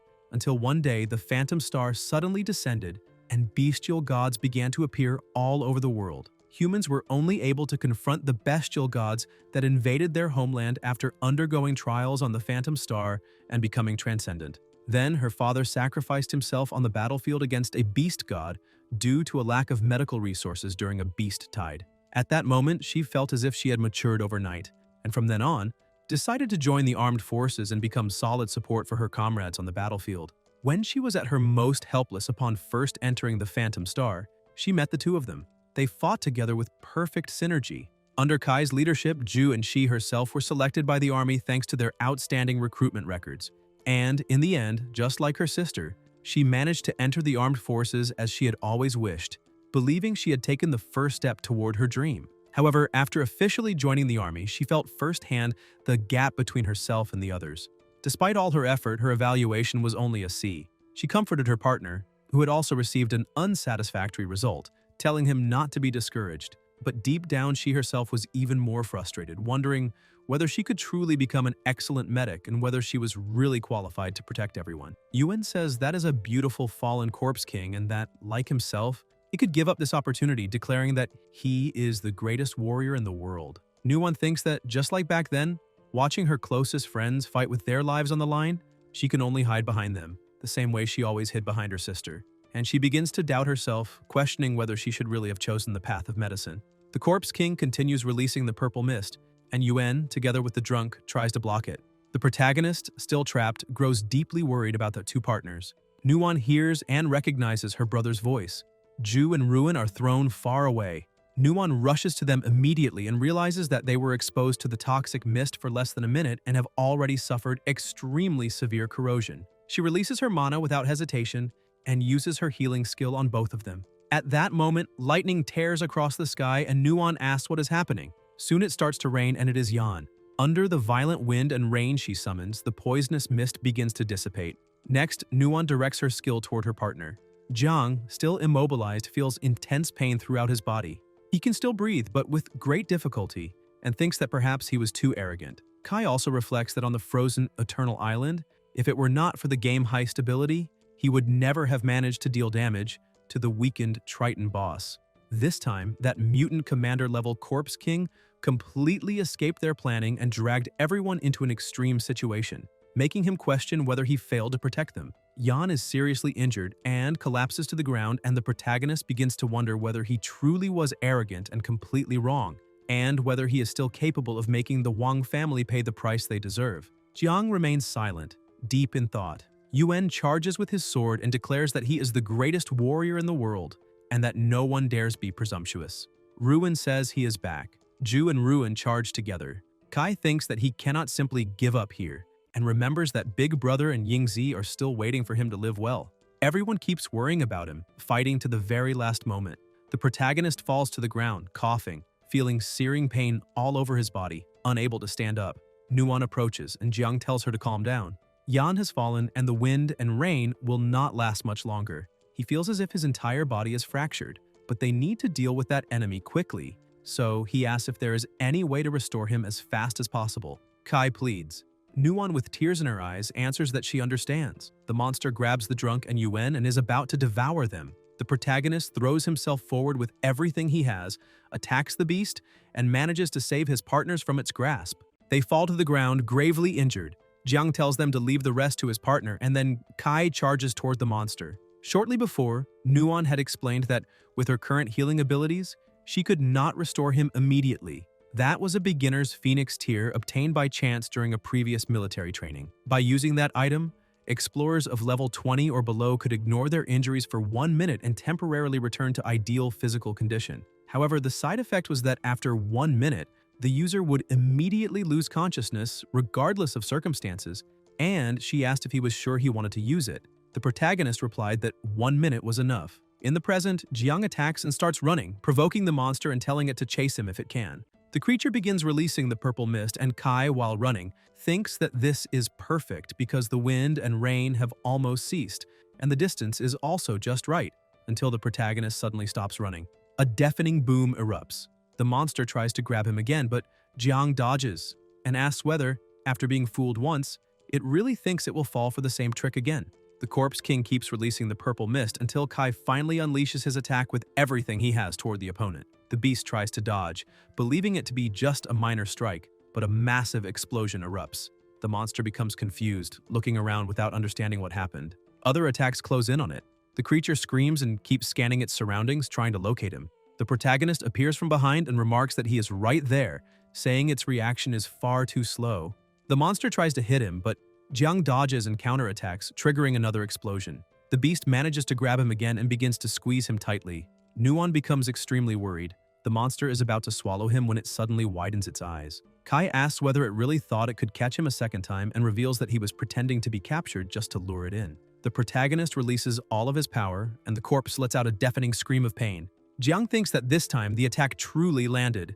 The potion's effect lasts only 1 minute, far too little. The monster finally collapses to the ground. Nuon rushes over to them, and Kai says that now everything depends on her. Nuon begins healing him and thinks that those 3 deadly arrows embedded in the tree, which at first looked like missed shots, were actually part of the plan for the final blow. Wondering if everything had been calculated from the very beginning, the monster emits a strange sound. Nuon stares at the fallen beast and asks whether it has still not been finished off, remembering her partner's words that now everything would depend on her. She looks at the monster and realizes she has to act because her companions need her at that moment. Nuon raises her weapon and faces the creature.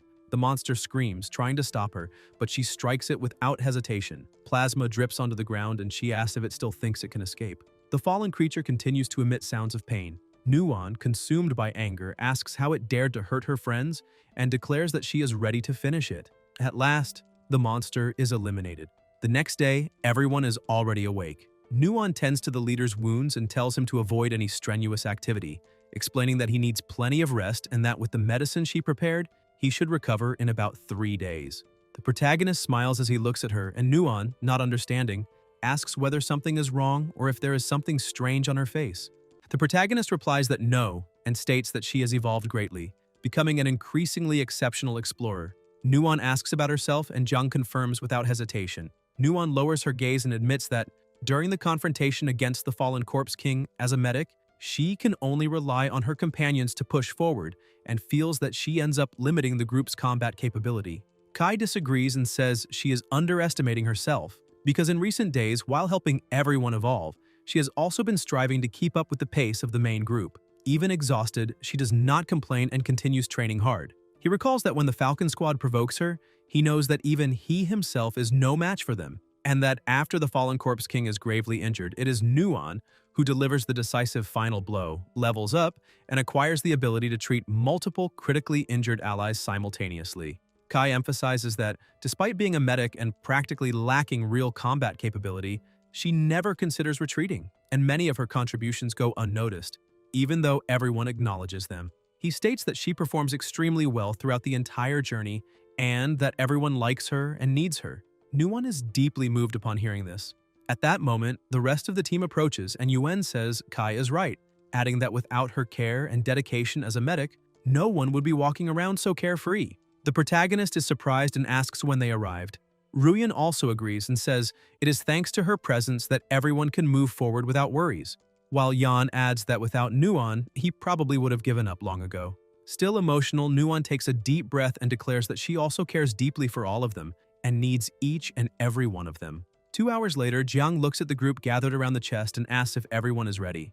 They all confirm, and Kai positions himself in front of the chest, announcing that he will begin. As he prepares to open it, he remembers that the chests left behind by the fallen Corpse King usually contain a large amount of equipment and have a high probability of granting rare items, and that the creature was a mutant version, which makes everything even more exciting. The chest opens and Nuon identifies the first item as the Blazing Flame Blade, a level 80 executor weapon. She explains that only 2 units of this weapon exist throughout the Sacred Radiance, and that this one is the third, with an estimated value between 300 and 500 Phantom Star coins. Yuen is surprised and calculates that this equals about 3.5 million Sacred Radiance coins, while Yan questions what is so special about it, since it is still just a level 80 rare weapon, and Ruin laments the fact that the team does not have an executor. The protagonist agrees, but notes that the item can still be converted into money. Then he notices another object and asks what it is.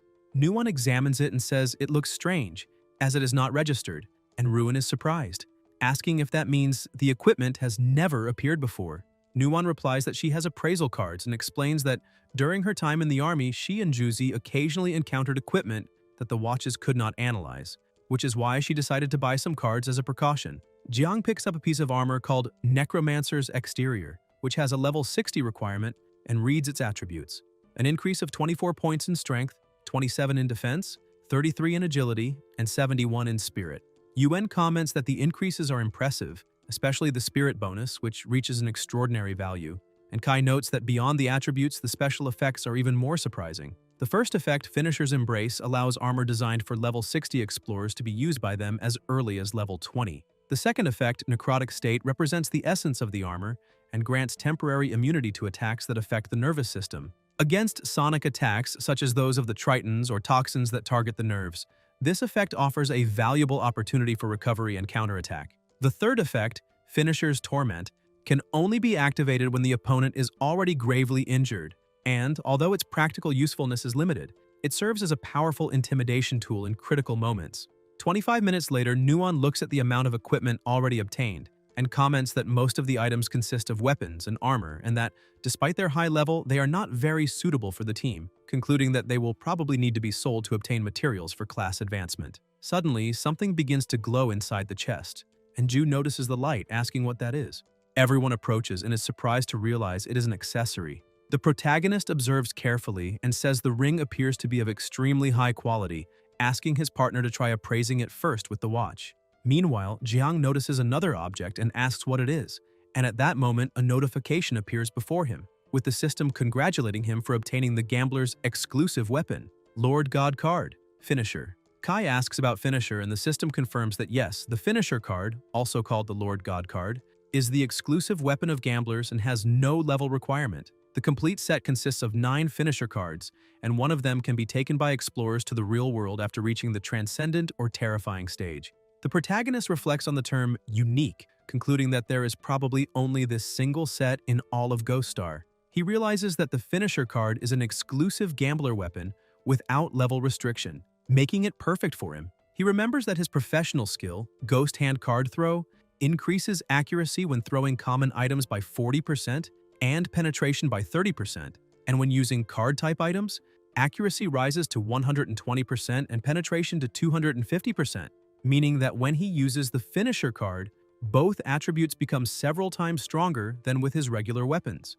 Even so, he is intrigued by the terms mysterious beings and transcendentals. He understands that transcendentals are extremely powerful individuals above level 80, while mysterious beings seem to be an equivalent title, and he decides to seek more information upon returning. He notices that the Finisher card's attributes increase by percentage, indicating that the higher his own attributes are, the greater the bonus granted by the card. Curious, he begins analyzing its special effects. The system states that the card itself will present its abilities. The first special effect, The Time Has Not Yet Come, requires active activation and allows the card to repeatedly attack the target up to 50 times, consuming a large amount of spiritual power, and during the effect the target suffers 50% additional damage and cannot be finished. The protagonist finds the ability contradictory, thinking it's strange to prevent a finishing blow while increasing damage. The second special effect, Wrath of the Gods, makes the card spin at high speed, using its tip as an axis, dealing continuous and concentrated damage within the attack area. And if the target cannot escape, penetration increases progressively, consuming additional stamina and spiritual power. Jiang comments that if the enemy cannot flee, the damage will continue rising, and that, combined with The Time Has Not Yet Come, it justifies the name Finisher card. The third special effect, Divine Artifact of Recognition, makes the card indestructible and allows the user, after obtaining it, to summon, throw, and retrieve it purely through willpower. Kai considers this effect extremely valuable, since the card cannot be destroyed and can be controlled mentally, making it difficult for treacherous adversaries such as the Huang family to discover his trump card. He reflects that although he has not yet found the necessary materials for the gambler's level 20 class advancement, he has obtained the profession's exclusive weapon. Even so, he remains intrigued by the name Lord God card, questioning what it represents, why the Finisher card is part of that set, and whether there truly are 8 other cards. At that moment, the protagonist senses something unusual and activates his Ghost Eye focus ability to observe the forest. He concludes that the situation is dangerous, as a large and fairly high-level team is approaching. Since no one in his group is in good condition, he understands that if they are discovered after defeating the Mutant Corpse King and opening the treasure chest, they will certainly lose all the spoils. He warns the group that enemies are approaching, states that there is no time to waste, and orders an immediate retreat. Elsewhere, the commander stands motionless before a window when someone knocks on the door. Wei turns and sees Lan enter, reporting that another country has discovered a connection to a teleportation network. The commander reflects that due to the low level of development on Ghost Star, the areas explored by each country are not connected to one another, and only certain professions can access other nations' initial trial areas through special means. With national territories normally not overlapping, yet about a year earlier several countries began, one after another, to discover the teleportation arrays of the Lost Lands. These teleportation platforms are scattered throughout Ghost Star, but they all lead to the same public area known as the Lost Lands. This region has extremely peculiar characteristics. First, the Lost Lands cover an immense area and change location every 6 months. Second, within them, there are several mysterious and unexplored zones called the Lost Ruins, where rare treasures and valuable materials for class advancement can be found. Third, only explorers below level 60 are allowed to enter the Lost Lands. In addition, there is another notable detail. As soon as a human enters this area, the AI's intelligent brain issues a competition notification. The system announces a welcome to the competitive area, Lost Lands, and informs that participating teams must be formed by 5 players with professional levels below 60. When the number of participating countries reaches 80, the competition will officially begin. All explorers will compete against one another, and the teams that achieve first, second, and third place will receive 3, 2, and 1 points respectively. Possessing the Lost Lands key grants the qualification required to enter the Lost Ruins and search for rare treasures, and each person may only participate in one competition of the same level. Lan reports that so far, 49 countries have already discovered the Lost Lands teleportation platforms, and that once the number reaches 80, the competition will begin. However, Sacred Radiance itself has not yet found any such device. Only those who achieve a ranking in the competition will be permitted to explore the Lost Ruins, and the treasures found there have the potential to alter the fate of an entire nation. She asks whether the commander is listening, but he remains silent, extinguishes his cigarette, and orders that all representatives of the national guilds be summoned for a meeting. 3 days later, the protagonist approaches the group, and Yuan asks whether the items were sold without difficulty. Jiang replies that yes, and explains that everything sells out as soon as it is placed in his private space. He also purchases the materials necessary for his class advancement, stating that everything is already prepared and that he only needs to use them to complete the process. Yan comments that the spoils obtained this time consisted only of rare resources and questions whether they were truly sold so quickly.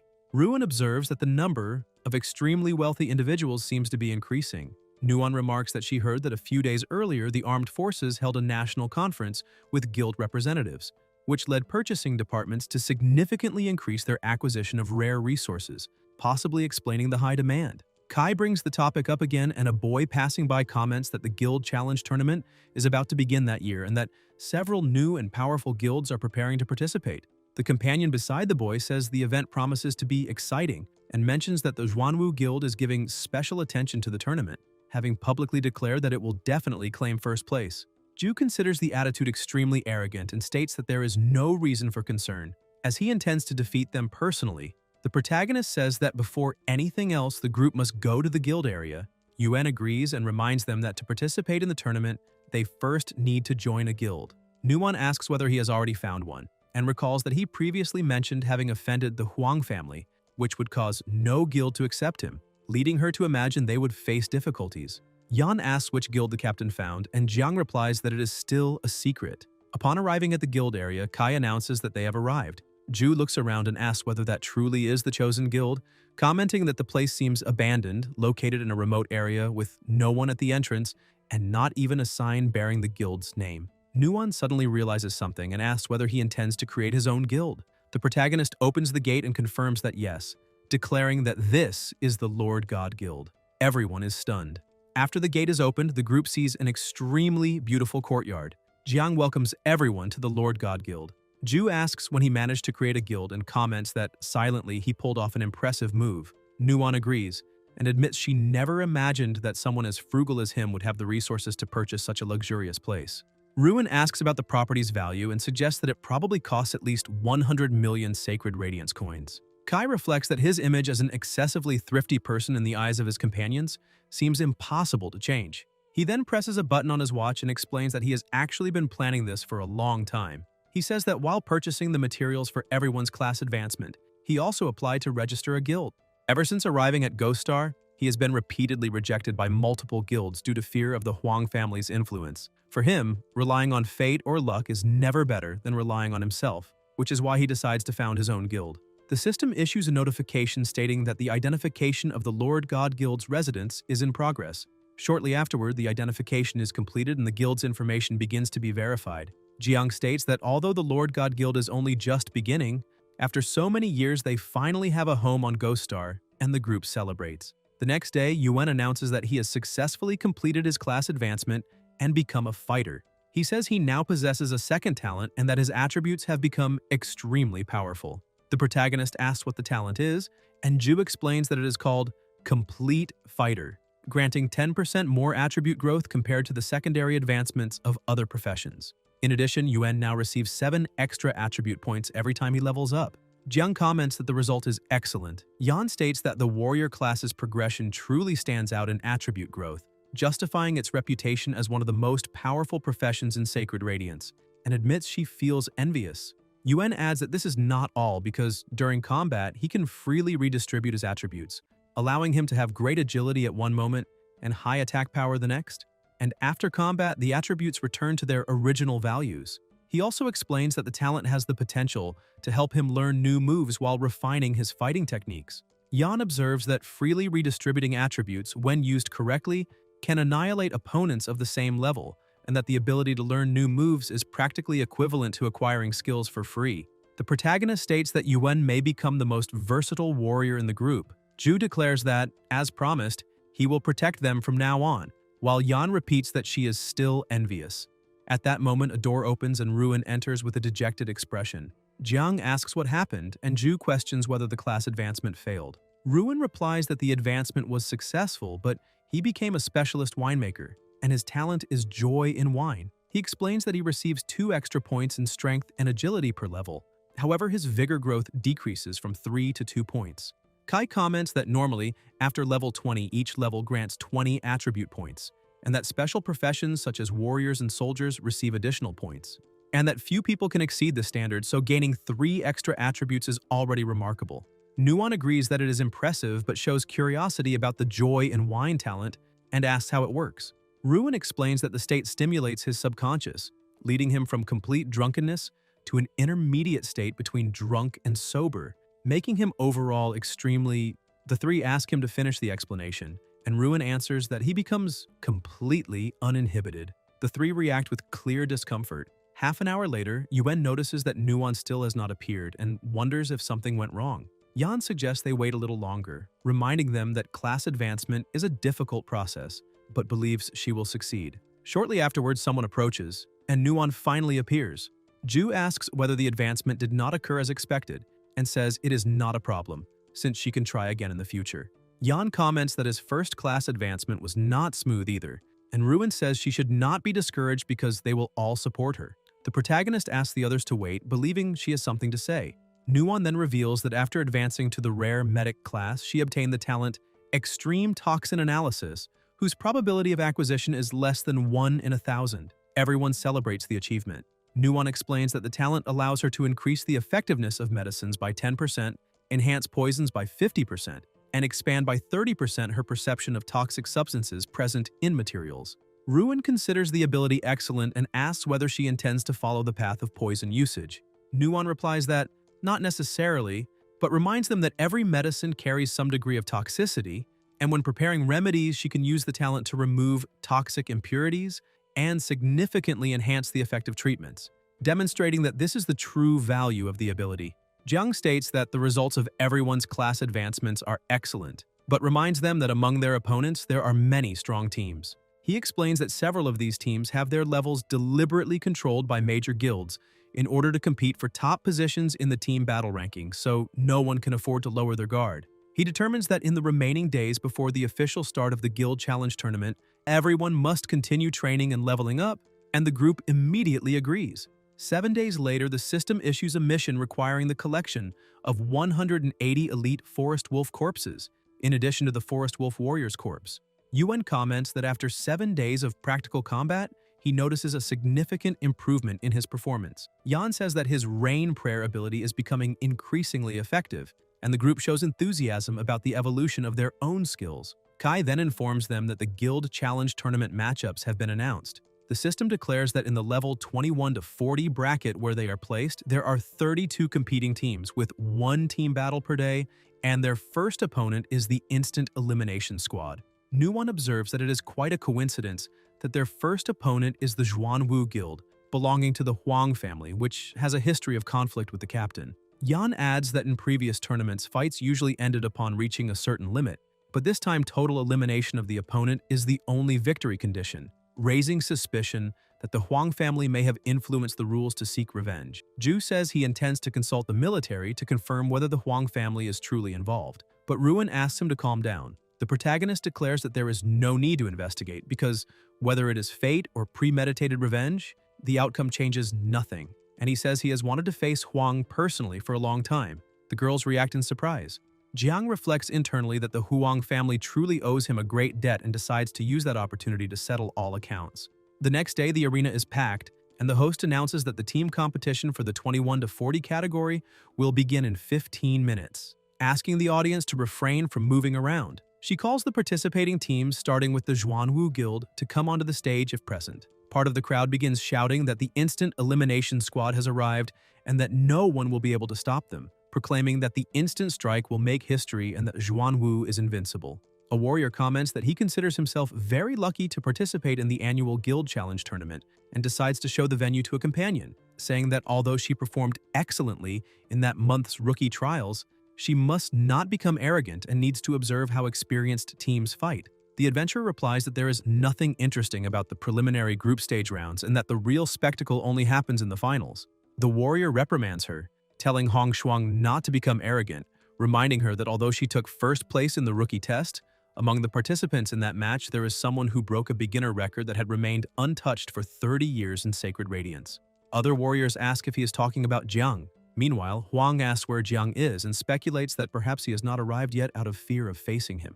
A companion laughs and says that would be understandable since Huang's reputation is widely known, and although Kai dared to attack his brother, he certainly would not dare confront him directly. Huang states that Jiang is still unconvinced and calls him a coward, and at that moment someone calls out his name. The protagonist appears accompanied by his team, and Yuan asks why there is so much shouting. Jiang replies that they will only find out who the coward is after the fight.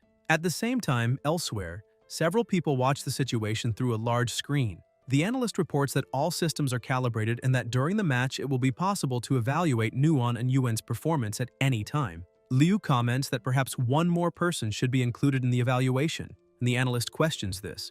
recalling that the initial request involved only the two of them. The instructor explains that the commander also wishes to observe another participant's performance. The analyst says there will be no problem adding someone else and asks who will be evaluated. Liu smiles and replies that it will be the captain of the Volcano squad, Jiang. The analyst reacts with surprise and admiration, stating that it is impressive that in such a short time, both of them not only reached level 20 and completed their class advancements, but also surpassed that level by a considerable margin. Lan adds that just over 20 days earlier, when they left the army, they had not even reached level 10, questioning why anyone who follows Kai evolves so quickly. Liu answers that this is not really surprising because Kai himself is an extremely singular individual. The host asks for the players' attention on the field and announces that once the match begins, no team may withdraw, surrender, or forfeit. She declares that the only victory condition is the complete elimination of the opposing team and asks if everyone understands. With confirmation given, the match officially begins. Huang orders his subordinates to follow his instructions and eliminate the Volcano squad. The protagonist takes an offensive stance and sets the strategy. He will lead the attack, Ruin will protect the two girls, and Nuon will observe the field to provide healing at the right moment. The group immediately agrees. One of the opponents advances arrogantly, saying he can hardly wait to tear them apart. Ju steps forward as well, declaring that he is right there. Jiang encourages him not to be afraid, saying he heard his calls. Part of the audience shouts for Ju not to retreat, reminding him that his position on the team depends on this performance. Biao observes that Ju's greatest flaw is cowardice and wonders whether he will overcome it this time. In the arena, Yuan opens a bottle and begins drinking, displaying growing confidence. Some people wonder what he is doing and whether he is truly consuming alcohol in the middle of combat. Ju proclaims that he is the greatest god of war in the world and declares that any opponent who dares provoke him will certainly lose his life. The protagonist questions whether Yuan has already started drinking before the clash, but the enemies advance at the same time. Yuan strikes first, triggering a violent explosion. An opposing warrior shows surprise, saying they were told Yuan was just a coward with a military rank, unable to understand what is happening. His companion replies that he just looks like a drunk. Ju charges again, challenging any opponent who dares face him. Jiang observes that Ju seems impossible to stop in that state and remarks that, fortunately, Ruin has not drunk yet. However, shortly afterward, Ruin also drinks and rushes forward, declaring that he has never placed himself below anyone and that if Ju intends to show off in front of the Volcano squad, he will be the first to protest. A bald opponent notices there is another drunk and decides to confront him first. Ruin storms forward furiously, saying his big brother will love him dearly. The bald man panics when Ruin unleashes a powerful impact and even tries to kiss him. Ruin leaps again, moving rapidly across the ground and declaring that he loves fiery beauties like that. The enemies are alarmed and wonder whether the entire Volcano squad is made up of lunatics. Hong observes that the squad truly seems monstrous. Yan comments that at least the audience will stop thinking the group is merely a bunch of perverts. Nuon explains that the two can only unleash their full potential when drunk and that they do it to protect the rest of the team. The protagonist activates Ghost Eye Focus and realizes that both are completely incoherent, concluding that he must concentrate fully on the battle. Yuan attacks again, causing another explosion. An opposing warrior says he was almost hit and only escaped thanks to his high agility. He attempts to strike Yuan from behind, but Jiang intervenes and warns his companion to be careful. The warrior unleashes his power, yet someone blocks the attack with a shield, preventing the advance. The defender laughs and says the shield was prepared specifically for that situation, guaranteeing that as long as the defense is not broken, not even a critical strike will be able to eliminate him. Another adventurer advances and notices there is a medic and a seer in the rear, concluding that neither has direct combat capability and that he can eliminate them first. Yan tells her partner to hide behind her and takes a defensive stance. The seer activates the invincible art of the ice rainbow, and the audience watches in surprise as a hailstorm begins to fall. The adventurer is startled to realize that the seer can create ice and lightning out of nowhere. Yan explains that recently she has been training to create hail with the Xuanbing Jade provided by the captain, using ice and lightning to interrupt enemy attacks with extremely effective results. The system reports that the level B equipment can imbue skills with ice properties, reducing the opponent's agility and causing freezing damage when continuously exposed to freezing magic. The hail is sliced in half when a swordsman appears in front of his companion and launches a counterattack. Nuon shows concern for Yan. The swordsman remarks that being caught off guard by a fortune teller is not something he intends to tell anyone, since they remain teammates outside the arena. The adventurer declares that enough is enough, states that the fortune teller is his prey, and promises to eliminate that troublesome woman personally. Ju immediately charges forward and blocks his path. asking where he thinks he is going, declaring that he himself is the true opponent and the greatest god of war in the world. A new massive impact explodes across the arena. The swordsman states that that lunatic is as irritating as a fly, and the adventurer agrees, suggesting they eliminate that guy first. Yuan once again takes an offensive stance, while Ruin continues advancing uncontrollably, trying to kiss his own opponent. The bald opponent, clearly frightened, asks if he is begging to be eliminated, questions who his wife would be, and mocks that he does not even seem to know who he is. He observes that the shield in that pervert's hands has extremely high defense, and concludes that he must attack the unprotected points. The bald man jumps from behind and tries to strike, but someone blocks the blow. He realizes that the one stopping him is the captain of the opposing group, the protagonist himself. The bald man comments that he has already used 8 throwing knives. At that moment, Huang advances and releases his power through a supermagnetic crystal, which emits an intense light. Yan notices the phenomenon and questions why his compass stops responding. Nuan realizes that her dagger also begins to be pulled away. Yuan feels his sword trying to escape from his hand, and Jiang's weapon is also torn away. He realizes that his tracking blades simply disappear. Huang continues activating the crystal and pulls in several weapons, asking if they really believed he would come unprepared. He explains that the supermagnetic crystal, extracted from the core of an extremely powerful supermagnet, was created specifically to neutralize throwing knives. He provokes them, saying that now there is only one knife left, and questioning what chance the protagonist still has. Kai merely smiles and replies that perhaps he is celebrating too soon. Huang observes the last knife and wonders why it is not affected by the crystal, but concludes that it will make no difference, as he believes his opponent is already defeated. Huang Da raises his shield, asks whether the protagonist can see him, and declares that on that day he will learn the true meaning of despair. In an observation room, Liu analyzes the battle and states that Jiang will probably lose, explaining that that equipment is the Titan shield, originally belonging to an extraordinary being. Even with its attributes reduced by the match rules, its defense remains terrifying, reaching 72 points. He explains that on Ghost Star, higher-level weapons normally require high-level users, but it is possible to downgrade these weapons to allow weaker explorers to use them. This process causes irreversible damage and reduces part of the attributes, yet the destructive power still far surpasses that of ordinary equipment. The instructor comments that she did not expect the Xuanwu Guild to resort to downgrading weapons that once belonged to extraordinary beings. Liu adds that it is not only the shield, the supermagnetic crystal, and the equipment previously used by one of the hunters are also higher-level weapons, although of inferior quality. He concludes that all these resources are being used specifically to face Jiang. Lan watches with concern and asks whether that means he is doomed. In the arena, Huang Da orders the instant elimination squad to follow his instructions and prepare to eliminate all members of the Volcano squad slowly so they can feel the consequences of challenging the wrong family. A warrior steps forward and states that while the martial artist's weapon remains trapped by magnetism, they should attack and defeat the 3 most vulnerable members first. The bald man charges again, shouting for his opponent to lose his life. In the stands, a man comments that the equipment difference is absurd and that there is no hope for the Volcano squad. The blonde woman beside him sighs and says that although Zhu managed to overcome his cowardice, he will probably have no further chance to prove it. A young man declares that Kai will finally lose, and Hong concludes that perhaps he is not as strong as they said. Huang Da states that all members of Instant Kill wear the Black Rhinoceros inner armor, ensuring that the equipment they carry is not affected by magnetism. He claims that no matter how much the protagonist struggles, it is nothing more than agony before death. Huang Da uses the crystal to pull the girl's weapons away and declares that he wants to see Kai finished. He promises that everything Kai did against his family will be repaid 100-fold, saying he wants to see him acknowledge his own insignificance and beg for mercy on his knees. The protagonist then summons his weapon and declares that he will never accept a destiny imposed by others.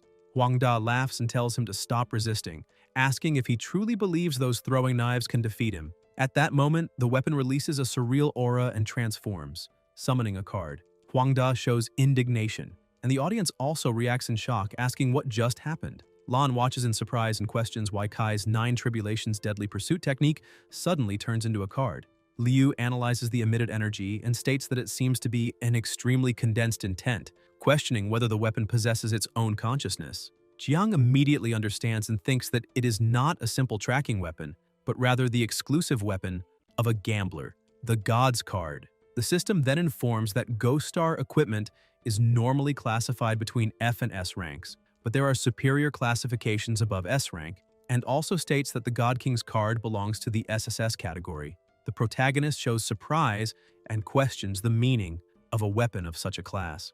The system notifies that the God King card also possesses a unique deck special effect. The God King deck special effect determines that for each additional God King card in the user's possession, all cards from the same deck receive a 10% bonus to their base attributes and 50% weapon penetration. The system also reveals the second special effect of the deck, Devour and Transform, which allows it to devour other throwing weapons and inherit all their attributes and effects without altering the original attributes of the God King card.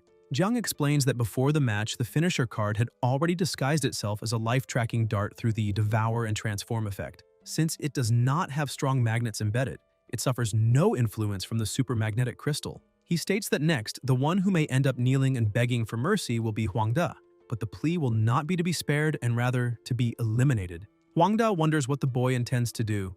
Kai activates the Wrath of the Gods, releasing a surreal energy. Huangda trusts in the Titan shield, believing that even as an inferior version of an extraordinary being's weapon, it is still superior to a mere card, and he does not understand how that could pose a threat. The attack strikes the shield, completely shattering it and hitting Huangda, who's thrown far away. The supermagnetic crystal falls to the ground and all the weapons return to their owners. Yuan blocks an attack with his sword while Ruin uses his shield and complains that the opponent is attacking by surprise, saying that it is naughty. The bald opponent watches everything in terror. In the observation room, everyone follows the fight on the big screen, and someone questions whether it is real since a simple card pierced a shield that seemed impenetrable. Doubts arise about how Jung's attack power can be so terrifying. In the arena, Huangda refuses to accept what is happening, asking how he can lose to someone he considers insignificant, realizing that he cannot even stand up. His companions call for help, but Yuan and Ruin leap forward, declaring that their opponents are them. Ruin taunts that the more the enemy tries to run, the more excited he becomes. The protagonist stops in front of Huangda holding the card and states that the real spectacle is only beginning and that the moment is still not opportune. Huangda widens his eyes when he is struck by a slash. Lan watches through the big screen and comments in surprise that the movements are so fast she can barely follow them. The protagonist executes multiple consecutive slashes and states that Huangda truly does not regret his actions, but that he is mistaken if he believes that is all. The system notifies the activation of the first special effect of the finisher card. The moment is still not opportune. When using the card in this state, the weapon automatically attacks the target up to 50 times, dealing 50% additional damage while preventing the target from being eliminated during the process.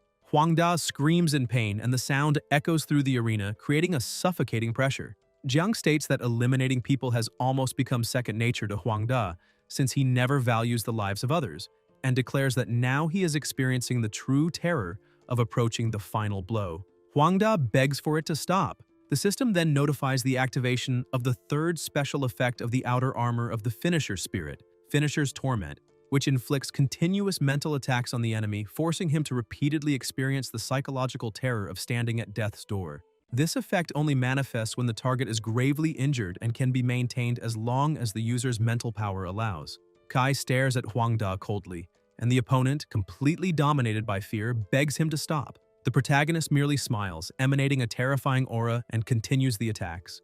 Huangda feels unbearable pain without understanding who is striking him. He feels as if something is scraping his insides, slowly corroding him, as though his body were being crushed into pulp. The pain and suffering become intolerable, and he wonders why he has not yet been eliminated, begging for it all to end. Jiang asks if he cannot endure anymore and states that this pain does not even amount to 1/10,000th of the suffering of the innocent people Huangda has already eliminated. The opponent begs once more to be killed. Kai reflects that, as expected of the finisher card, the effect "the moment" is still not opportune. Combined with the outer armor of the finisher spirit and finisher's torment, perfectly merges physical suffering with psychological torment, producing a devastating result. Huangda continues begging to be eliminated. Watching through the big screen, Lan questions why he is still alive, since the level of damage suffered should have been fatal long ago.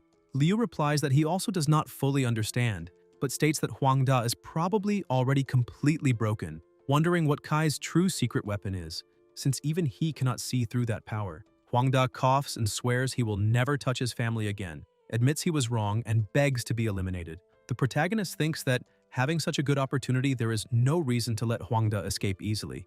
Jiang looks around and imagines that those people will soon lose their patience. Tong watches furiously, not expecting that even with all the preparation, he still cannot eliminate Kai and calls out to him. The protagonist asks how he can help. Tong says he knows what he wants and promises that if Huangda is eliminated at that moment, he will never trouble his family again. Jiang asks why he should believe that and what will happen to them if the promise is not fulfilled. Tong tells him not to push his luck. Kai says it will be as he wishes. Tong thinks that Wei has already returned to psychological treatment, and that if this continues, Huangda will also be completely ruined. He swears before everyone in the name of the Xuanwu Guild that his family's safety will be guaranteed, and promises to sign an agreement before the military after the fight, if he still doubts it. The protagonist smiles and replies that he has said enough, declaring that after that day, if the Huang family or the Xuanwu Guild dare to touch his family again, he will uproot them all. Soon after, Huangda is decapitated and Jiang asks if he understood. Tong grits his teeth. A subordinate calls for the master and Tong orders them to disconnect immediately and seek the best psychologist to evaluate Huangda's condition, thinking that there will still be a reckoning in the future. Kai remains standing, smiling, but feels a strange weakness and realizes he can barely stay on his feet. The continuous use of devour and transform, wrath of the gods, the moment is still not opportune, and Finisher's torment has almost completely drained his mental energy. Although Huangda has been eliminated, there are still 4 high-level fighters on the other side, and he knows he cannot fall at that moment. As long as he remains there, the enemies will stay cautious. When they face Ju, they will certainly be distracted. Beside him, Yuan continues fighting and calls the opponents cowards. The aura around Ju intensifies. Yuan dodges an attack and the enemy adventurer is shocked, asking how his strength increased so many times so suddenly. The girls realize it is the all-round fighter talent, deducing that Ju transferred all attributes to strength at the moment of the attack, enough to pressure even a level 40 fighter, and they tell him to be careful of attacks from both sides. The 2 adversaries advance simultaneously, but Yuan dodges with extreme speed. They are stunned, and Ju declares that he said long ago that they are trash. A spectator comments that he does not even look like the same Ju, while another observes that he is fierce and incredibly agile, as if he could block any attack. Meanwhile, Ruin runs after his opponent trying to hug him. A spectator comments that seeing a drunk old man chasing a level 40 fighter across the entire battlefield is impressive. The bald man calls him a pervert and tells him to disappear, thinking that his shield has absurdly high defense and is extremely difficult to damage. He reflects that if Jiang were attacking anyone else, he could focus on the fight, but he realizes the protagonist is not making any move and begins to suspect. Yuan advances again, provoking and asking if that is all they have, calling them a disgrace to the profession of fighter. The adventurer realizes something is wrong. He states that Kai clearly has the strength to eliminate them, and questions why he remains still, concluding that there is no advantage in delaying the fight. Then he perceives a possible issue. Kai's level is not high, and those devastating abilities used earlier probably consumed all his energy. In the observation room, the analyst comments that the numbers continue rising drastically and praises Yuan's impressive performance. Lan questions what kind of miracle exists within the Volcano squad, recalling that a level 20 fighter defeated Huangda, a level 40 fighter, and that even Ju, who used to be timid in combat, is fighting extraordinarily. Regardless, she says she feels relieved that the Volcano squad will likely win and that Nuan is safe. Liu, however, disagrees. He explains that with Huangda's elimination, the 4 remaining members of Swift Kill, even shaken, now see that battle as a fight to the death and will never surrender, especially out of fear of Jiang, who has remained motionless since Huangda's elimination. He observes that it may look like an intimidation strategy, but considers it more likely that Jiang is completely exhausted. To make matters worse, the 4 remaining members notice this weakness and begin attacking aggressively. In the arena, 2 warriors step forward and say that if Kai keeps standing still watching his teammates fight alone, everything will unfold exactly as they predicted, adding that the Volcano squad should fight with all their strength. The bald man declares that they will risk everything. 2 minutes later, someone slams a sword against the ground. It is Yuan. The adventurer observes that his strength seems to fluctuate, while his partner confirms it and adds that whenever the power of his strikes suddenly increases, his speed decreases. The warrior concludes that Yuan probably has a talent that transfers attributes and that, although he appears extremely powerful, any carelessness will be fatal. The swordsman states that if they find the right moment and prevent the attribute conversion, Yuan will certainly be eliminated, and adds that Jiang has not made any move for a long time, suggesting that his mental energy has truly run dry.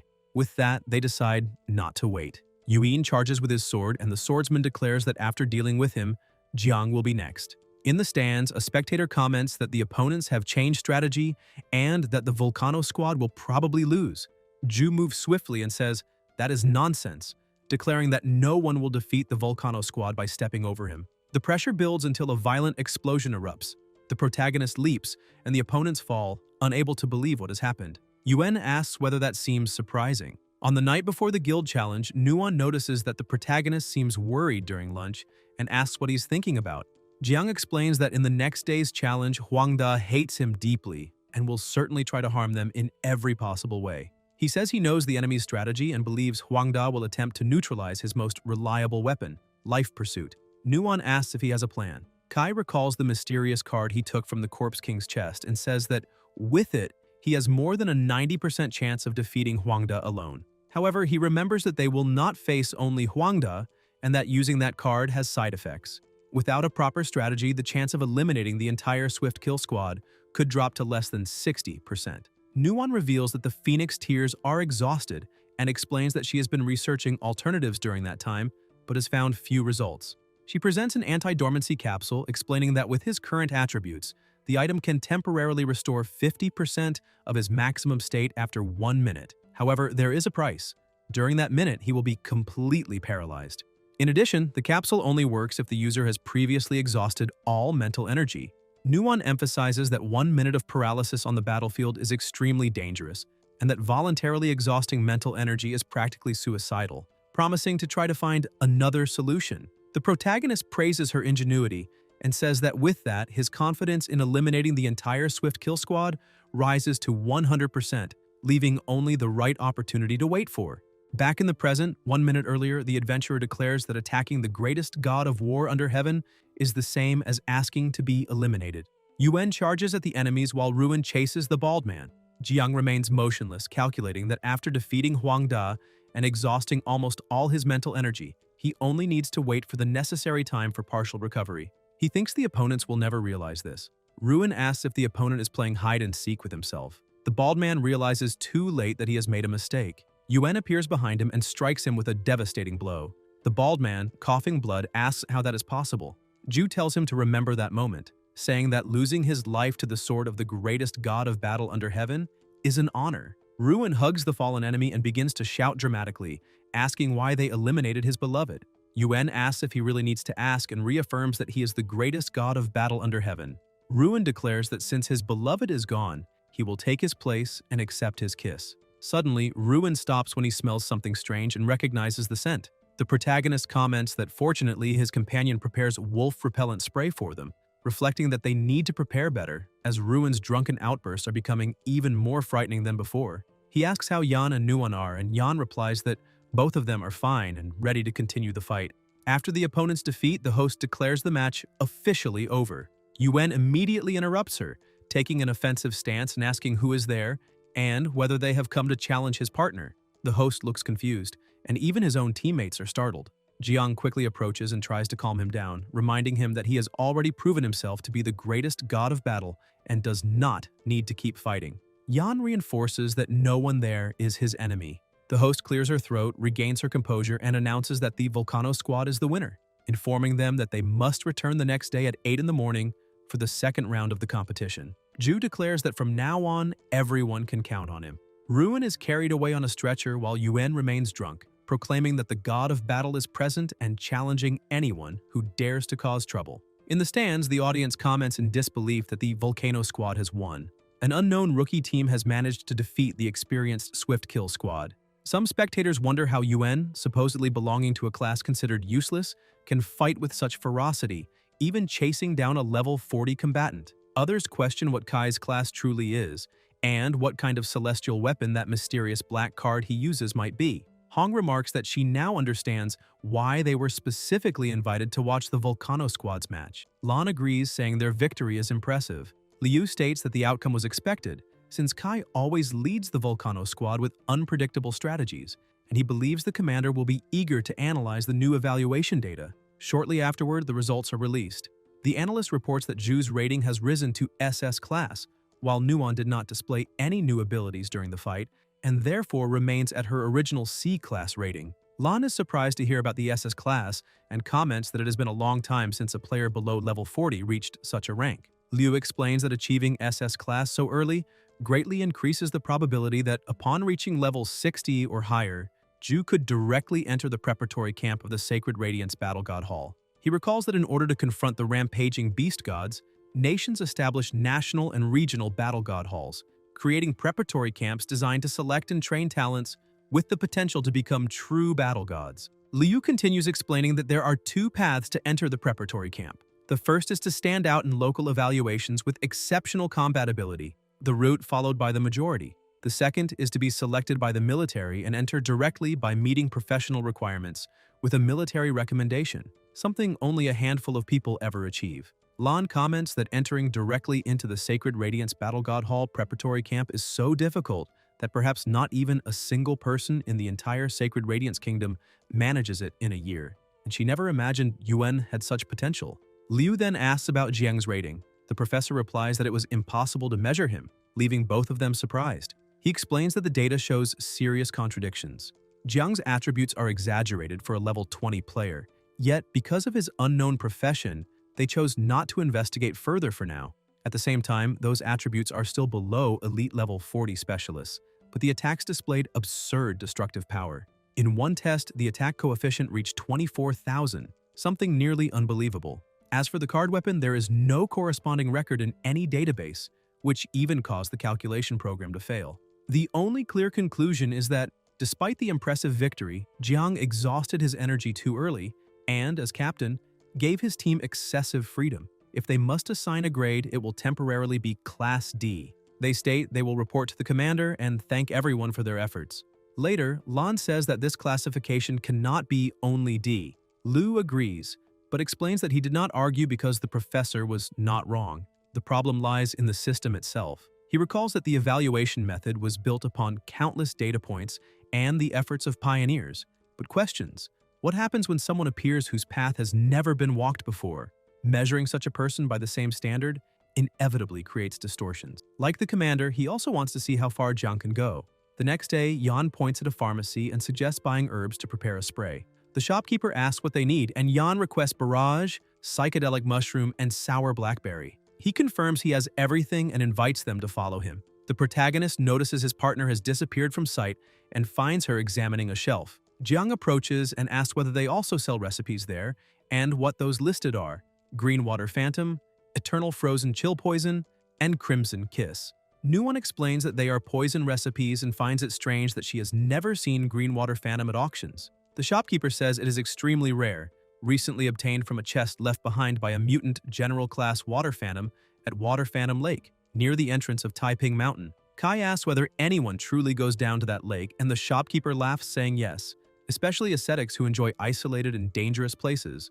On that occasion, he was lucky to find prey nearly dead. Even so, he warns that Greenwater Phantom is powerful but difficult to activate. The preparation itself is risky and may poison the handler, and even once ready, it is hard to use. Nuwon asks what kind of poison it is. The shopkeeper explains that when spread onto an enemy, it passes through armor and adheres to the body, but it only activates if the target is completely submerged in water at that very moment. In other words, it is not enough to apply it successfully. One must also knock the opponent into water for the effect to trigger. Without even commenting on whether the battlefield would have rivers or lakes, the two partners exchange a glance and say it is perfect, deciding to buy the recipe and leaving the shopkeeper completely confused. After some time in Zhongcheng at Xuanwu Private Hospital, in a silent room, someone sits alone. Wei slowly opens the door and observes his son, recalling the doctor's words. The young master's condition is even worse than that of the second young master. His spirit has suffered a devastating impact and is already showing early signs of mental collapse, requiring urgent treatment. The meeting's recommendation was that he should not go to Ghost Star for now, arranging at least 3 months of psychological monitoring. Wei punches the wall in frustration, saying the younger son has not yet recovered and now the eldest is like this. He is the most brilliant descendant of the Huang family, and all of this happened because of Jiang. He promised not to touch his family, but never said he could not deal with him directly. After all, the guild challenge is not over yet. At that moment, someone approaches, saying he heard Wei was looking for him, and asks whether it concerns the challenge. In the following days, the guild challenge continues intensely. Some teams, after witnessing the brutal method with which Jiang defeated Huang, choose to forfeit before the fight even begins. Others engage in fierce battles but end up defeated by the Volcano squad.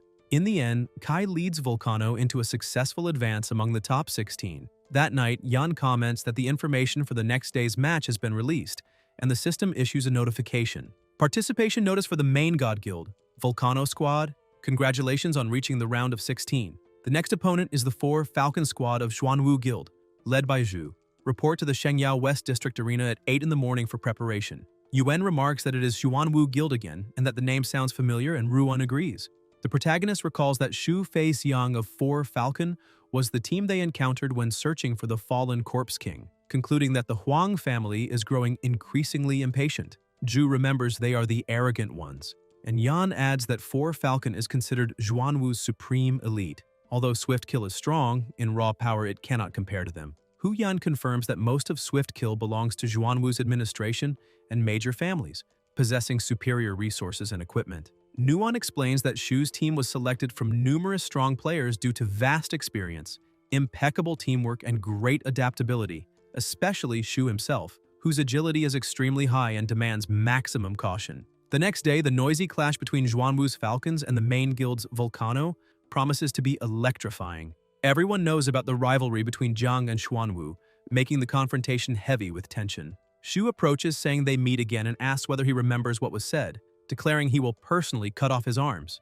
Yuan, irritated, tells him to stop talking so much and look at Huangda ahead, whose grave is already tall. The protagonist ends the exchange by saying they will settle it with strength. The host announces that among the 36 guild challenges, the round of 16 enters its countdown, sending the audience into excitement. Lan shows concern for her sister, while Lu wonders whether Jiang can perform another miracle against the Falcons. The blonde tells them to stay firm, as she and the captain have always supported him.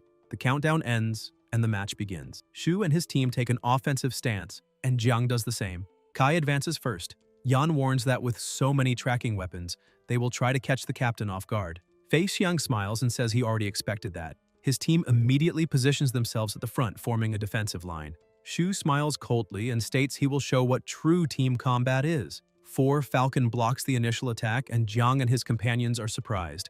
From the stands, the blonde comments on their incredible reaction speed, and a boy confirms that even with the squad focused on offense, they managed to reorganize their formation almost instantly, raising a perfect defense that simultaneously blocked all 6 darts launched by Jiang. Flames spread across the field, and even when a critical hit is activated, the target does not panic, retreating calmly and using the impact to his advantage. The redhead raises her voice, telling them to let her advance. The boy watches closely and realizes it's not just that. Whenever someone on the front line suffers a critical, the members right behind react almost at the same instant, turning defense into counterattack. The redhead spins her weapon and challenges them to prove the power of the flaming whip, and then strikes hard, causing a heavy impact. Lan comments that she had only heard about Squad 4 Falcons, but seeing them up close confirms their reputation as specialists in team combat.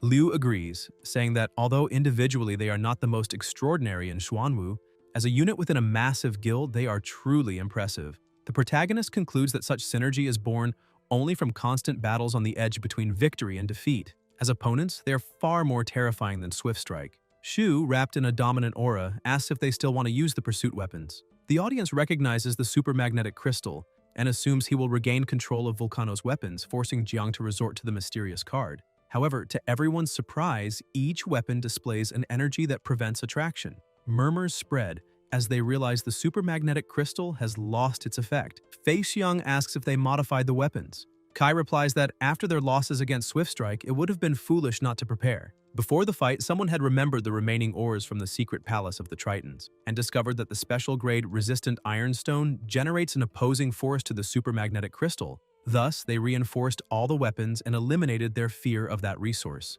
The protagonist praises the strategy and then leaps, declaring that in the face of maximum speed, even the most perfect coordination will reveal flaws. Kai advances, unleashing successive attacks. Lan thinks that by keeping Gambler's Time active, the 6 pursuit weapons may surprise them. She admits that in just a few days, the team found a solution to neutralize the crystal, something truly impressive. Liu comments that following Kai's team growth is precisely what makes it so interesting. The protagonist warns Ju and Ruin that it's time. Players' time does not last long, and now is the ideal chance to counterattack. A bottle shatters on the ground and the 2 charge forward.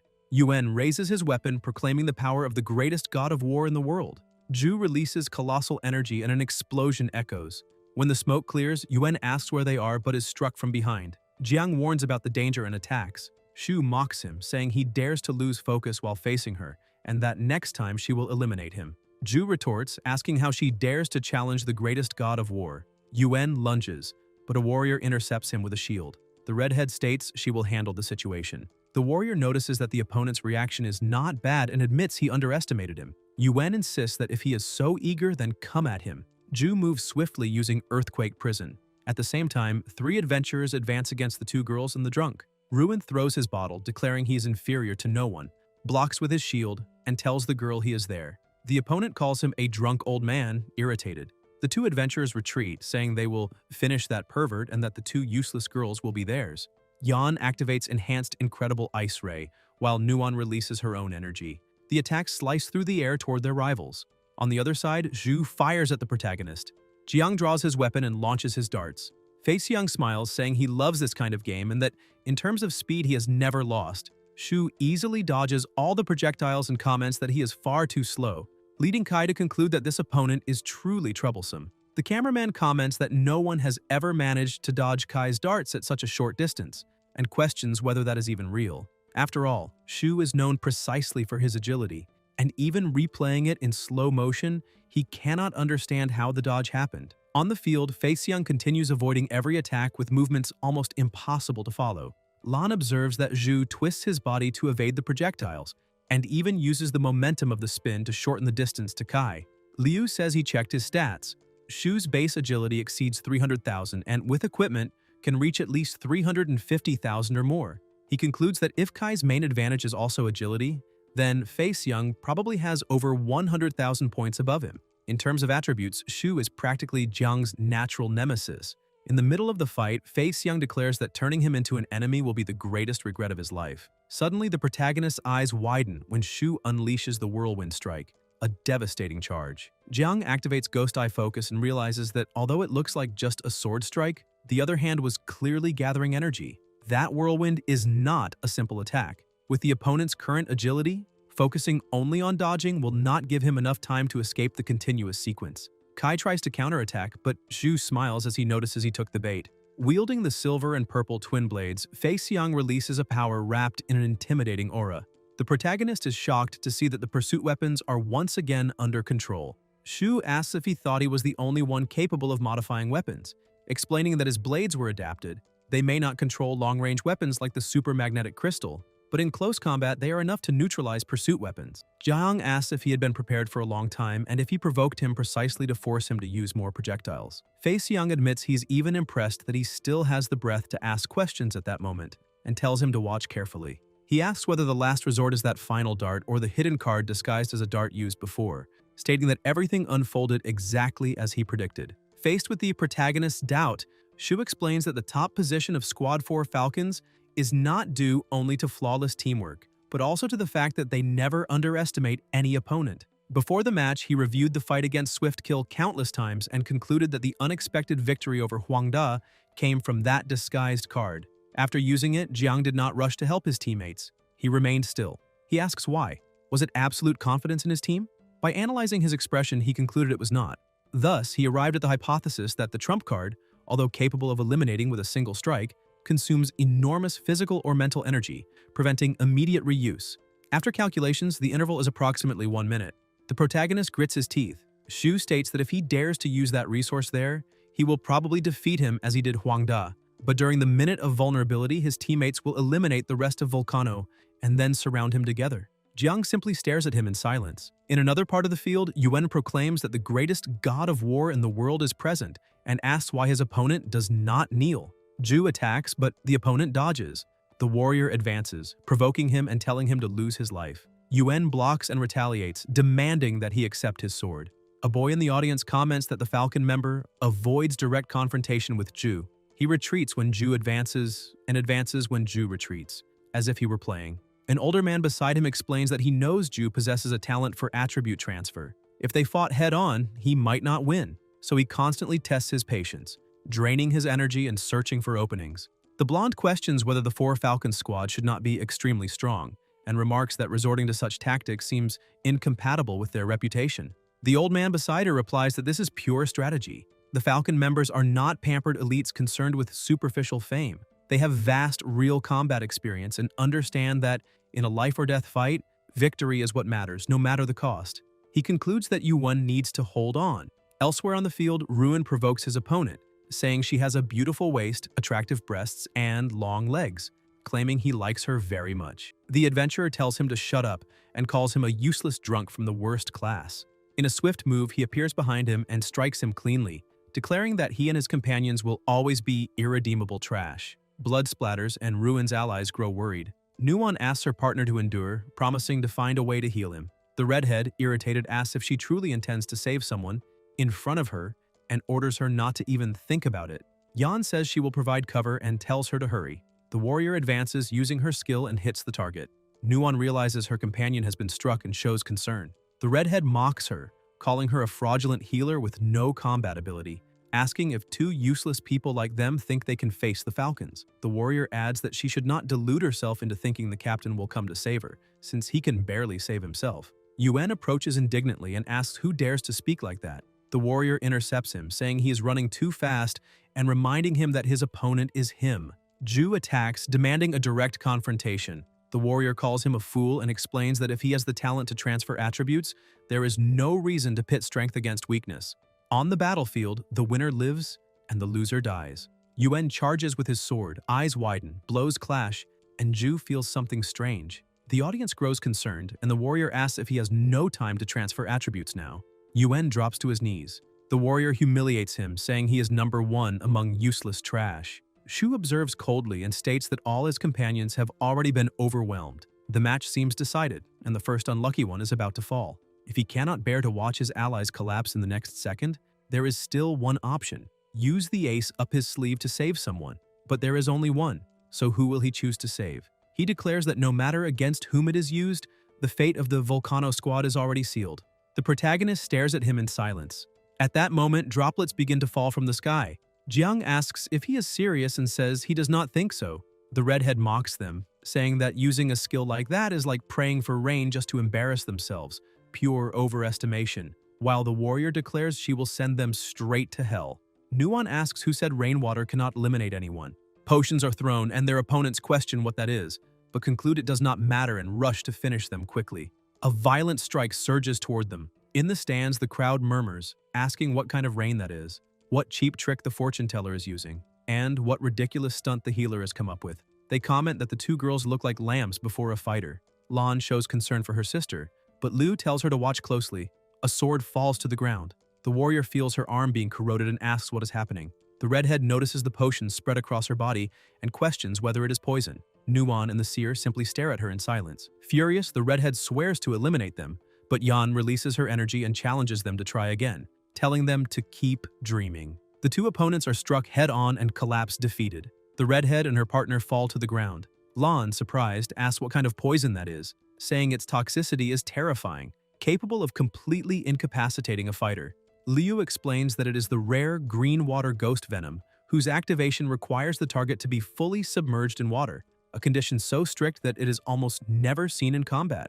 No one imagined it would be combined so effectively with a rain-summoning ability. The warrior, incredulous, asks how that is possible. The protagonist smiles and says that in battle, a class considered useless and a seemingly useless poison, when properly combined, can produce astonishing results. And if they think the Volcano squad amounts to only that, they are gravely mistaken. The crowd then points toward the field, saying the drunk has stood up again. Ruin rises, supporting himself with a hand over his wound. The warrior asks if he still intends to struggle before the final defeat, calling him a useless drunk who will never defeat a true fighter, and declares he will start eliminating Volcano on his behalf. Ruin, irritated, states he has never been inferior to anyone and fears no one. The warrior is startled to see that his eyes have completely changed. Nothing like before when he made frivolous remarks.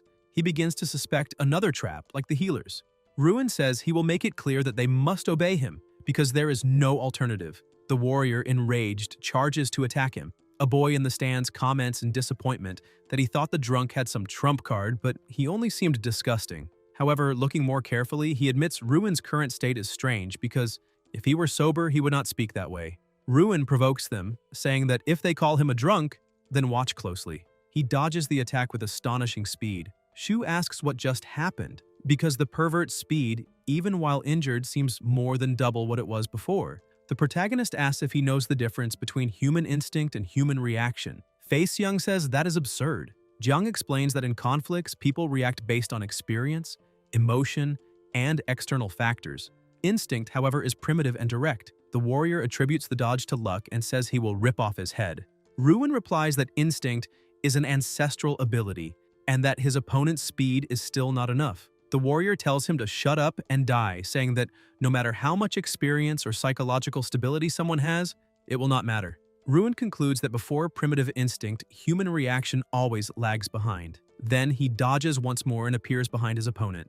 The warrior tries to strike him at any cost, but Ruin dodges with lightness and precision. He thinks, confused, that the opponent is clearly injured, so how can he avoid every blow with such accuracy? He seems even more agile than before. Impossible to read. Yan understands what is happening and explains that this is Ruin's new talent, joy and drunkenness, capable of unleashing the body's most primitive instinct. The drunken state stimulates the subconscious, allowing him to shift between being completely drunk and a subtle state between lucidity and delirium. In other words, he becomes unpredictable and unrestrained. The seer throws the sword to him. Ruin catches it and asks if his opponent is already tired, saying he still hopes that red lips will intoxicate him. The warrior charges furiously, vowing to tear him apart. He keeps attacking without pause, but Ruin avoids every strike. The crowd watches in astonishment. Despite his staggering steps, the drunk always slips away at the exact moment. The warrior refuses to accept it, convinced that drunks are the lowest class and cannot defeat him. He attacks again. The impact resounds. Blood splashes onto the ground, but when he tries to approach, Ruin presses the sword against his forehead and tells him to take off his clothes. The provocation enrages him even more. A voice in the stands comments in disbelief that a drunk, despised by sacred radiance, is defeating a higher-level fighter. 3 members of the Falcon have already fallen. Is Volcano about to turn the tide? Shu watches coldly and calls it a waste. The protagonist remains wrapped in lightning and asks if he can no longer wait, since he came specifically to face him. Young replies that the mysterious card he holds is still real. Jiang smiles, but Shu warns that it is not time to celebrate, because his people have not yet been completely defeated. Suddenly, Nuon's potion is sliced in half. She looks up in surprise as Young calls her an annoying healer, accusing her of trying to trick him with poison. If she wants to die, she will be eliminated first, then the cowardly fighter. Nuon raises her hand to her face and Yuen appears in front of her, taking the blow in her place. Her eyes fill with tears. The adventurer mocks him, asking if that trash wants to play hero, and declares he will make them a pair of defeated lovers. However, something happens. He tries to pull back his weapon, and cannot. Ju asks who said it would end like that. The opponent looks frightened, and Yuen reveals that he transferred his attributes to Constitution. The audience is shocked. In real combat, attack and strength are linked. Reaction and speed depend on agility, and these factors usually decide the battle. But Ju used his own body as bait and shifted his stats directly into endurance.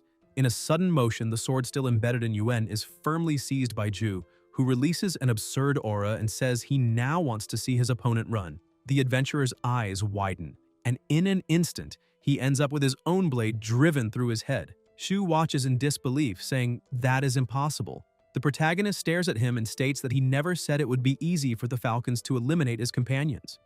Young wonders why those remaining members of Volcano suddenly became so strong, because according to all prior analysis, it was obvious they had no chance of victory. Jiang says the time for the final confrontation has come, and that he will make him lose convincingly. Shu grits his teeth and tells him not to be so certain. Today his men failed to deal with the trash at his side, but he himself will certainly rip off his head. Kai thinks that in battle the most direct way to gain the upper hand is to strike first and with full force.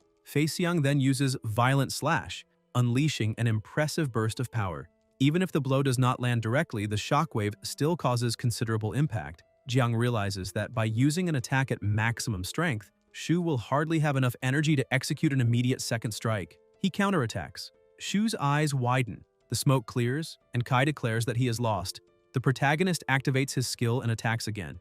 Young retorts, asking who said he lost and how he dares to deceive him. He declares he will eliminate him. Jiang thinks that the more someone lets emotions take over, the more likely they are to make consecutive mistakes. Shu is struck. Kai reflects that the previous 8 tracking attacks were controlled and did not result in a critical hit. After the God of Execution card consumed the 9th tracking attack, it inherited 90% of the critical hit rate in addition to the card's own bonuses. The system notifies that the God of Execution card gained 50 points of penetration. Its permanent critical hit rate increased by 15%. and its critical damage rose by 150%. Shu, outraged, asks how that is possible. An explosion erupts, and the protagonist thinks fake Xiang is doomed to defeat. Shu lies on the ground. Jiang summons his long-range weapons and says he warned him long ago. He is already lost. People are surprised and thrilled at the same time, saying the Volcano squad has won again. They completely defeated Zhuanwu's elite squad twice in a row, something worthy of being called a miracle. Kai and his team celebrate. Lan asks if it is over, and Liu replies that it is. It was a visually stunning battle. Jiang's performance was brilliant as always. Yuan did not disappoint, and in addition, Nuon's performance drew significant attention. Healers usually use poison more discreetly, but that girl was able to prepare the complex green water phantom and use it directly in combat, demonstrating exceptional talent for poisoning. Lan comments that it is a pity the professor and the others have already finalized the evaluation. Otherwise, she believes Nuon's grade could have been an A. Ruin cries with the warrior in his arms, calling him dear. The seer approaches and sprays something on him, saying that in critical moments he still needs to rely on her. The presenter looks surprised and asks what he is doing now. Yuan tries to strike her and says that if she dares challenge this god of war, she must prepare for total defeat. The protagonist sighs and comments that it is becoming increasingly difficult to manage the team lately. The presenter raises her hand and officially declares that the Volcano squad has won the match. Jiang thinks that this feeling is not bad. Afterward, Kai's team leaves celebrating their victory while someone watches them from afar, saying that squad is interesting. A few days later, at the God Guild, someone calls for the captain. The protagonist asks what happened and why he is so excited. Yan replies that she and Ruin just returned and unexpectedly discovered that the materials for job advancement to drunkards and Feng masters on the exchange not only increased in price but are completely sold out. Ruin comments that ever since the drunkard and Feng master professions were abandoned by the military, the job change materials had been sitting unsold for a long time. The seer asks if that means those professions are no longer considered despicable. Jiang replies that probably yes. In the battle against the Falcon 4 squad, the performance of both was exceptional, especially Ruin's. The entire audience was shocked the moment he eliminated that knight. However, he believes that even within the same profession, each individual's talent and fate are different, and that success in the end is difficult to replicate. The two smile. Yuan says, of course, after all, no one in the Volcano squad is an ordinary person. Yan comments that the latest news reports that in the clash between the Cheetah squad and the Wolong squad, Wolong was reduced to a single member. But at the last moment, the captain launched a desperate counterattack and eliminated the entire Cheetah team alone. Everyone is confused. Kai recalls that Cheetah belonged to the Zhuanwu guild and was considered strong, so he wonders who this Wolong captain is who can annihilate a whole squad by himself. He concludes he must be someone formidable. He says the Wolong captain cannot be underestimated and that if there is time, they should investigate him so they are not caught off guard. Nuon agrees. The protagonist then shares more news. The matches are becoming increasingly intense and many squads have suffered losses. Their next opponents, lacking enough players, voluntarily withdrew. Thus, Volcano advances straight to the final. Yan says they will enter at full strength. Yuan adds that they are the only squad without any casualties. Nuon says that is due to the captain's excellent leadership. Jiang replies that this competition was only possible because of everyone's cooperation. Without it, no matter how strong he was, he could not have reached the final alone. This honor belongs to the entire team. He suggests they take a day of rest before the final. Kai thinks that since there is time, he should return home. In Jiangzhong, Yingzi asks her older brother to let her help him walk since he has just left the hospital and should not strain himself too much. He replies that he is not that fragile and wants to train so he can help his brother as soon as possible. Yingzi asks if he is alright. The protagonist approaches and jokes that if he catches a cold, he will not be able to help anyone. Yingzi asks why he came back. Jiang looks at the table full of food and thinks it is too much. Yingzi asks why they're not eating and whether she should prepare something else. Kai says it is already enough that he is not a pig. The older brother explains that she is worried because he has lost weight recently. Yingzi asks if he can stay longer this time. The brother agrees, saying he has already sacrificed too much for the family and that now that his health has improved, he does not need to push himself so hard on Ghost Star. The protagonist replies that he cannot stay long because of certain matters, but he took advantage of the break to see if everything is fine. He asks whether the Huang family has caused trouble again. Yingzi says no. The village security is good and her brother always sends people to protect them. Even that constant feeling of being watched has disappeared. Jiang thinks his brother truly keeps his word and that he needs to thank him. The older brother says she can now have a peaceful life at school and must have made many friends. Yingzi confirms. He adds that she is smart, kind, and pleasant. Kai agrees. Yingzi keeps eating and smiling, but the protagonist senses she might be hiding something. The next day, Kai hurriedly returns to Ghost Star. The Volcano squad gathers again and resumes training for the final. A few days later, an elite wild boar charges at them. Yuan beheads it with a single strike and declares that monsters of this level are no longer a challenge for the god of war. Yan says he is not the only one who has evolved. Ruan adds that he has already eliminated at least 3. The protagonist notices that the team's coordination has improved significantly and concludes that the pre-competition training was worthwhile. Nuon announces that the final information has arrived. The system notifies participation notice from the Guild of the Gods. The Volcano squad is officially in the final. The next opponent will be the Azure Dragon Guild. Everyone must report to the arena in the West District of Sacred Radiance City at 8 in the morning the next day. Ju comments that he did not expect the Wolong captain to reach the final alone. Yan agrees that he's frightening. Nuon says she obtained information about him. His name is Dai Song, profession warrior, level 40, wields a silver longsword, and is a newcomer who joined the Azure Dragon Guild this year. After joining the guild, Dai Sung immediately began forming the Wolong squad. Under his leadership, the team grew rapidly and, in less than 6 months, became an unexpected force within the guild. Since he is still considered a newcomer and Wolong does not have the same visibility as Falcon, there is little information available. Even so, they managed to gather recordings of previous battles and discovered that one of his techniques, Ghost Trace Shadowless Slash, is extremely fast, capable of eliminating opponents almost instantly. Yan comments that this Shadowless Slash with Ghost Trace seems to indicate extremely high agility bonuses, similar to Zhu before. Jiang agrees that it may be the case, but points out that someone who reached the final practically alone in just 6 months within a major guild must be even more dangerous than Shu. Suddenly, Kai notices something. The pressure in the surroundings shifts. He reacts quickly and grabs the arm of someone who appears out of nowhere. The masked young man thinks his reaction was faster than expected. Jiang stares at him. The masked figure steps back and remarks that, as expected from someone who led his team straight to the final, he truly is Jiang, captain of Volcano. Yuan, irritated, asks who that coward in a mask is who showed up out of nowhere. Ruin and Yan agree that if he has the courage, he should fight fairly. Nuon asks them to wait. That physique seems familiar to her. Ju questions why she is stopping them when the man just tried to attack. Kai replies that there was no real intent to kill, only a test, besides the penalty for eliminating someone before the final is severe. Then he asks if he is correct, addressing him as Mr. D. Sang. The masked man removes his mask and confirms he has been recognized. Yuan is surprised to see him and says it really is him. D. Sang looks at Yuan and comments that he still looks like a child. Yuan retorts that he is the captain of Wolong and should not think they are afraid just because he reached the final. If he keeps provoking them, he will receive a lesson right there. D calmly replies that he has no hostile intentions. In fact, he came to negotiate with Jiang. Kai asks what he wants to negotiate. Dai explains that he watched the matches and was impressed, especially by the trump card Jiang used. He admits he cannot guarantee a certain victory against Volcano. The protagonist asks what exactly he is proposing.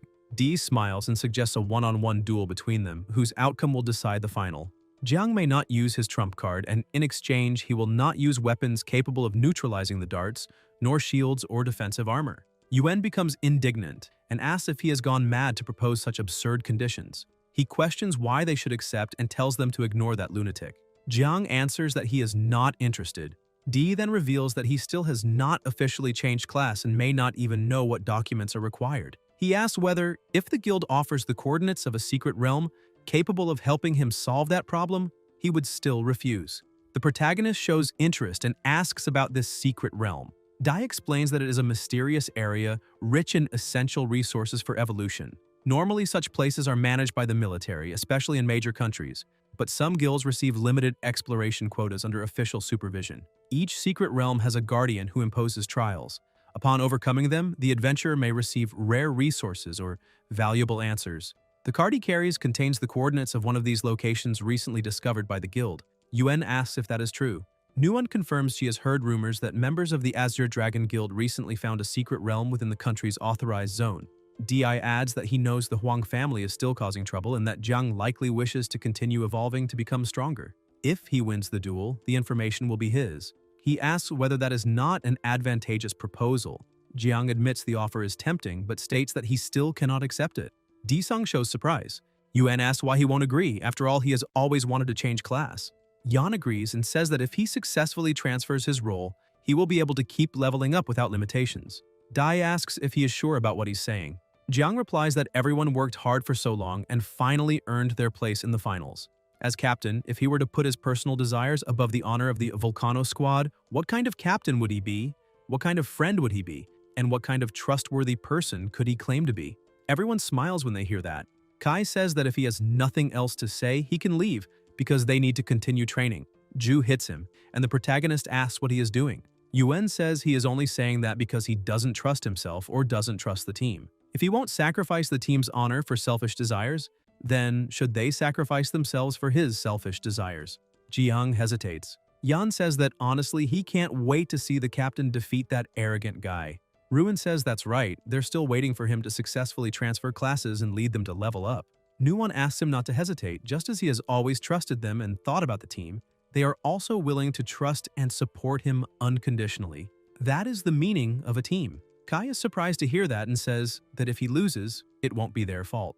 The team grows excited. The protagonist declares that he accepts the terms, but Dai will regret making this bet because he will be eliminated. Sang replies that he will be waiting. In the arena, the host announces that the moment has finally arrived. The final of the level 21 to 40 challenge officially begins that day. In addition, with the unanimous agreement of both parties and the organizing committee, the match has been changed from a team battle to an individual fight. It will be Jiang of the Volcano squad against Disung of the Wolong squad. The audience is surprised to learn that it will be a one-on-one fight. Volcano has given up its numerical advantage to opt for a direct duel. Some say Jiang is arrogant, others claim this makes the fight even more exciting. Yuan comments that suddenly he is more nervous than he would be if he were the one fighting. That guy seems dangerous, and he wonders whether Kai will be at a disadvantage. Ruin says the captain will be able to handle it. Nuwon agrees that if it's him, there won't be a problem. Yan sighs and says it feels strange to just watch without fighting by his side. The host calls the two competitors to the stage. They enter the arena and face each other. She reinforces the rules. The only condition for victory is eliminating the opponent. She asks if they understand and both confirm. The fight begins. Without hesitation, Dai rushes forward and asks whether Jiang's darts are formidable or if his sword is superior. He says that will be decided in this single battle. Jiang thinks that although Dai is extremely fast, his own agility is not low either, especially with the attribute bonus granted by pursuing destiny. If he seizes the right opportunity to attack, there will be no problem. The distance closes to 4 meters. He considers it ideal and attacks at the same time. D lunges. Their strikes collide, causing an explosion. Smoke spreads, and as it begins to dissipate, Kai is already moving again. Yuan says that fortunately he reacted quickly.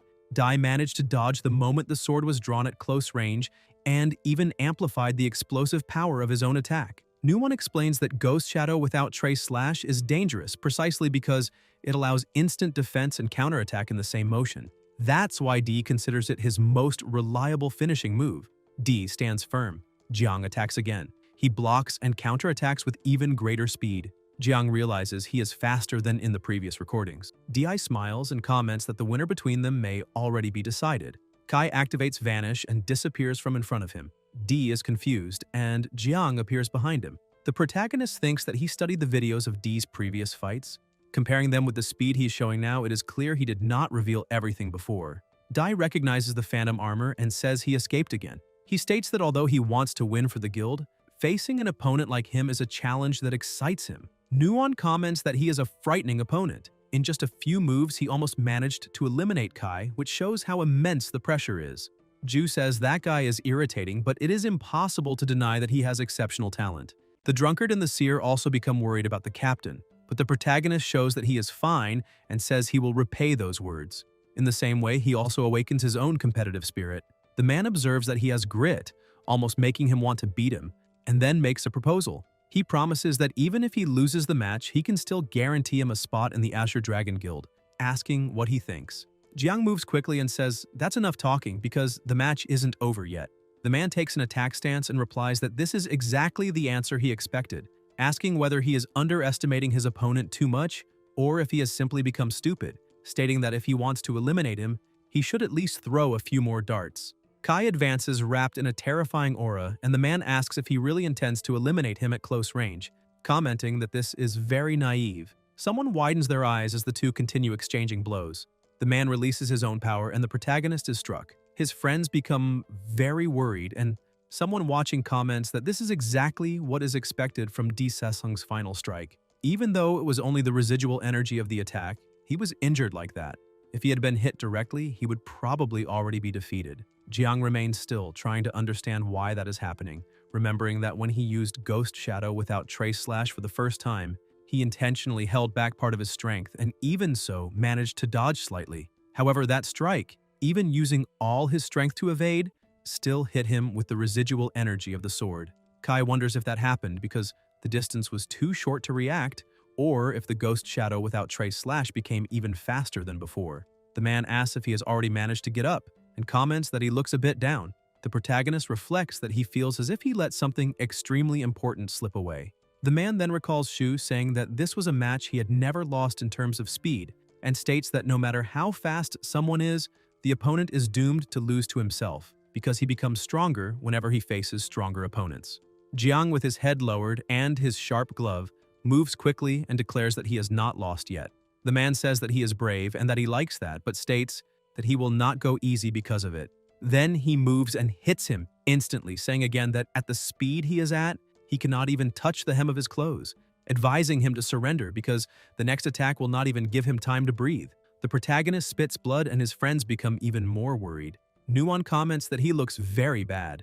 In the audience, some people say that just looking at it hurts because he is being completely crushed. Others say that the boy has finally learned his lesson. He gave up a team match to accept a bet and fight a one-on-one duel, asking what he intended with that. One of them replies asking what else he could want and states that he only reached the finals by pure luck, calling him arrogant, and saying that in his opinion, Kai deserves to lose his life. Yuen hears those words and walks toward the two, asking what they said and telling them to repeat it if they have the courage. Nuon asks him not to act on impulse, while a voice comments that decent people do not fight with dogs, questioning why bother with trash that barks for no reason. One of them smiles and repeats that Kai deserves to lose his life, telling everyone to watch the loyal dog protecting its owner. At that moment, someone arrives asking what that commotion is. It is Lan, who also states that this is the spectator area and that anyone causing trouble will be expelled. Nuon calls out to her sister. Lan explains that she was worried she might be too anxious about the individual fight and unable to stay calm, so she came to check on her.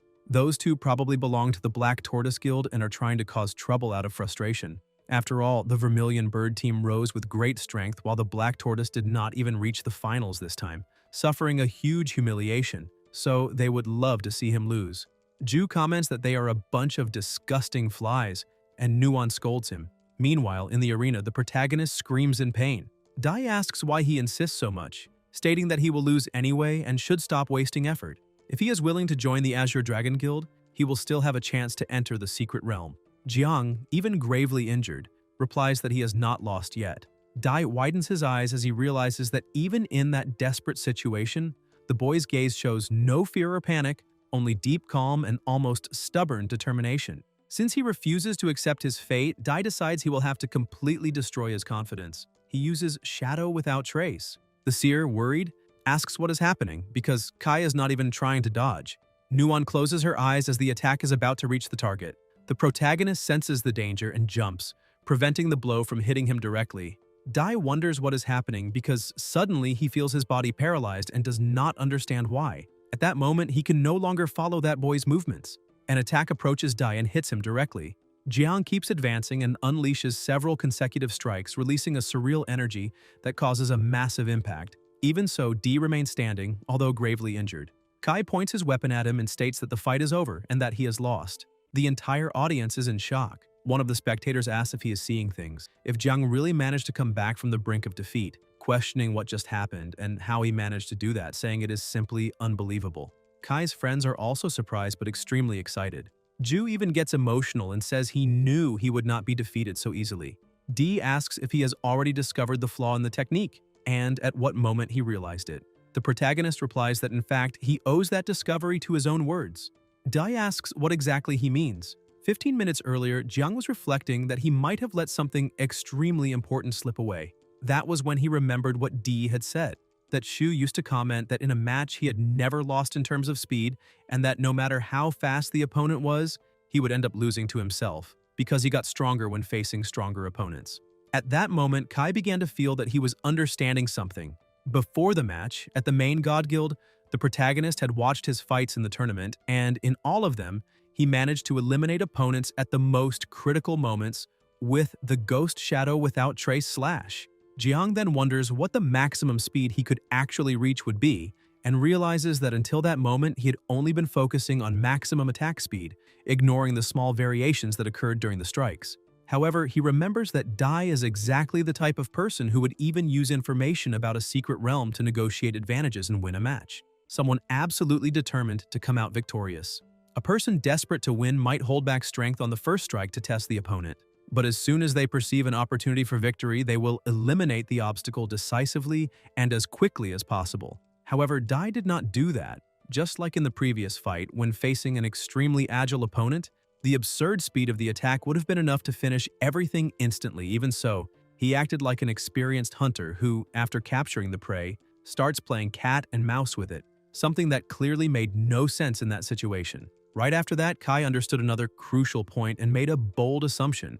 He also noticed that Dai's sword followed him like a shadow, and at that moment he even had the impression that the opponent could predict his movements, questioning whether that was just an illusion. Then he thought that maybe it was not. Instead of passively waiting for defeat, he decided to take the initiative and verify the hypothesis himself. To test his theory, he began conducting controlled experiments during the fight, varying the engagement distance and the speed of his own attacks while facing the opponent under those different conditions.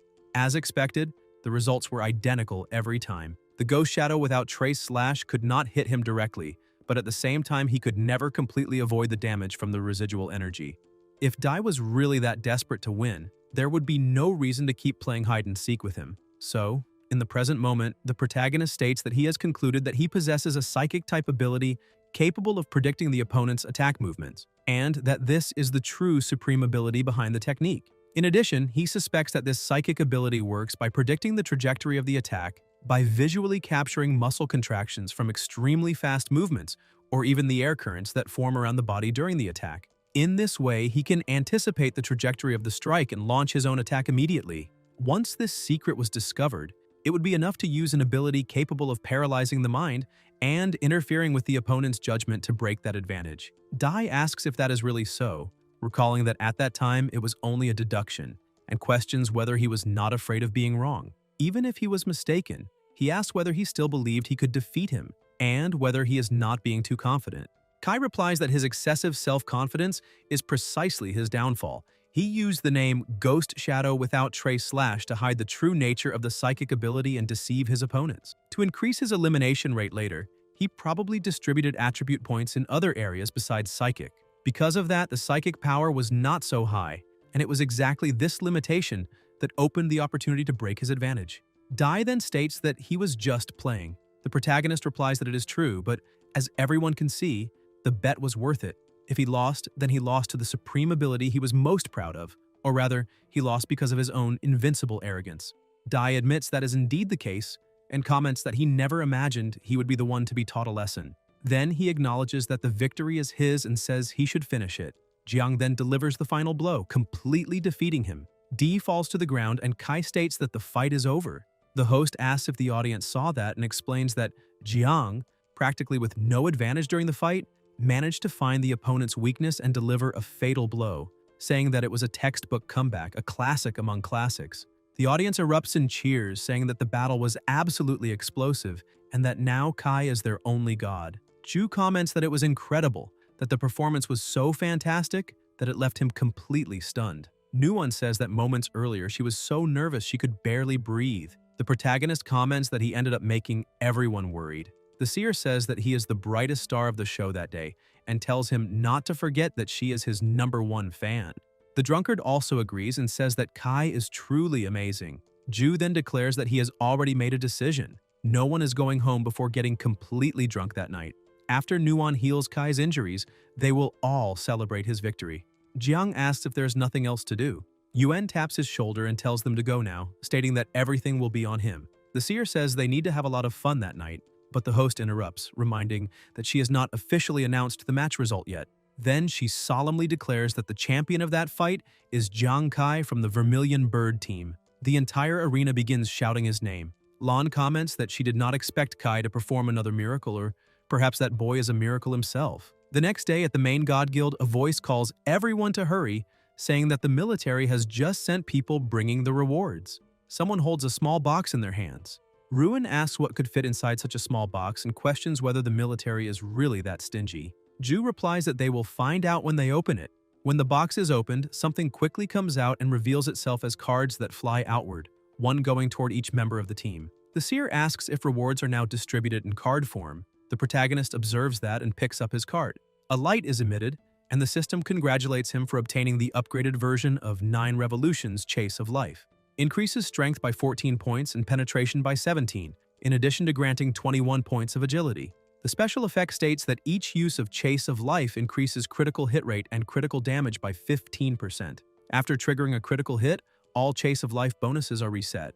Jiang wonders if that is really an upgraded version of Chase of Life and reflects that some weapons have different advanced forms, like top-tier S-class equipment. He did not expect Chase of Life to have a second-level form, which is truly surprising. The 15% increase in critical hit chance means that a critical is practically guaranteed within up to 7 uses of Chase of Life, making the ability much more stable than before. Combined with the armor weakening effect, the chances of defeating high defense monsters become even greater. He then asks what else is there. Someone replies that they know what it is and explains that it is called Mother-Child Stone, composed of a Mother Stone and a Child Stone, with an absolute attraction between the corresponding pair. If they are embedded into the gloves and the Chase of Life device respectively, no weapon will be able to interfere with their function. The seer adds that in fact, these are class progression materials, used between levels 41 and 60 of the spiritual medium class.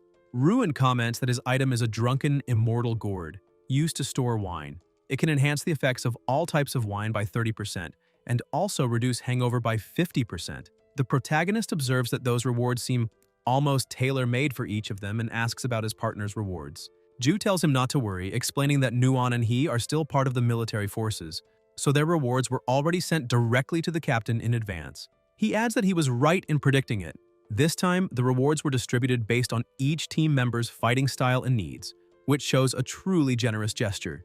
Nuon agrees and says that in fact the stones used to deliver the rewards came from her brother's side, and they also asked her to pass along a message saying that Commander Wei personally requested it. Kai asks if Commander Wei himself requested it. The seer comments that it probably happened because of the captain, since he has a lot of influence. Ruin immediately agrees and asks who else the captain could be, saying that the commander really has refined taste. The protagonist thinks that Commander Wei and Brother Lu have really helped him a lot, and that he needs to thank them personally next time he meets them. Nuon comments that, by the way, he won the finals, so the Azure Dragon Guild must fulfill the bet and hand over the card with the information about the secret realm. Jiang replies not to worry, because within 3 days they will send someone to deliver it. The seer says that he finally won the match and no longer needs to worry about trivial matters or keep that gloomy expression, saying that that worried look breaks her heart. Jiang smiles. In Zhongcheng, the protagonist walks while thinking that when he remembers Yingzi's expression back then, he still feels a slight concern. He always has the feeling that something is bothering her. Today, he decided to surprise her and take her home, and maybe afterward he will ask directly what is going on. Some people pass by talking while he continues on his way. In another room, Jiang asks for permission and asks if Ying is there. A girl replies that she is not and that she was called somewhere else. She comments that she thinks she has seen him before and asks if he is her second brother. Kai confirms that is correct but asks about her being called out, questioning whether she was taken to a teacher's room. The girl replies that no. Actually, during this period, a group of older students has been targeting Ying. The protagonist asks who those people are and what exactly is happening. The girl explains that the leader of the group is called Zhao Lei, a delinquent who just transferred to the school. Apparently his father works for Huang Wei, and using those connections, he acts recklessly inside the school, gathering a group of followers, and even the teachers cannot control him. She adds that Ying was called by 2 girls who usually hang out with Zhao. At that moment, a boy runs out, telling them to hurry because there is no time, but someone stops him. It is a bully, accompanied by his team, who says he has a lot of nerve and reminds him that he had ordered him to be found within 3 minutes after the bell rang, and even so he still dared to ignore his words. The girl looks and says, "That is Zhao Lei." The big guy tries to explain the situation, but Zhao shows no interest in listening and moves forward. However, he notices something. The protagonist steps in his path and asks if he knows Huang Wei. Zhao replies asking which blind dog dares to act so arrogantly, even knowing who he is, and states that he looks tired of living. Jiang says his name and asks again about Ying. Zhao asks if he is that one who does not know his place and offended the Huang family, questioning why he should answer his questions. Then he adds that if he kneels, begs for mercy, and barks like a dog, maybe he will consider showing some compassion. Kai replies that he fears he will not be able to handle the consequences of that. Zhao grits his teeth and says he is still arrogant and that he will show him what regret is. The lackeys also advance. Meanwhile, the big guy runs, and some people comment curiously which unlucky person irritated spoiled Zhao this time. The protagonist remains still as they advance and thinks they are too slow. Jiang easily dodges the attacks of two of them, and the enemies become indignant. Kai moves instantly and strikes both at the same time, knocking them to the ground. Zhao says that since they do not know what is good for them, he will show who really rules that school. Meanwhile, elsewhere, attacks are also being launched. Lu is struck by two girls who say they only asked her to pick up the ball and ask why she had to catch it with her face. They say she is being very careless because if people think they are bullying her, it will cause them a lot of trouble. Lu, injured, apologizes. The girls then grab her bag, throw her belongings on the floor, and say it is good that she recognizes she is wrong. They observe the dirty backpack and ask if the books inside it were also ruined, until they find a photo of June with her brothers and ask what that is. Lu reacts quickly and asks them to give it back, thinking that it is the commemorative photo from last year's birthday, when her older brothers made a cake for her for the first time. The girls ask why she is shouting so loudly and say she seems very fierce. Judging by her nervousness, it seems they found something interesting. They add that if she keeps pushing, they cannot guarantee they will not tear the photo by accident. At that moment, the phone rings. The malicious girl says she is busy right now and asks what happened. On the other side, they inform that someone named Zhang went to the classroom looking for Ying and ended up finding Zhao, and the two started fighting, asking if there really is someone that arrogant. When Lu hears that, she wonders if they are talking about her own brother. June then bites the girl holding her and runs away. The girl asks how she dares to bite her and if she has gone crazy. Lu runs up the stairs quickly, thinking she needs to hurry even more, because those guys have a numerical advantage and her brother will be at a disadvantage. When Jun reaches the corridor, two boys are already lying on the ground.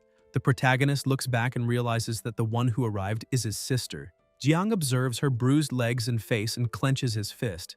Zhao takes advantage of the moment he is distracted and advances, saying that now it is too late to beg. Lu warns him to be careful. Kai lifts his leg, spins quickly, and strikes the opponent. Zhao spits blood. In the corridor, some staff members carry tables while talking about the third relocation, complaining that the teachers in the office are sitting on massage chairs enjoying the air conditioning, while they are used as human forklifts, saying they really wish a lightning bolt would strike at that moment and turn all those long tables into dust. At that instant, some people run past asking about Ying. One of them says that that damn girl had the nerve to make her bleed and that she should just wait because later she will knock her teeth out. Suddenly, everyone feels an enormous pressure spreading and the tables even begin to break. Zhao is thrown away.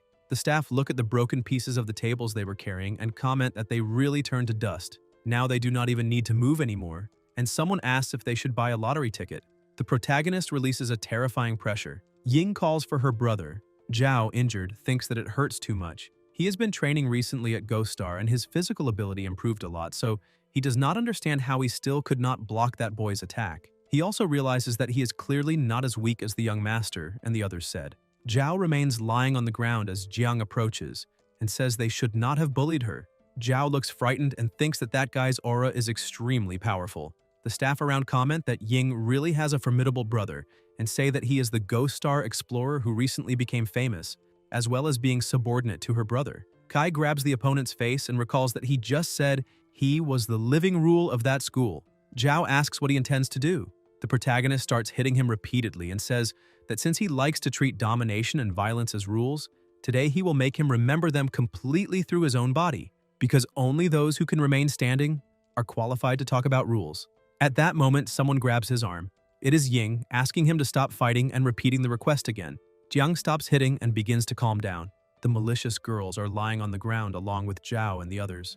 Kai places his jacket over his sister and asks her to wait near the stairs, saying he will be right back. Then he orders the two girls to come closer, stating that he needs to talk to them. Frightened, they say they want to talk. At night, the protagonist takes care of his sister's injuries. Ying grumbles, and Jiang asks if he hurt her. Ying replies that no, that in fact it does not hurt at all, and asks if he is not busy with Ghost Star and why he went to pick her up at school. Kai asks that if he had not gone to pick her up, when she intended to tell about the bullying she was suffering, saying that since they were little she always acted like the older brother, enduring everything alone without saying a word. Ying asks how dangerous Ghost Star is because he also never told. The protagonist hesitates to answer. Ying continues saying that even though he always comes home smiling, not even Commander Wei acted rashly against the influence of the Huang family, so the money he brought home was probably earned by risking his life in Ghost Star. She says she hates not being able to go there and help with anything, and that the only thing she can do is try her best not to worry him and their older brother. She also explains that at first it was just many people spreading some rumors and that the situation only worsened recently. Besides that, she knows he is busy with an important competition, so she could not let him worry. Ying asks why he is not saying anything if he is angry and apologizes. The protagonist says that she grew up without them noticing and that she does not need to apologize, because the ones who were wrong were those who bullied her. He also tells her not to worry, because those scoundrels from Ghost Star cannot defeat him. From now on, he will make a video call every day after work to say he is fine, so she does not need to worry. But if she dares to endure hardship and carry everything alone again, he and their older brother will fight to decide who will use the shovel to demolish the school, because it is natural for a brother to protect his sister. Ying's eyes fill with tears. Jiang hands her the photo of the three of them together and tells her to keep it in a safe place. Ying takes the photo, becomes visibly excited to have it back, says she understands and thanks him. Kai then says they should go home quickly because their older brother will surely be very happy to see them returning together. A few days later at Ghost Star, a voice asks if that is really the location of the secret realm that Dai indicated, and questions whether they were deceived by the Azure Dragon Guild, saying that it looks like just an ordinary wooden cabin. The protagonist replies that yes, and comments that there is no visible mechanism, so it does not seem to be fake. Although the outside of the cabin is deteriorated, the interior is clean and spotless, which makes it clear that it was carefully inspected. In addition, he noticed that the ground in the yard is full of holes, as if it had been dug up and then filled again. That must be a trace of attempts to find the entrance to the secret realm. He adds that someone as proud and arrogant as Dai, even if he lost, would not lower himself to the point of cheating. The seer comments that even if that is true, an organization as large as the Azure Dragon Guild has already turned that place upside down and still did not find the entrance, so she asks how just 3 people could discover it. Ruin agrees and says that if Nuon were there, it would be great because her information-gathering abilities are excellent and she would probably find some clue. The seer replies that there was no other choice, because the two were called back to the team by the military. The protagonist explains that after all, they were only loaned for the guild challenge match, and now that the competition is over, they need to return to training. He suggests that they set up camp nearby that night and observe the area. At night, Ruin sleeps hugging a stone and talks to himself, saying that she's lost weight recently and is no longer as soft to hug, but she is still his beloved wife. Meanwhile, Jiang remains standing, observing the area and thinks that he has already examined everything several times without finding anything unusual, starting to wonder if they were really deceived. At that moment, someone appears behind him. Kai thinks it is his friend and says he is not tired yet, that she can go back to sleep and does not need to switch shifts. Suddenly, a strange sound echoes and the pressure in the air increases. The protagonist quickly turns around and realizes that his friends are still sleeping. A figure approaches again, wrapped in a terrifying aura. Jiang wonders if that is a banshee. Kai moves quickly to attack her, but the strike does not hit. The protagonist is surprised and wonders how Life Pursuit failed to hit her. The banshee then moves quickly toward the cabin. Jiang notices that her speed is impressive and understands that she is heading straight to the wooden cabin, so he decides to follow her. Jiang advances, breaks the cabin window, and jumps inside. The banshee is standing in front of a mirror, looking at herself while combing her hair. Kai attacks again, releasing flames, but still cannot hit her. The protagonist continues launching flames toward her and thinks that he aimed at vital points, yet none of the attacks cause any damage. Time passes until dawn begins to appear. Jiang takes a card and thinks he will try again. Kai releases his power, and just as he is about to land the blow, an extremely strong light is emitted. The card falls to the ground. The protagonist widens his eyes as he realizes the banshee has disappeared. Later, still in that place, the seer asks if he really said that a banshee appeared during the night and entered the wooden cabin. Ruin asks if he is talking about a real banshee. Jiang replies that everything happened so fast that he could not wake them in time and comments that that banshee is extremely strange. After seeing him, she did not attack him. Instead, she ran straight to the cabin and sat in front of the mirror combing her hair. The seer asks if this banshee might have some connection with the secret realm of the cabin. Kai replies that he thought the same, but explains that after chasing her to the cabin the previous night, he tried changing his attacks in several different ways and still could not eliminate her. When dawn came, she simply disappeared on her own. The seer comments that that banshee is really very strange, until someone starts laughing. Everyone looks to the side and sees a young man. He says he did not expect them to have figured it out so quickly. The protagonist asks who he is. The warrior replies that his name is Wu, captain of the Tenglong squad of the Azure Dragon Guild, and leader of the vanguard responsible for exploring that secret realm. Someone then asked if that means the Azure Dragon Guild already knew about that strange banshee for a long time and said nothing before, claiming that this seems to indicate ulterior motives. The warrior asks what he meant by that. Wu laughs and says, "It does not matter because what she said is not wrong." He admits that their intentions are not entirely pure, but explains that they only wanted to personally confirm the strength of the Fire God Squad without any malicious intent. He also says that Jiang is very good, one of the few people he truly approves of, and believes that perhaps they can try to cooperate. Kai responds that he appreciates the admiration, but states that cooperation is probably unnecessary because he never cooperates with people he does not trust. Then he says they should leave. The other team members ask why that boy is so arrogant and what is so special about him. They comment that they spent 2 months trying to uncover the secret of that realm and that he thinks he is so smart. They also remember that his 2 teammates were sleeping deeply the previous night and did not even notice the Banshee's appearance. Wu comments that he truly admires Jiang's fearless spirit and says that since they do not value it, then they will see what kind of impact he can cause. At night, the Banshee appears again. The protagonist tells them to follow the plan exactly. Meanwhile, Wu and his team observe everything from a cliff. One of them asks if they should not go in and take a look, but Wu replies that there is no need to rush. Since Kai insists on facing everything alone, then they should allow him that opportunity. Ruin runs toward the Banshee, calling her his wife and saying he missed her a lot, but he cannot even get close and ends up being thrown away. The seer asks if he's alright. The Banshee smiles. The seer comments that she already tried using her rain prayer technique, and that now not even Ruin's attacks have any effect. As the captain said before, all those attacks are completely useless against that Banshee. The protagonist replies that this is indeed problematic, and starts wondering where exactly the key to the problem lies. The Banshee seems to notice something.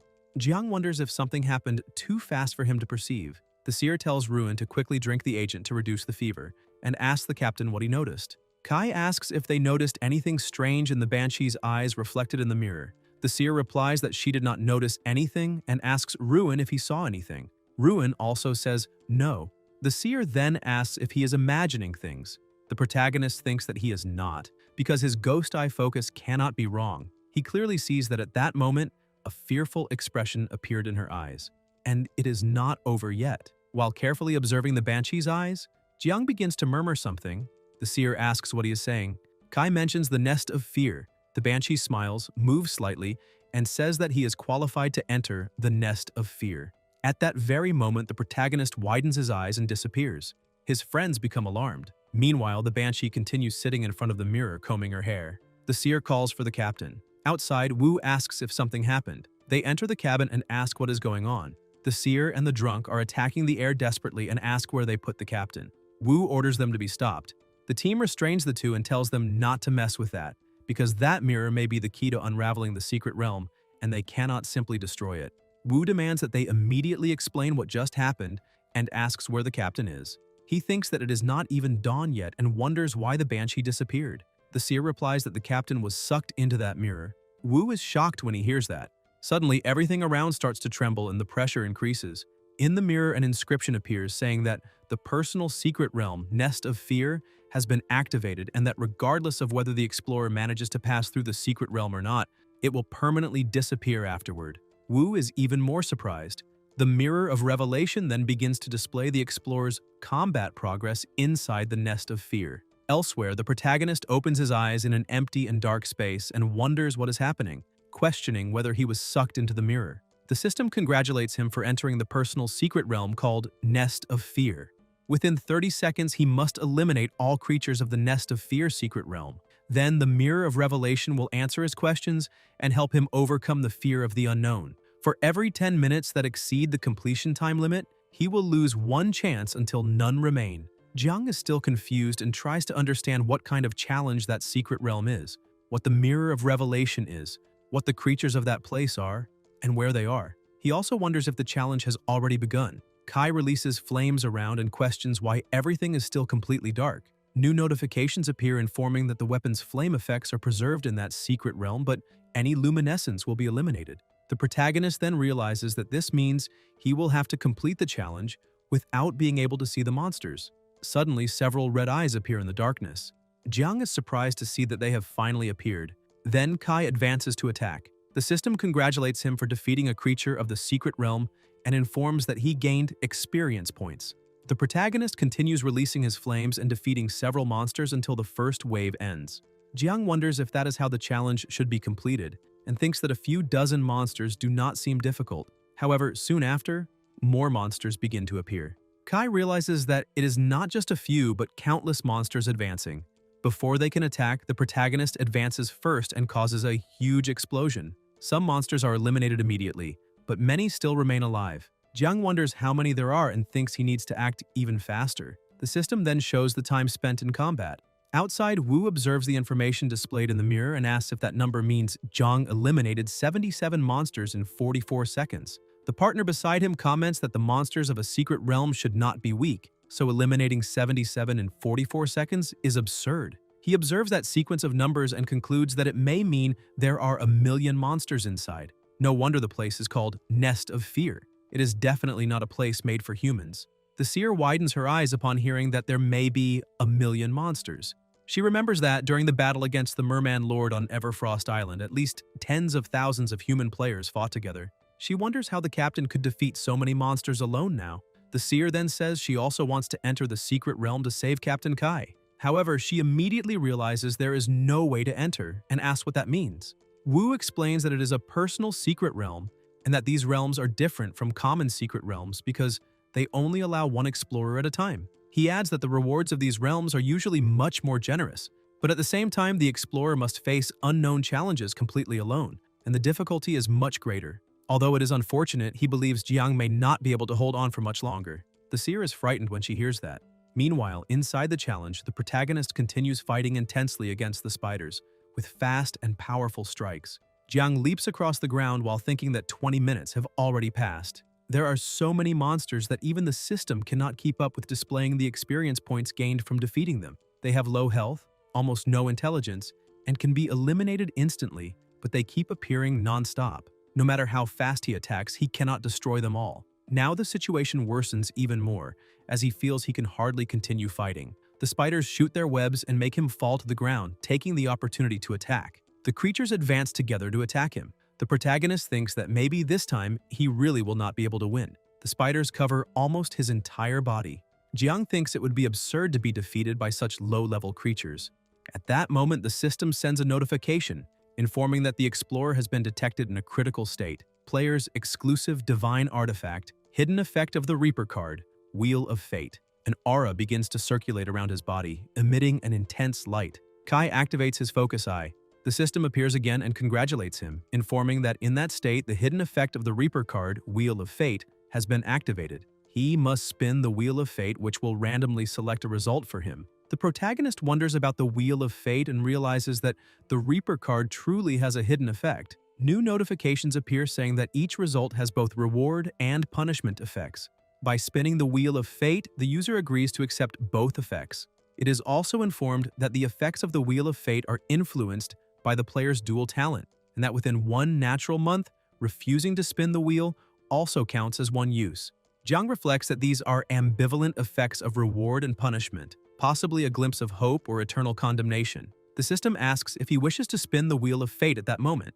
Kai immediately answers yes and orders it to spin. An intense light is emitted. The protagonist's body begins to heal and he feels the pain suddenly disappear. He wonders if that is his mental space and if that structure in front of him is the Wheel of Fate. Jiang observes carefully as the wheel begins to spin. The Wheel of Fate spins rapidly until it finally stops. Kai watches curiously. The system then sends a notification. Rapid recovery, beneficial state. All combat damage will be restored in a short period of time, lasting 60 minutes. Upon activating the dual talent, rapid recovery is enhanced to extreme recovery, allowing any consumption to be quickly replenished and enabling him to return to peak physical condition. However, a negative status also appears. Exposed weakness. Upon taking damage, he will become more vulnerable to fatal blows lasting 60 minutes. With the dual talent activated, this effect is enhanced to fragile constitution, causing any damage to have much more severe consequences and making him feel double the pain. An intense light is emitted, raising a gust of wind, and the protagonist realizes his body is enveloped by a strong, warm current, as if his entire being were immersed in a hot spring. And within the challenge, Jiang lies on the ground with several spiders on his body, until his eyes begin to emit an intense light. Immediately, all the spiders move away from him. Kai stands up and begins releasing his power against the creatures. The protagonist activates his card and states that the stakes have already been set, asking what the next move will be, saying that this is a gamble made with his own life. Flames explode against the spiders, destroying several of them. While continuing to attack, Jiang realizes his body has fully recovered, but also understands that under the negative bonus Fragile Constitution from the Wheel of Fate, if he takes any significant damage, he may lose his life instantly. In other words, as long as he is not hit, he will remain safe. Kai then releases an overwhelming power that strikes the ground and causes a massive explosion. The protagonist thinks that in just a few seconds after contact with the flames, the creatures are almost completely eliminated, and if he manages a critical strike, the process will be even faster. Another terrifying explosion occurs and Jiang thinks he will eliminate even more enemies. Since this is a challenge, it does not matter how many creatures there are. Every challenge has an end. Even if there are 1,000,000 of them, at worst, extreme recovery lasts 60 minutes, enough time to eliminate all of them within that period. Even surrounded by countless spiders, Kai remembers that the gambler's time only lasts 10 seconds and then enters a long cooldown, making this ability unsuitable for the prolonged combat he is facing now. The protagonist decides to wait. After the Reaper card devoured the enhanced version of Life Pursuit, its offensive power seems extremely effective. Jiang holds his card and releases an impressive energy, destroying multiple spiders at once. Kai smiles as several explosions occur around and realizes that, as expected, as long as the Reaper card carries the flames and ignites a wide area, it is enough to wait for a critical strike during the combustion process to trigger a chain reaction, causing more monsters to explode. In the next instant, the protagonist understands that the Reaper card responds directly to his will, which means the attack range is much greater than that of 9 tribulations seeking life. Thus, he can use it to ignite practically the entire battlefield, including distant areas. The smoke begins to dissipate, revealing that all the spiders have been eliminated. Jiang observes the situation and asks why those monsters are moving so slowly, remembering that they are supposedly creatures of a secret realm and should offer more resistance. Then he decides not to think about it anymore and says he will go to them if necessary. On the mirror outside appears the count of eliminated spiders along with the elapsed time. The seer asks if that mirror is broken and why the elimination count suddenly stopped. Wu replies that even if it was only a pause of a little more than 10 seconds, it is still a secret realm where millions of beasts attack a single person. In such a situation, either the explorer dies in seconds or the beasts die in seconds. The partner agrees and says that considering the difficulty of that secret realm, it is perfectly normal that Kai cannot complete it. Instead of worrying too much, he suggests preparing some psychological counseling for when he disconnects, to prevent him from going insane. The seer replies that the one going crazy is him, because the result has not yet been decided, and asks him to stop saying things that bring bad luck and to trust her friend. The warrior asks if the current situation does not already prove something and reminds that they waited patiently at that place for months, only for him to stumble into the secret realm. If Kai truly manages to complete it, he will have nothing to say. However, at least for now, it seems that this opportunity has been wasted. He states that he bets 1,000,000 beasts that Kai is definitely finished. Ruin asks, "Bet what?" The warrior looks at him. Ruin asks again, "Bet what?" The warrior replies that they are really persistent, and then loudly declares that if Kai comes out alive from that secret realm, he himself will immediately kneel and call him father. Otherwise, Ruin will have to kneel and call him father. The warrior asks if he has the courage to accept, and Ruin says he accepts the bet.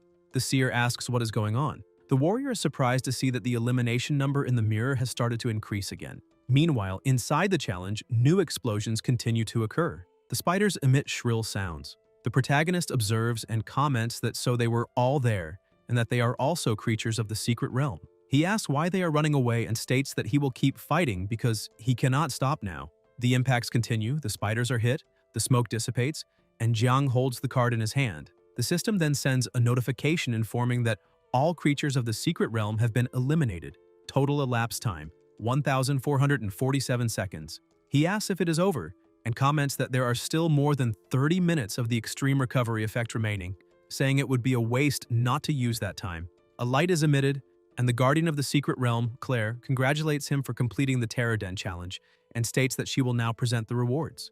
Kai wonders if that is the guardian of the secret realm that Dai mentioned earlier. The guardian explains that he can now ask 5 questions to the Mirror of Revelation within the limits of his authority. The protagonist thinks that such an opportunity is extremely valuable. It would be a waste to ask only about the ingredients of the player's class change recipe. Perhaps it is possible to extract some truth about the ghost star and better prepare for the approaching crisis, although he does not know exactly what the scope of that authority is. He needs to ask the questions quickly because the energy of the Mirror of Revelation will run out in 5 minutes. Jiang realizes there is also a time limit and asks what the relationship is between the ghost star and the beast god of the blue star. The two stare at each other for a moment. Kai realizes there was no reaction and imagines that the difficulty of the question may have exceeded the allowed authority limit. Claire replies that the first question exceeded the established limits and informs that he still has 4 opportunities remaining. The protagonist thinks this was expected and then asks regarding the materials for the player's class change, what respectively represent the spontaneously igniting flames, the unpredictable metal, the floating earth, and the calm wind. A light begins to move in the mirror. Jiang observes and says the answer has arrived. The pressure increases, and Kai asks what that is, questioning if it is the celestial fire tree. The protagonist observes the mirror as flames appear reflected. Jiang remembers what Nuan said earlier. Those are celestial fire trees about 20 years old, and those that surpass 30 years can evolve into celestial fire tree spirits. When defeated, there is a chance to obtain the fire tree heart, a material that enhances flame effects. In the present, Kai says that is exactly it. Without fuel, it generates flames directly. The fire tree heart is precisely the spontaneously igniting flame, and he realizes he should have thought of that when he was in Blazing Flame Ridge. The light in the mirror moves again. The protagonist then mentions silver iron and says he remembers it is a metal from the ghost star, liquid at room temperature and relatively common. He did not expect that to be the so-called unpredictable metal. Soon after, Jiang observes an image of a desert appearing in the mirror and thinks it does not make sense. Kai looks more closely and says it is not exactly soil but dust. He explains that when dust settles, it becomes earth. Therefore, when it is suspended in the air, it is floating soil. Soon after, the sky appears clear in the mirror. The protagonist asks if that now represents the sky and comments that apparently there is nothing in it, questioning what that has to do with calm wind. Then he asks for a moment and realizes that it is not that there is nothing there. There is also air. The system then notifies that the Mirror of Revelation has answered all 5 questions. Jiang reflects that the heart of the celestial fire tree, silver iron, dust, and air, 4 of the materials required for the gambler's level 20 class change, are extremely common elements. It seems that the most important thing is to free oneself from conventional thinking and see what others ignore. Following this logic, he begins to deduce that the flowing water from the spring is probably... Kai concludes that it is rainwater, the most common form of water circulating between the sky and the earth. He realizes that all the answers have been revealed and wonders what kind of surprise this new class will bring after the profession change. Claire then announces that she will present the second reward. The protagonist is surprised, and new notifications appear congratulating him for obtaining the SS level weapon called Sacred Radiance Crystal. Jiang picks up the item, and new information appears. Sacred Radiance Crystal, SS grade weapon, controllable by will. When activated, a halo of sacred radiance forms within a radius of ½ meter around the target. Upon activating this aura, it is possible to use once the effect Soul Purification, which purifies abnormal mental states to a certain degree and grants random immunity to one type of mental attack. Kai observes that since the effect forms around the target, this sacred radiance crystal can be used not only on himself but also on others. He also realizes it is extremely easy to use, just like the Reaper card, as it can be controlled directly by will. More importantly, it has a powerful mental purification effect. The protagonist reflects that for a long time, adventurers did not have effective means to deal with mental attacks. Even the fear scream of an elite banshee was enough to drive away countless explorers. Now, combined with the undead armor he previously obtained, he already has 2 tools capable of granting immunity to mental attacks.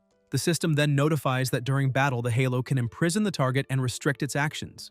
This process does not consume the user's energy. Instead, it is the target itself that recharges the Sacred Radiance Crystal. When fully charged, the purification effect can last 10 minutes, while the binding effect can last from 3 to 180 seconds. The exact duration depends on the energy difference between both parties. Jiang observes that this weapon also has the ability to restrict movement, but reflects that although the Sacred Radiance Crystal is a very pleasant surprise, at the moment it seems to have mainly purification and support functions in combat. The protagonist then wonders why the classification of this item is so high. More notifications appear explaining that the Sacred Radiance Crystal is a unique rarity weapon from the Ghost Star, originally obtained as the so-called Tear of God in another personal secret realm, and that this item has upgrade potential. After leveling up, a second activation state can be unlocked. Jiang then comments on the unique quality of the Ghost Star. He remembers that his Reaper card is also a unique rarity weapon, exclusive to the Gambler class. However, although the Sacred Radiance Crystal is not limited to any specific class, there is only a single copy in the entire Ghost Star. He concludes that at a critical moment, this item may become one of his greatest trump cards. The system then displays the completed progress and the total elapsed time of the challenge. Outside, Wu observes the result and asks if Kai really eliminated all 1 million monsters of the secret realm. The partner comments that the mirror must be broken. At that moment, a light is emitted again. The warrior observes carefully, as does the protagonist's companion, until he emerges from the mirror completely intact. Thus, the secret realm is completed, and moments later, the drunk asks the protagonist if he really eliminated 1 million monsters, and Nuon also asks if there were traps in that secret realm, and if the Guardian was difficult. However, the protagonist smiles and says they're asking too many questions and he cannot even think of the answers. At that moment, Wu approaches and says that honestly he did not expect him to accomplish that, and congratulates him for passing that personal secret realm. He also apologizes for being arrogant, stating that he should not have hidden information about the Banshee, and claims that Kai is truly the most fantastic young explorer he has ever seen. The protagonist then smiles and says he never does anything to impress anyone. He extends his hand to Wu, who is surprised, and says that anyway he appreciates that sincere apology, emphasizing that he is not such a bad guy either. Wu then smiles in relief and they shake hands. Both Wu's companions and the protagonist's companions are happy to see them shaking hands. And at that moment, Nuon asks if they remember any bet they made about the captain coming out alive from that secret realm. Immediately, the guy who made the bet is shocked, and the protagonist asks what she's talking about. However, before he could understand, the former bully kneels in front of Ruin and calls him "my daddy." A few days later, the seer asks why the captain is taking so long to complete the class change, and comments that the process is taking even longer than when it happened with Nuon. Ruin replies that after all, the captain's profession is a completely new class, so it is normal that it takes longer, suggesting that everyone wait a little more. Meanwhile, an intense light envelops the protagonist's body, which slowly begins to float in the air. Guys, if you enjoyed the video, leave a like, comment, and subscribe to the channel so you don't miss new content. Thank you.